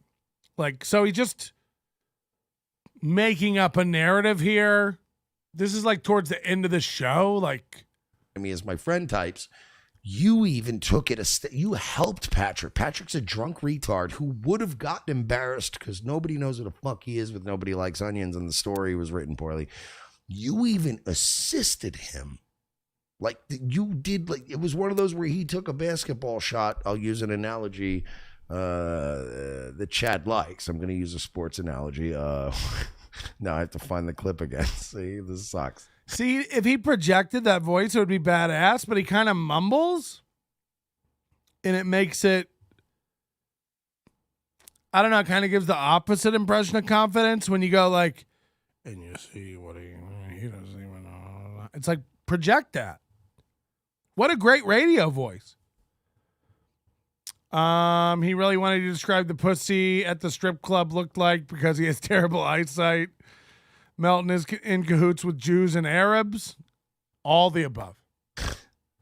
But it's like Patrick took a shot and then it bounced off the fucking backboard. Why does he got like a video gamer background? This like anime, Japanese, Chinese. Look at these. Tipped it in. Sports. And it still bounced off the rim. You know what I mean? Like you exactly. You alley-ooped it and it still bounced off the I mean, it bounced off the rim hard. You know, no one knew how to change in to on. You don't clown in people. You clown on people. Get your prepositions, you know, guys. So he went, nobody like onions. Hey, remember that time I opened for you in Orlando? I don't want to say opened, so I'll say, because he already said it. This is the best part. Is I said, tell Godfrey Patrick Melton said, what's up? And then Godfrey said, oh, yeah, Patrick Melton. We worked together, a few times, I think. Like, that's already been said. So then I write in again to go, no, we worked together. Say we work. Like, it just... And Godfrey is the comedian that I'm clout chasing, is it? Godfrey's not on Twitter. No YouTube presence at all. Yeah, I'm trying to steal all his clout. Yeah. The only other way to set up the story is I opened for you in Orlando and we went to Waffle House. But Patrick, in his own narcissism, he has to present his... No, they're talking about being, my comments in context. They're talking about, but he's not... He can't keep a train of thought going, like a thread of an idea, so he has no idea that we're talking about racism. We're talking about Kumia being racist. And I'm calling him racist because of the way he talked about white women at Waffle House. He'll know what I mean by that. But he didn't get it because he read clowning in. Now you've made a narrative that the whole point of the thing is for people to know we work together. And what a better way to get it out than on Chad's podcast? Brand a certain way. So he'll go, no, one time, I can't bring up the opening. Yo, I was hanging out with you. I just won't give any context. Hey, Godfrey, remember when we were at the Waffle House? That's a subjective way of, I'm trying to present myself as an equal or a peer to Godfrey. I mean, have you ever? I'm not going to go, I was your opener and we got some fucking goddamn hash browns together. No. I mean, I think he knows I'm his opener. I got to go, nah, remember when we were at the Waffle House and that bitch started wilding out? Because we peers, my homie. Yeah, exactly. He was talking about Farrakhan and stuff. Patrick and Kumia, and I was basically making a jab that Godfrey's pretty racist too. That's all I was doing. But Mersh loses theme and context, and can't thread together any two similar ideas. So he's running on a completely parallel thread. He's in a whole other world about Melton trying to remind Godfrey who he is. It's like, what? Go back to the beginning of the show, dum-dum. Thanks, Dislabeled. You're a sweet boy. There is no Palestine. It's all Israel. Ooh, touched. Drunkenly goes, I'm going to donate. So I get in on this clip. It's going to get on the internet. Hamas is in the house. Clip the fucking Godfrey beef with Anthony, and I'm going to get in on this because you're a clout goblin fat fuck trying to do this for the 10,000th time and failing. And you're going to fail again. Trust me. What's this guy talking about? Like, again, I'm sorry I didn't go to the strip club, but this is uncalled for abuse. When Red Bar stops telling his fans to sarcastically being nice to you, you're going to fucking collapse. He's literally propping you up for fun. Like, first of all, I've made it very clear. If you're a Red Bar dork over here, the 3 to 7 people who have messaged me like, Red Bar's supporting you now, so I like you now. It's like, ooh, again, you're an adult. You're an adult running to another adult to tell them, my daddy said we can play together now. Ooh. I don't want yous in my yard if you got daddies. Daddy-free boys over at my house, okay? Don't clip this out of context. I only want guys with no daddies. You come over, we play together, you like what you like. I'm well aware we'll lose Citizen M whenever Mike Redbar turns. I'm gangster, yep. You can never play me got the goons with me. Not a army, we a navy. I'm gangster, yep. You can never play me terrorizing suckers on the internet daily. I'm gangster, yep. You can never play me blah, blah, yeah, brother. Humma, mama. More importantly, it would hurt me if anyone who listens to this show or me or my teachings, if you will, were to ever go to another man and be like, Patrick told me not to listen to you, but I was wrong. You're good. Ugh. Now, I'm not going to say I'll never tell you to not listen to somebody. I talk a lot, and who can keep track of it, honestly? But if you listen to me, you're a wow. You know what I mean? I hope I was clear. I mean, like, don't listen to people. Like, do what you want to do. Stop worrying about it. I like my viewers like I like my women. No father figures. Literally, like, Red Bar is basically just the internet Mossad now. But you might be right. It's like Steel Toe and this guy. I don't know this guy, but when they get over their heads, do they like call for Red Bar to help? Like for backup? And by the way, Mike likes that. Mike's like, yo, Merch needs help. Let's go. Yo, I heard somebody was after my boy Steel Toe. Right out. What? I'd rather be attacked and ruined again. You know what I mean? By the way, I assume he never stopped.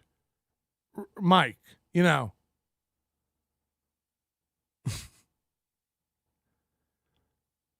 I understand you're kidding, but for the autist in the chat, I was on the NLO train before Red. Oh, I don't know. I don't remember the timeline, honestly. But you know there are guys. There are guys, and like what those guys try to do is like please their weird new dad figure. It's like you see the same shit with like all these weird cults. And again, trying to make you guys make me laugh with the comments, with the super chats over on Steel Toe, with April Scrimp photos. There's a difference. We do have a lot of people in here too who enjoy Steel Toe and like Steel Toe.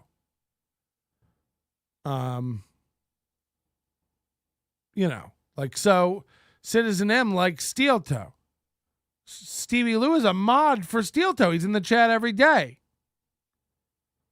Am I mad? Do I go like, hey, ultimatum time. You gotta pick one, Steel Toe or me. It better be me, cause Steel Toe is lame. And if you like Steel Toe, we'll never be the same. I'm a guy who doesn't put up with people who like other things that this guy says they shouldn't. So you better watch out, cause I'm coming. Okay. You get the point. That's gay. I mean, that's gay. Let me get back to my super chat. How embarrassing. He's the IDF. He's the fucking Mossad. He's just like getting the U.S. to funnel money into this rebel force while they fight these assholes. What? Like, how much brain energy does it take to build this up in your head and make up this scenario? Proxy war nobody cares about. And then when we get tired of you, just like we're going to get tired with the Ukraine, we're just... And by the way, people are like, oh, he's piling on the Cumia thing. It's like, I haven't talked about the Cumia thing yet.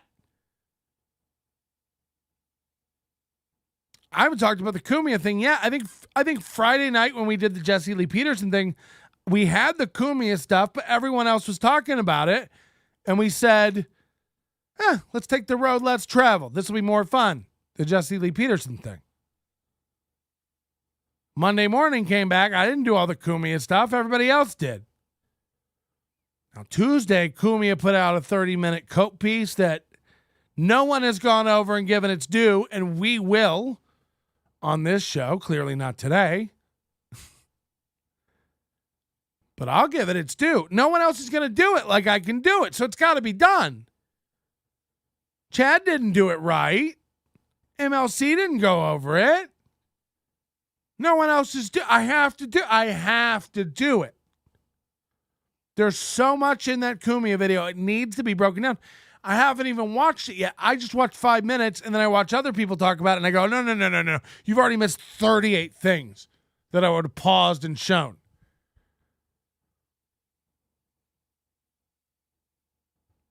So it's funny to me when all these guys hate.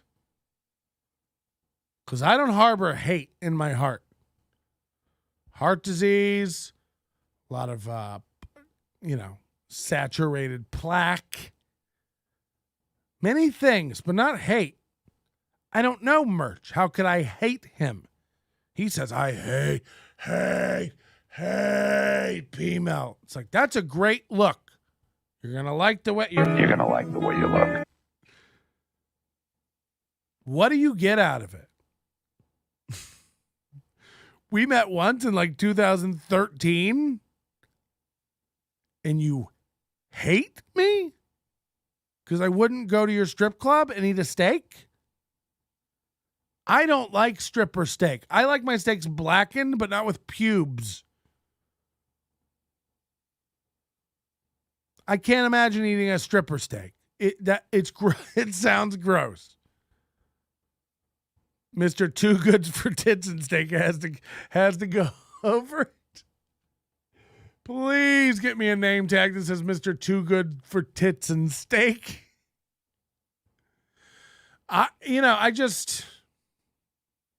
You really choose how to live your life. One of us is in from what I understand, a cat piss soaked apartment. I'm guessing. Nothing about this guy's vibe screams homeowner to me. But again, I don't know. He's got a good eye. Pun intended.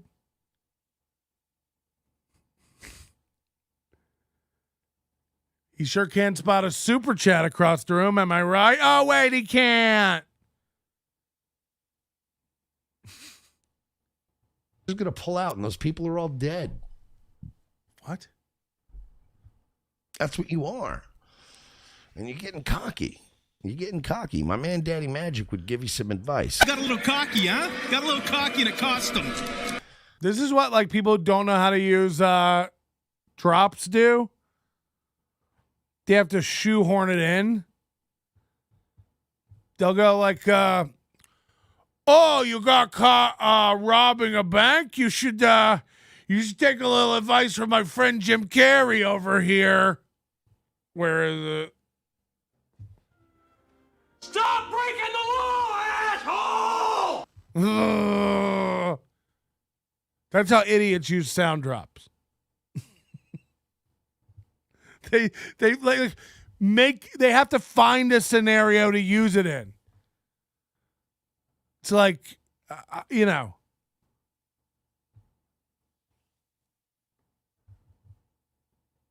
sometimes you just got to fight these guys. Am I right?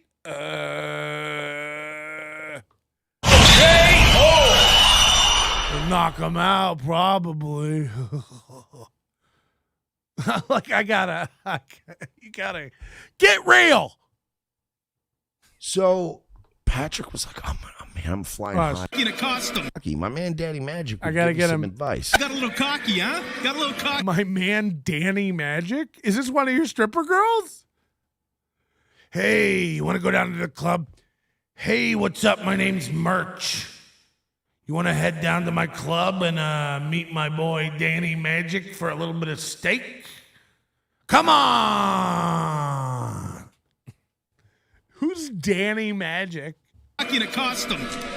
Sounds gay. Patrick was like, I'm flying high on being involved in this. Ooh! $20 from Spaghetti Tooth John. I want to show Mersh what a super chat looks like. This is for Melton's imaginary S&P later. Steak and pussy. Oh, girl gave me some steak and pussy last night. That's what a super chat looks like. It's colored, and then it has an amount, and the color indicates how much money it is. Like the cooler the color, like the blues and greens, low end. If it's bright orange, like this, it's getting over 10 into the 20s.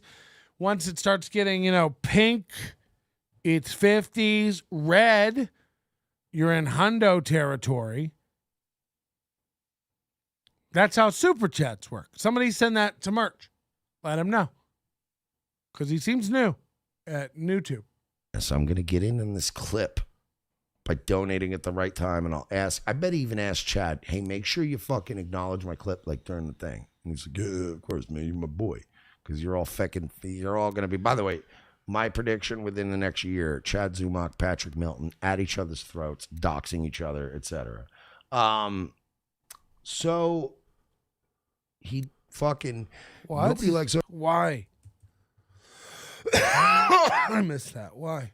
Because you're all going to be, by the way, my prediction within, so Patrick was like, I'm flying high on being involved in this. I'm going to get in this clip by donating at the right time. And I bet he even asked Chad, hey, make sure you fucking acknowledge my clip like during the thing. And he's like, yeah, of course.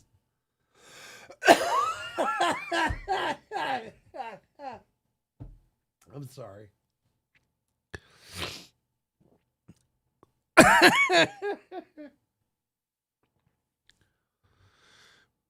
It's sit down Zumach and Godfrey.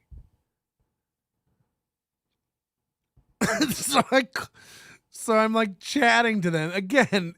It's the end of the show. We've chatted already and said our highs.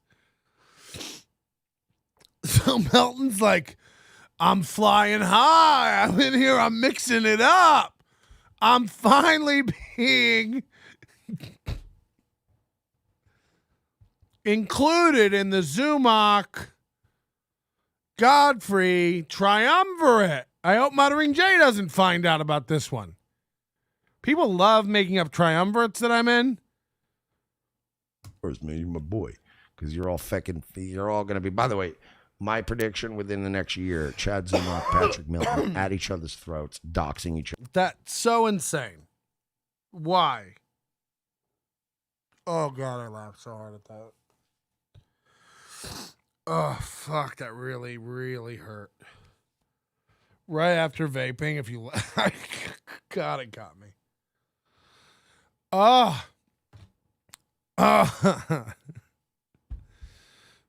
A year from now, Patrick and Chad at each other's throats.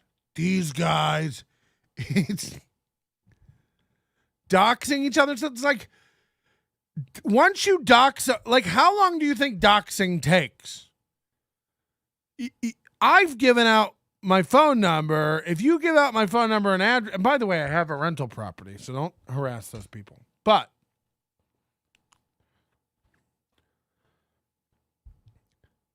if you give out my address, we're done with the doxing. What other?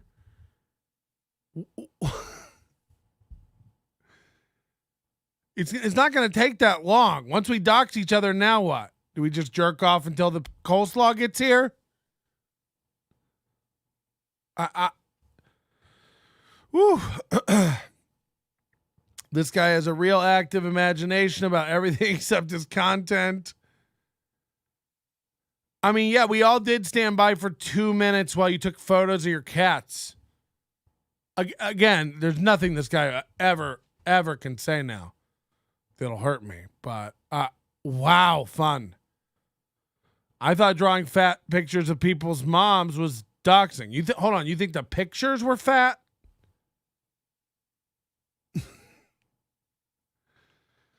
No, I don't own a rental. I rent an owned property. Is that the same thing? That's what I do. What were you saying?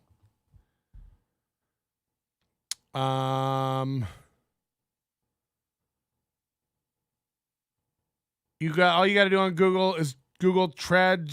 Okay, come on. Yeah, you can get everybody's stuff. Like, it's not a big deal. What are you gonna do? Like, what are you gonna do? Again, like, the worst thing you can do is like murder me and my family. But again, that's one afternoon. It's not. There's not gonna be a big war. Like, just come do it. Like, oh, if you don't do this, I'll do it. Then do it, and we'll be done with it, and then there'll be no more threats. You can get your free hat or whatever you wanted. Just take it off my head after the kill shot. I mean, it is the worst thing you can, like, threaten to do. So I'll give out your address or kill you. It's like, anyone who's been on this earth for over 30 years welcomes both. A stranger at their door, rap-a-pap-a-pap-pap. Or a gun blowing their head off. Rap-a-pap-a-pap-pap. Same sound. I predict. Don't predict. Don't predict. Everything you've predicted here is wrong. It's not even prediction. It's just looking with your eyes. This isn't a super chat. But yet to you, he spent money. He's super chat. It's like, okay. You're losing your mind about me using my official account to shoot. How could I have super chat if it was a puppet account? I got to link all that up. It's a lot of work. I need you to really figure out what you're mad at me about. It's got to be better than he's on his official account and he super chatted, which I didn't. Only one of the things you're mad at me about can be made up in your head. That's what I've decided is a new rule for me going forward. In Mersh's head, he thinks Patrick and him are adversaries. I don't know what that means. There's a small, somebody look up adversaries. There's a small group of insane internet shows like ROTC and Steel Toe that have inflated each other's egos. Like, yeah, again, no one's heard of any of us. Like, that's the best part. Is like, Steel Toe thinks he's like on the radar of anything, and he's just not. Like, we're talking about a guy who gets 400 views every live show. It's not. Other, etc.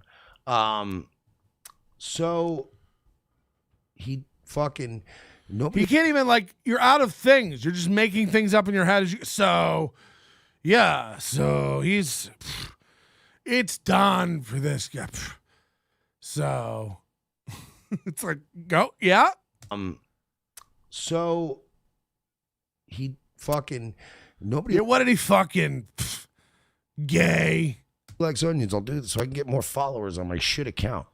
I'm going on Chad's thing to get more. Again, this isn't a dig at Chad or his followers. It's everyone on Chad's channel is aware of me. I've done the podcast we're watching. You know that, right? Like, I did sit down Zumach before. I've been on the show. This thing he's made up that. Again, Chad's 2,000 subscribers. I'm 3,000 subscribers. I'm also, Chad's a friend of mine. If I want to go on the show, I'll hit Chad up and go, hey, can I come on, sit down, Zoom out? And he'll be like, yeah, buddy, let's do it. Now, I think nothing of myself, so can't imagine why anybody would want me on. So I don't ask to be on shows. I don't ask to be on shows because I have such low self-esteem. I built this just to pretend like I have a place, a little safe swaddle of a studio. But no, yours is probably better. I'm trying to get growth out of Chad's. Chad discovered you. Yeah. Oh, this is one of our ladies that called in. Mersh helped. I can't roll my R's. Do you guys know about that with me? I can't roll my R's to do like the sexy. So I fake it in the back of my throat. I go, which is way less sexy. but I pull it off. Like if I'm in the hood or at a Mexican place, I go, give me a burrito. A burrito. And nobody knows. It's pretty smooth. Mersh is accusing you of what him and his buddies do, all cock right off each other and use other shows to get viewers. I mean, there's some of that just will happen organically by participating in a community, right? Like, if I go on MLC, some people will come over who enjoyed me. If I talk about MLC, some people will go over and check out MLC who have never seen it, who will enjoy it. The same with Merch, the same with Chad, the same with Godfrey, the same, Corey. So you get your shot. We've all been exposed to this. Corey's been on MLC 3 times. By that logic, shouldn't he have 3 times the growth as me over the past month? No, there's nothing to see there. There's no talent. There's no skill. There's no production value. There's no thought. There's no ability to be funny. There's no ability to entertain. And the numbers bear that out. You can't fool everyone all the time. It doesn't work. The roll G is how I say. I think she's trying to say Gallagher. Gallagher. But it's like you're drowning, you're underwater. Gallagher. What if that's her real name? Her parents just hated her. You're going to be the most ugly, unfuckable bitch ever. Or maybe the doctor named her that because when she came out, just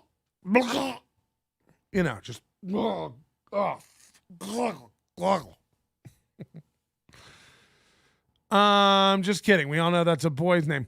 So that's why everyone wants to go on JRE. Yeah. They just don't, they're not just trying to get, I mean, wow. Just say that to him and his whole, Melton is the byproduct of a Wookiee mating with a manatee. See, this is mean stuff that we shouldn't allow in here. This is hurt.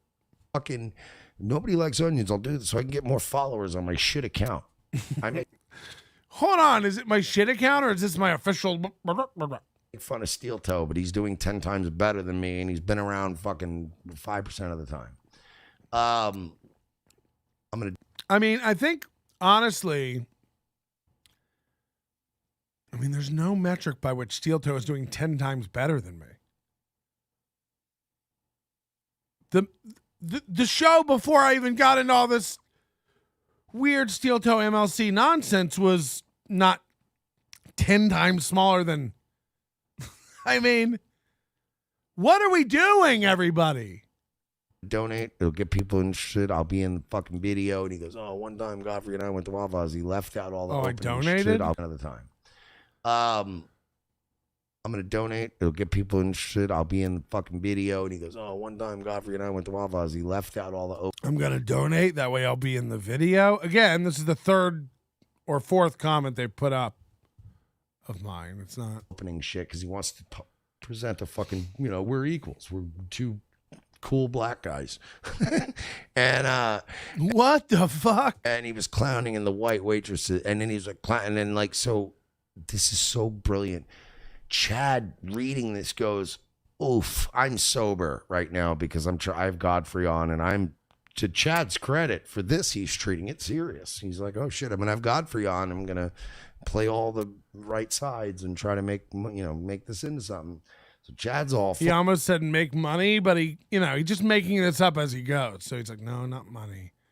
Make the best of it. Yeah. Fuck, Chad's like, Kevin Scampoli on the whole fucking show, and Godfrey's like Sammy Guevara saying he wants to rape someone. Kevin Scampoli and Cammy Guevara. Yeah, classic matchup. Sasha Banks, like he's all nervous, being like, "You had a tryout?" Like I'm just trying to get happy. Now they're saying I'm nervous even sending in the super chat. I can't even like. It doesn't even.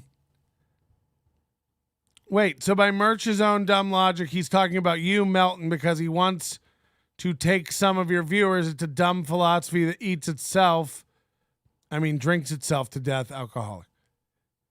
Yeah, I mean, like, pretending you're not doing react content or watch content is insane.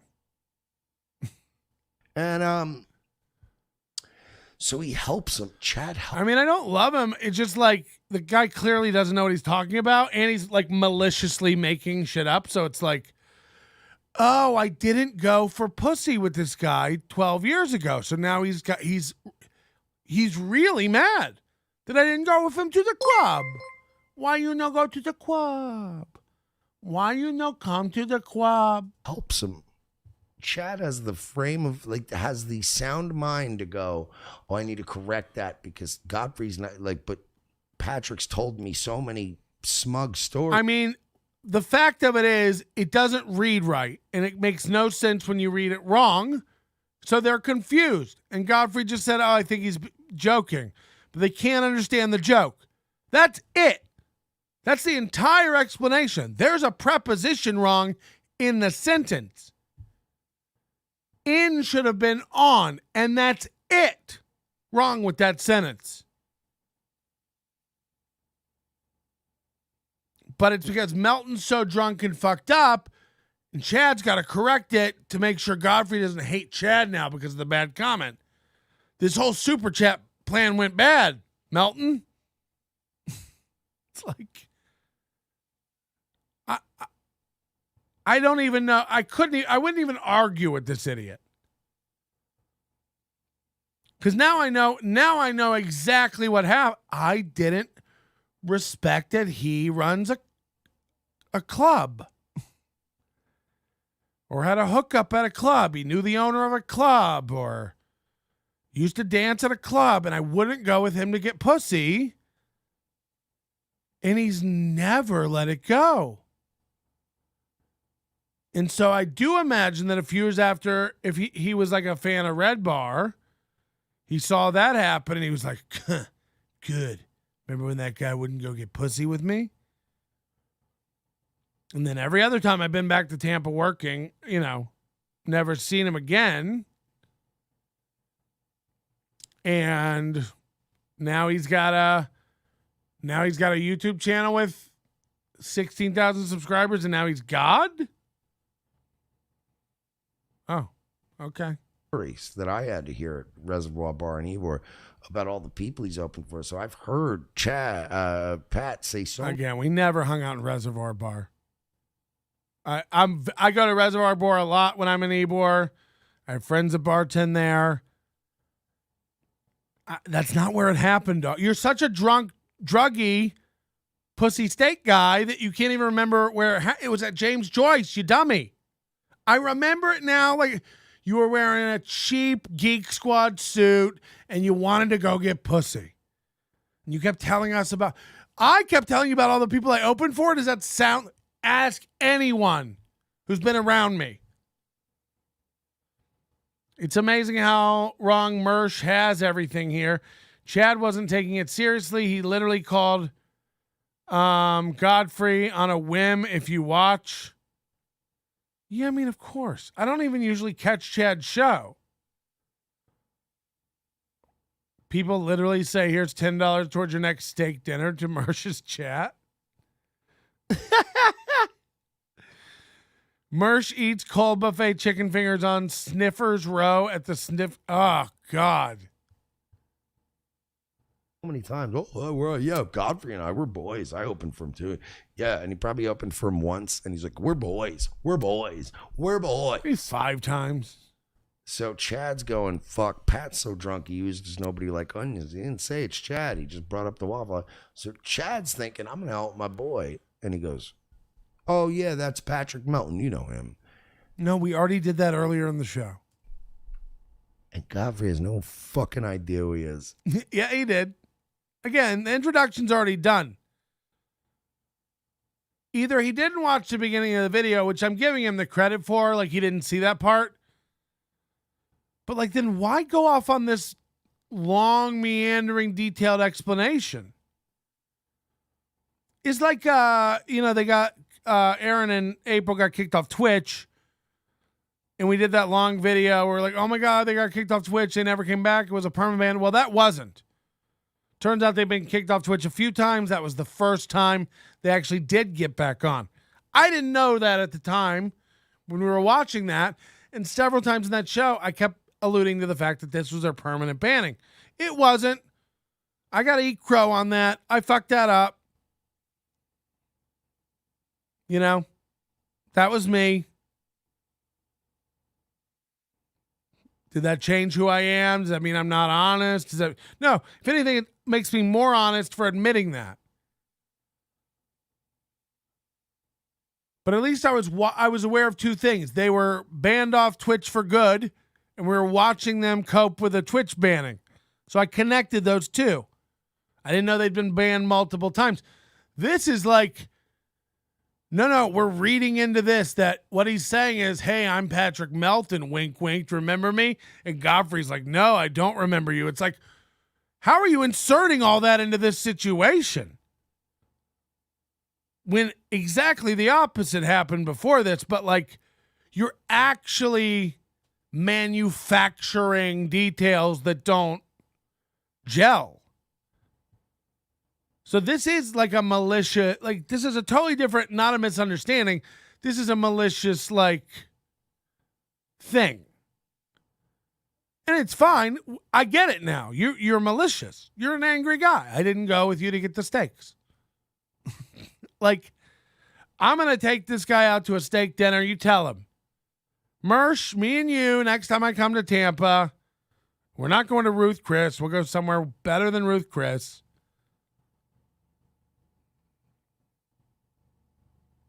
And, there's no reason for this. We should bury the tomahawk steak and really just bury it. You and me, you seem like a fat piece of shit. I'm a fat piece of shit. Why don't we go, a couple of fat pieces of shit, have some steaks. I'll bum one of your cigarettes off you. It'll be great. We'll make a video. Everybody will laugh. Oh, my God, Mersh and Melton. Together at last, together at last. Why do you think Mersh is so mad about this? I don't know. Like, literally, we had one interaction. It's like Corey Adam. It's like, you have a lot of feelings around our nothing interaction that we had over a decade ago. You have a lot about, like in 2023, you shouldn't be feeling things about me. You're never going to get a video of me yelling about Corey Adam. Like, it's funny. It's funny. It's just funny at this point. This guy, I'd forgotten all about. 10, 13 years he's been hating me. Who knew? He's like, we talk about Melton. We talked about Melton. It's like, whoa! Never heard of you. Never gave it a thought. You've been rolling this around your head, remembering it wrong for a dozen years. That time at Reservoir Bar when he wouldn't eat my meat. The time at Reservoir Bar when he wouldn't go to the strip club. Oh, I hate Melton. Melton's stupid. And then he's letting you know how it all played out, too. He goes, then when I saw Red Bar go after him, I was like, yes.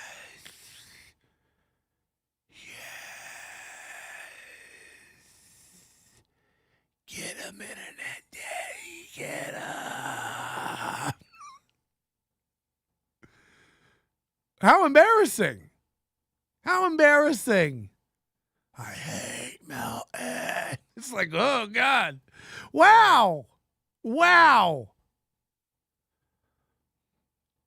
Melton is censoring me. Guru One, you're not a member, so we don't really talk to non-members anymore here. Let us know when you join again. Same with you, J-Dub and Jason Gilbert. The Brandon Network. We were thinking about joining the Brandon Network. None of these people care enough. Go be on Mersh's stream. Jason Gilbert? Yeah, I know the name. We met in 2023. Yeah, he was talking about Mersh. Guy didn't join my membership. I hate Jason Gilbert. I hate him. That's what this would be like if in 2025 I said that. Oh, yeah, Jason Gilbert, douchebag.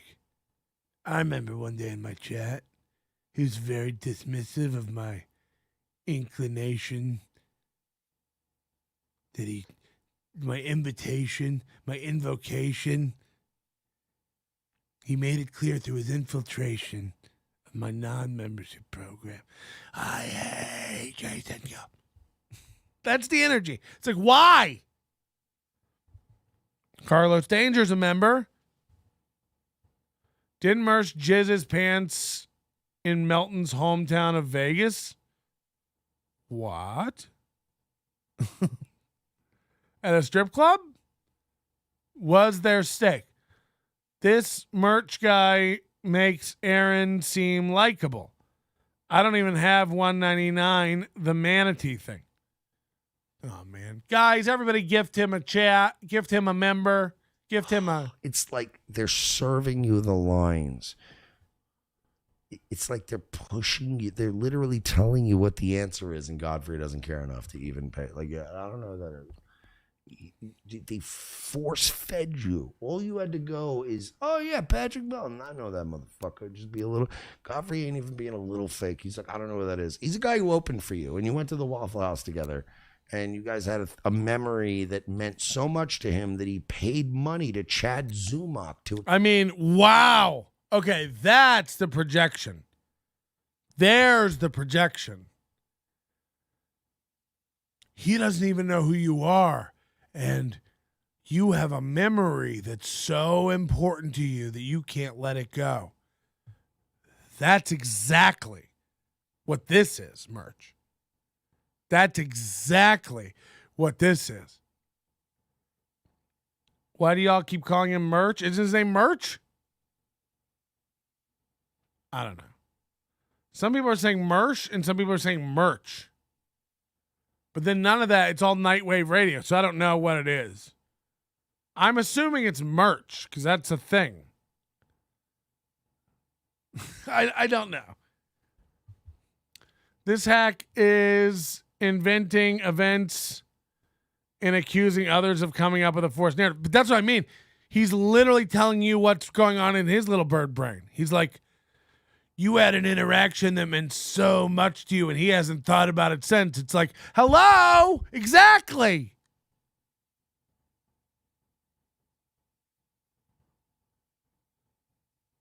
You have this memory of me dismissing you. Well, I did. I didn't want to get in your creepy, shitty car and go with a man I just met after midnight for a pussy hookup with steak. Do you even hear it? It sounds nuts. Men love pussy and men love steaks. And if I approached 100 men in bars after midnight and said, follow me for some pussy and steak, they'd go, no, I don't think we're doing that. Like, listen to it. And then you're mad that I wouldn't go with you to your little pussy steak club? Get the fuck out of here. Like, this is so insane. Like, that I even have to defend this is nuts. W-Man, what's up? W-Man got a new NLO hat recently. He loves it. That's how you get killed. Beware of the Merch of March. Marsha. Yeah, I have an infection that I have MRSA. I'm literally shaking. I can't even. There's not like Godfrey aggressively hit on my girlfriend outside the Comedy Cellar in 2001, but you don't see me bringing it up.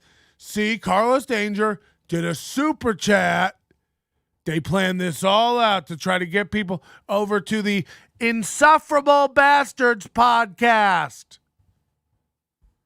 Shout out. I've actually never seen it. I can't vouch. Chad, you? I appreciate you guys coming out, and so does Patrick. He's very funny. Listen to his podcast. I'll see you soon. Good night. Bye. My name is Chad Zumon. Express it to the world. And then Chad had to Chad is better off in the business than Patrick Melton. Why does he say it like that? Hey, Patrick, why don't you go around, go to Cleveland? Why don't you start opening up for Chad? I think he's being silly. I think you got to proofread your shit. Yeah, dummy. Dummy. It's like, is he, first of all, I would happily go open up for Chad. I don't care. Chad, get us booked at the Tampa Improv, buddy. Me and you. You'll headline, I'll headline. We'll alternate. You headline them all. Let's split the money, though. I'd rather split the money than be the headline. It's all gay. It's all gay. Do you think like me being the headliner at the Hilarities this weekend means anything? Like, and when I worked the weekend with Chad opened for me. And every time I worked for Godfrey, I opened for Godfrey. Whether it was Texas or New York or Florida or Ohio. I think those are the places I've worked with. Maybe Kansas. Like, so? I got people accusing me of this MiseryCon thing. Like, oh, you're just latching on. Again, like the clout chasing bullshit. Okay, NLO's not on the lineup anywhere. Oh, boy. NLO's not on the lineup anywhere, and I won't do stand-up. I won't even be a part of it. I'll just produce it. Hello? Stop using gay as an insult. Why? Because it's homophobic. Are you gay? Yes. Is this the same guy that called earlier? Yes. But you said you weren't gay. No, I am gay. Stop using gay as an insult. There's nothing wrong with being gay, so I don't figure it out, man. How do you Just think figure it out, man? Why do you think I'm using it as an insult? Can you give me an example? That caller was gay. God damn it. That sound was down. I meant to nail it. That caller was gay. Everything's on a new channel now. I don't have my faders right. Got 4 fingers riding the rails. I imagine Mersh in his underwear, shaking his fist at the sky, screaming, "Fuck you, Melton, you son of a..." Again, that's bananas. Patrick Melton robbed a train in 1892. Columbus sailed the ocean. And now he's less relevant than Chen. I don't know what's happening. This is all insulting. Sentence was that? Patrick, your sentence stunk. You bombed. You bombed. How Yeah, you no bombing? shit. You're bombing on a live chat. Threw him under Hey, the bus. Godfrey, look who's in the chat room. Who? Do you remember Vince Champ? Yeah. Oh, wait a minute. Isn't that the guy that raped? All right, this is gay. I don't care anymore. Anyway, that's it. We'll get into more of this saga. I think tomorrow night we're going to do a cat stream, though.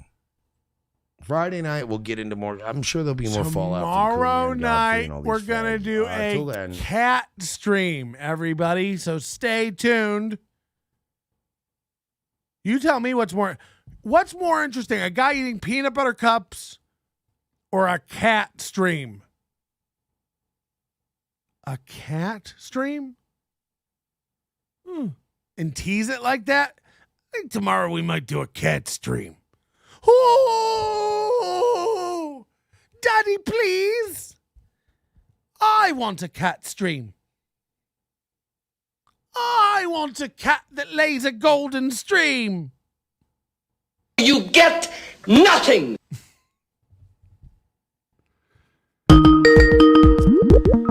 Tomorrow we might be doing a cat stream. Hello?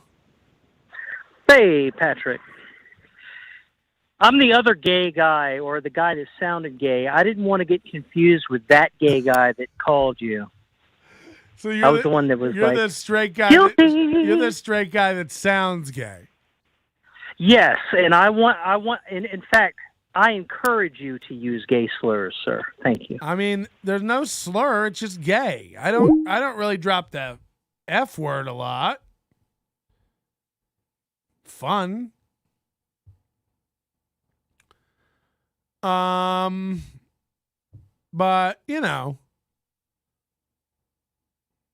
I don't, use it as a slur.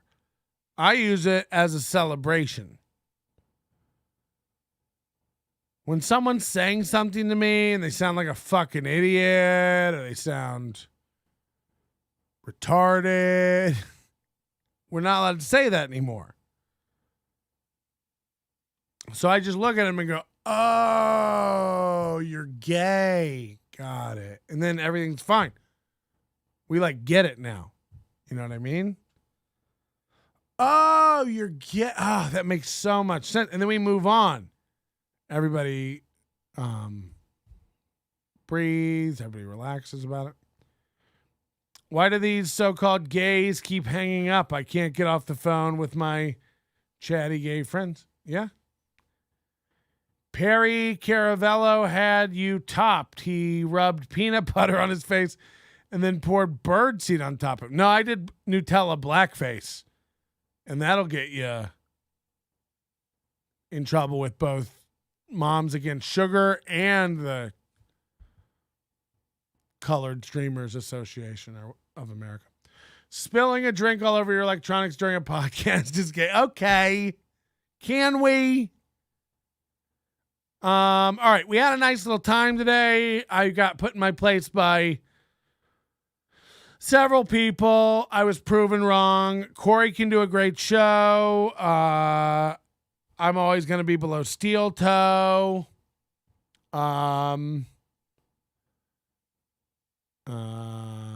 Don't use gay. We should try to stop it. More importantly, more of the reason I'd want to stop saying it is because steel toe says it constantly as an insult. This merch guy says it constantly. Well, they say the F word and stuff, but yeah, we can do better. I like dork better than gay, honestly. Nannerpuss, croc monkey, goby Jew, rice inflator, wigwam nugget, krillbot. Pat, you listen to Corey's recent interview on Stavi where he talks about you? I don't know what any of those words mean, frankly. So no. Guys, if we reach the goal, we'll have more shoals. Shawls? Melton only accepts calls. Okay, we're going in loops now.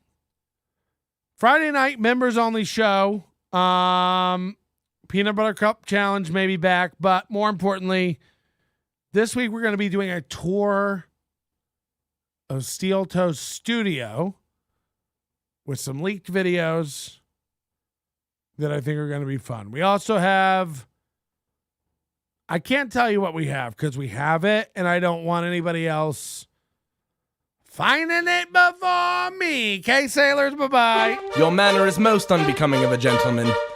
Would you be high on cigarettes?